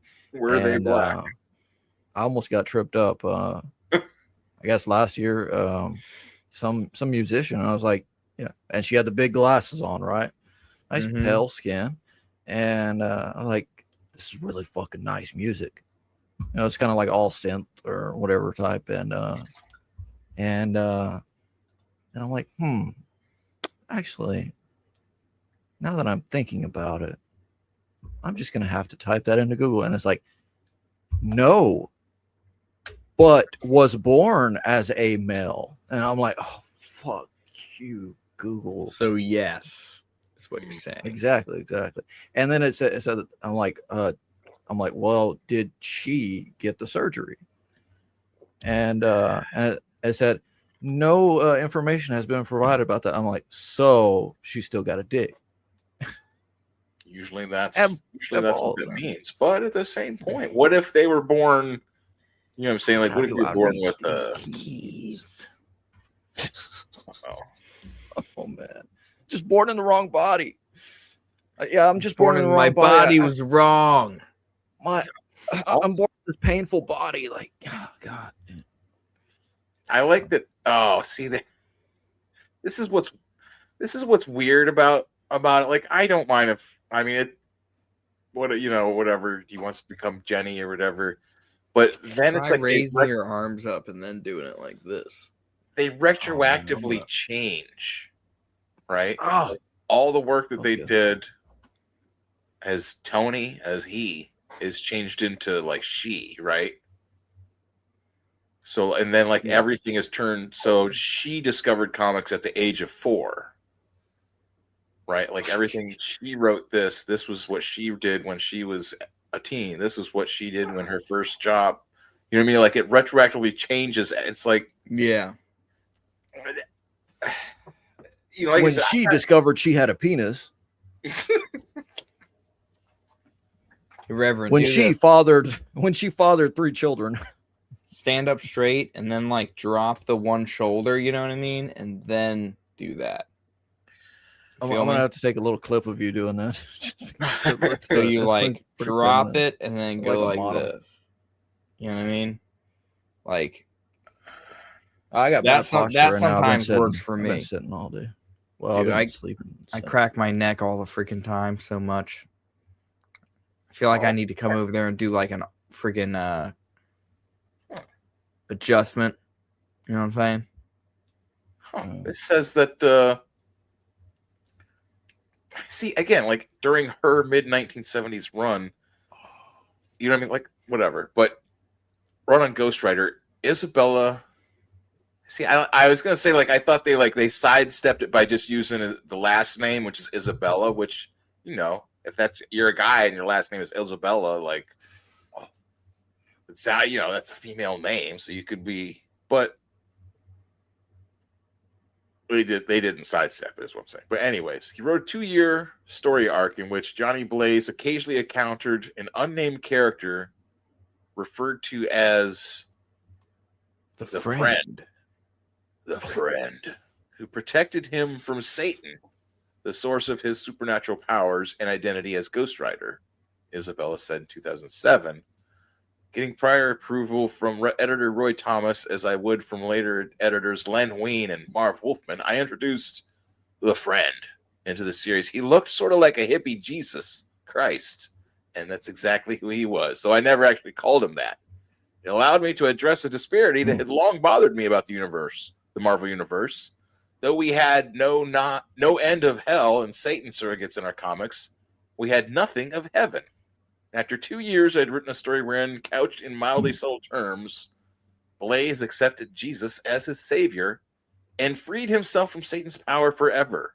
Had I remained on Ghost Rider, which was my intent at the time, the title's religious elements would have faded into the background. Blaze would be a Christian, but he'd express this in the way he led his life. Unfortunately, an assistant editor took offense to my story. The issue was ready to go to the printer when he pulled it back and ripped it to pieces. He had some of that art redrawn and a lot of the copy rewritten to change the ending of a story 2 years in the making. The friend was revealed to be not Jesus, but a demon in disguise. To this day, I consider what he did to my story one of the 3 most arrogant and wrong-headed actions I've ever seen from an editor. Isabella, oh geez, I never knew all this. Isabella later identified the assistant editor as Jim Shooter. Dun, dun, dun. Man, I'm a nerd. I'm sorry, guys. Like, I hate to sometimes. Shooter was the good guy in this situation, I think.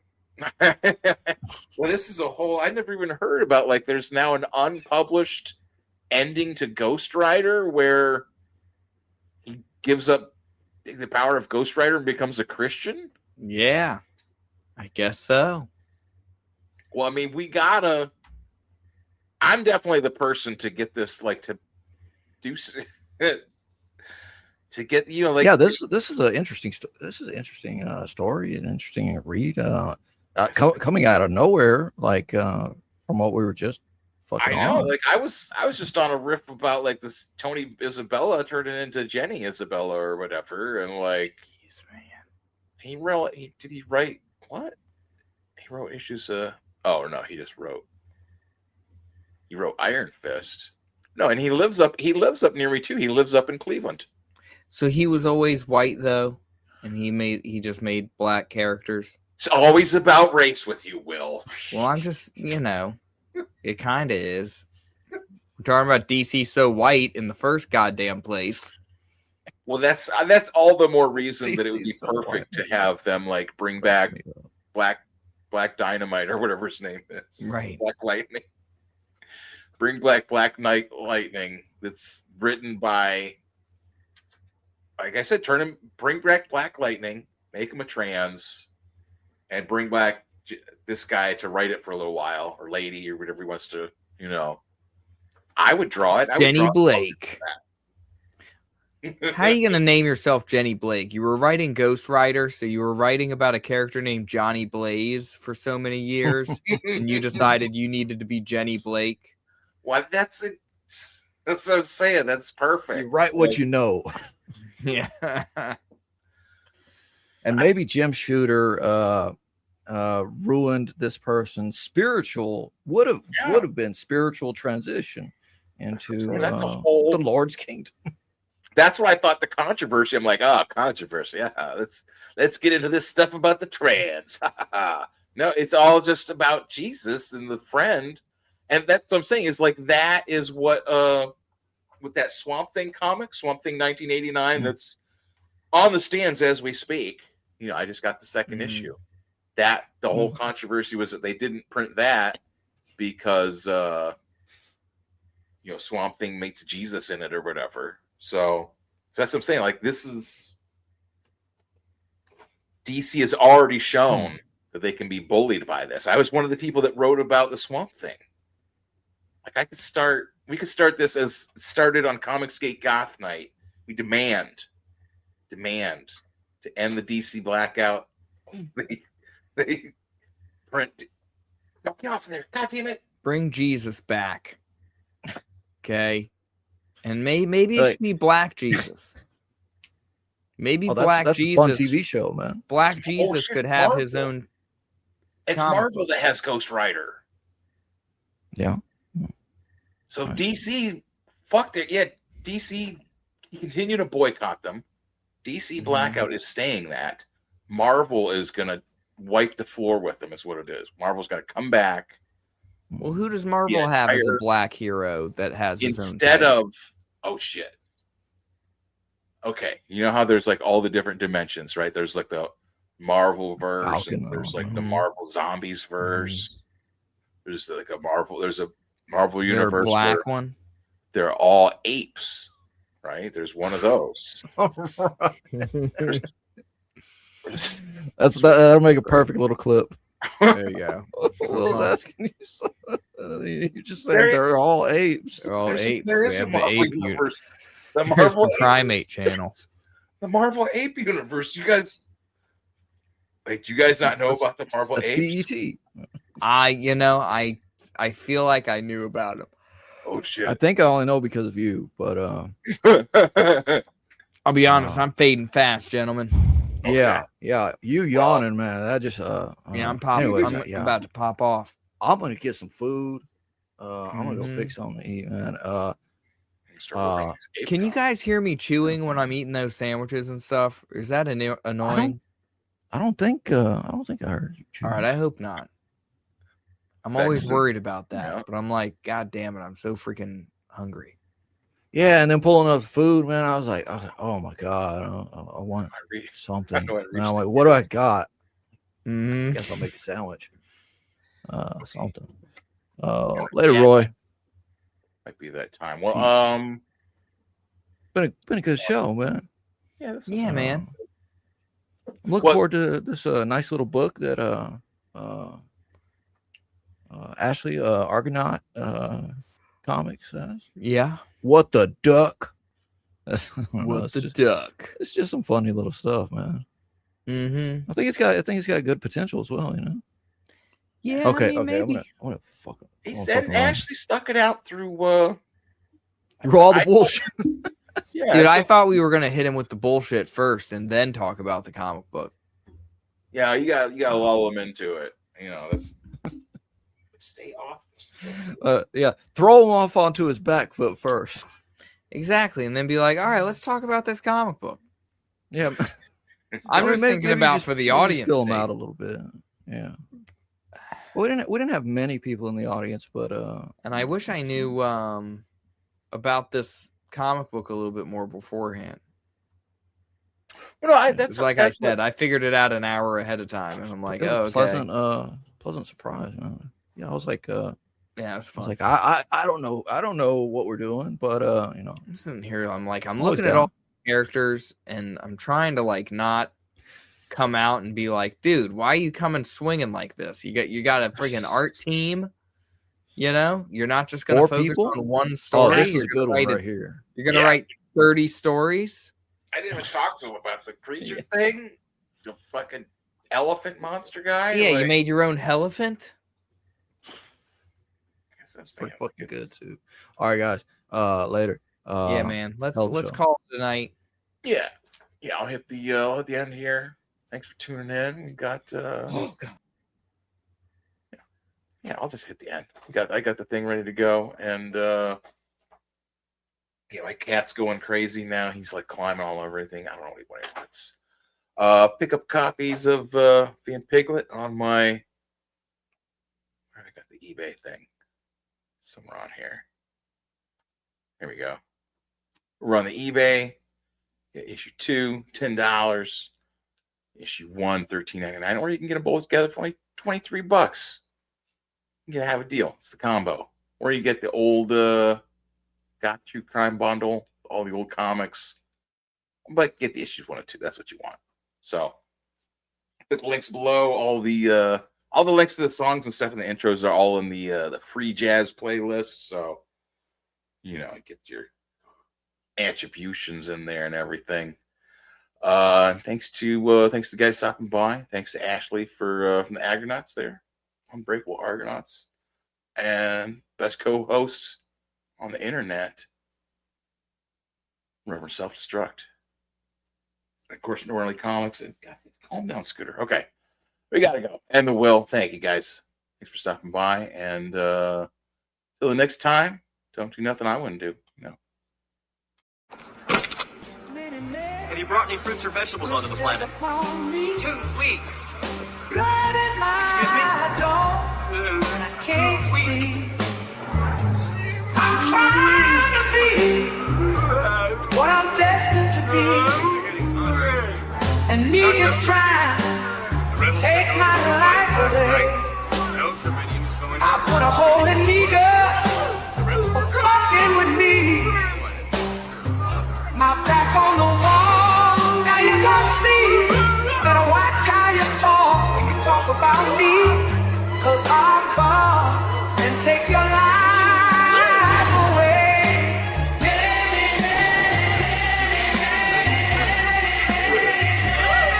Step upon me, Lord, I don't cry no more.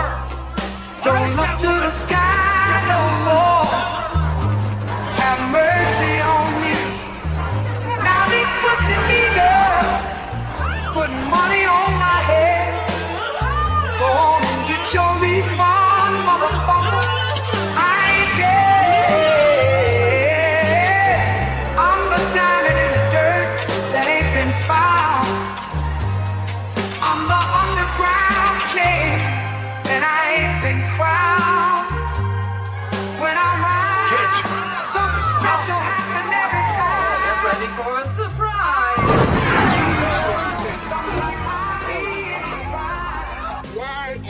3PO. Dr. Ben with a 2 says, just order Blood Roof. How scary is it really? Ooh. Were you with the lights on during the day? It's upsetting. It's very upsetting. There is a dismemberment. There is some violence. There's very scary situations. If you haven't guessed that she fights demons, spoiler alert. There's some scary ass demon. At least I mean Hellions, right? In there. And her powers have to do with blood, so inherently, Inherently, scary. Good point. Great point. So, yeah, it has some scary moments. It's my shit.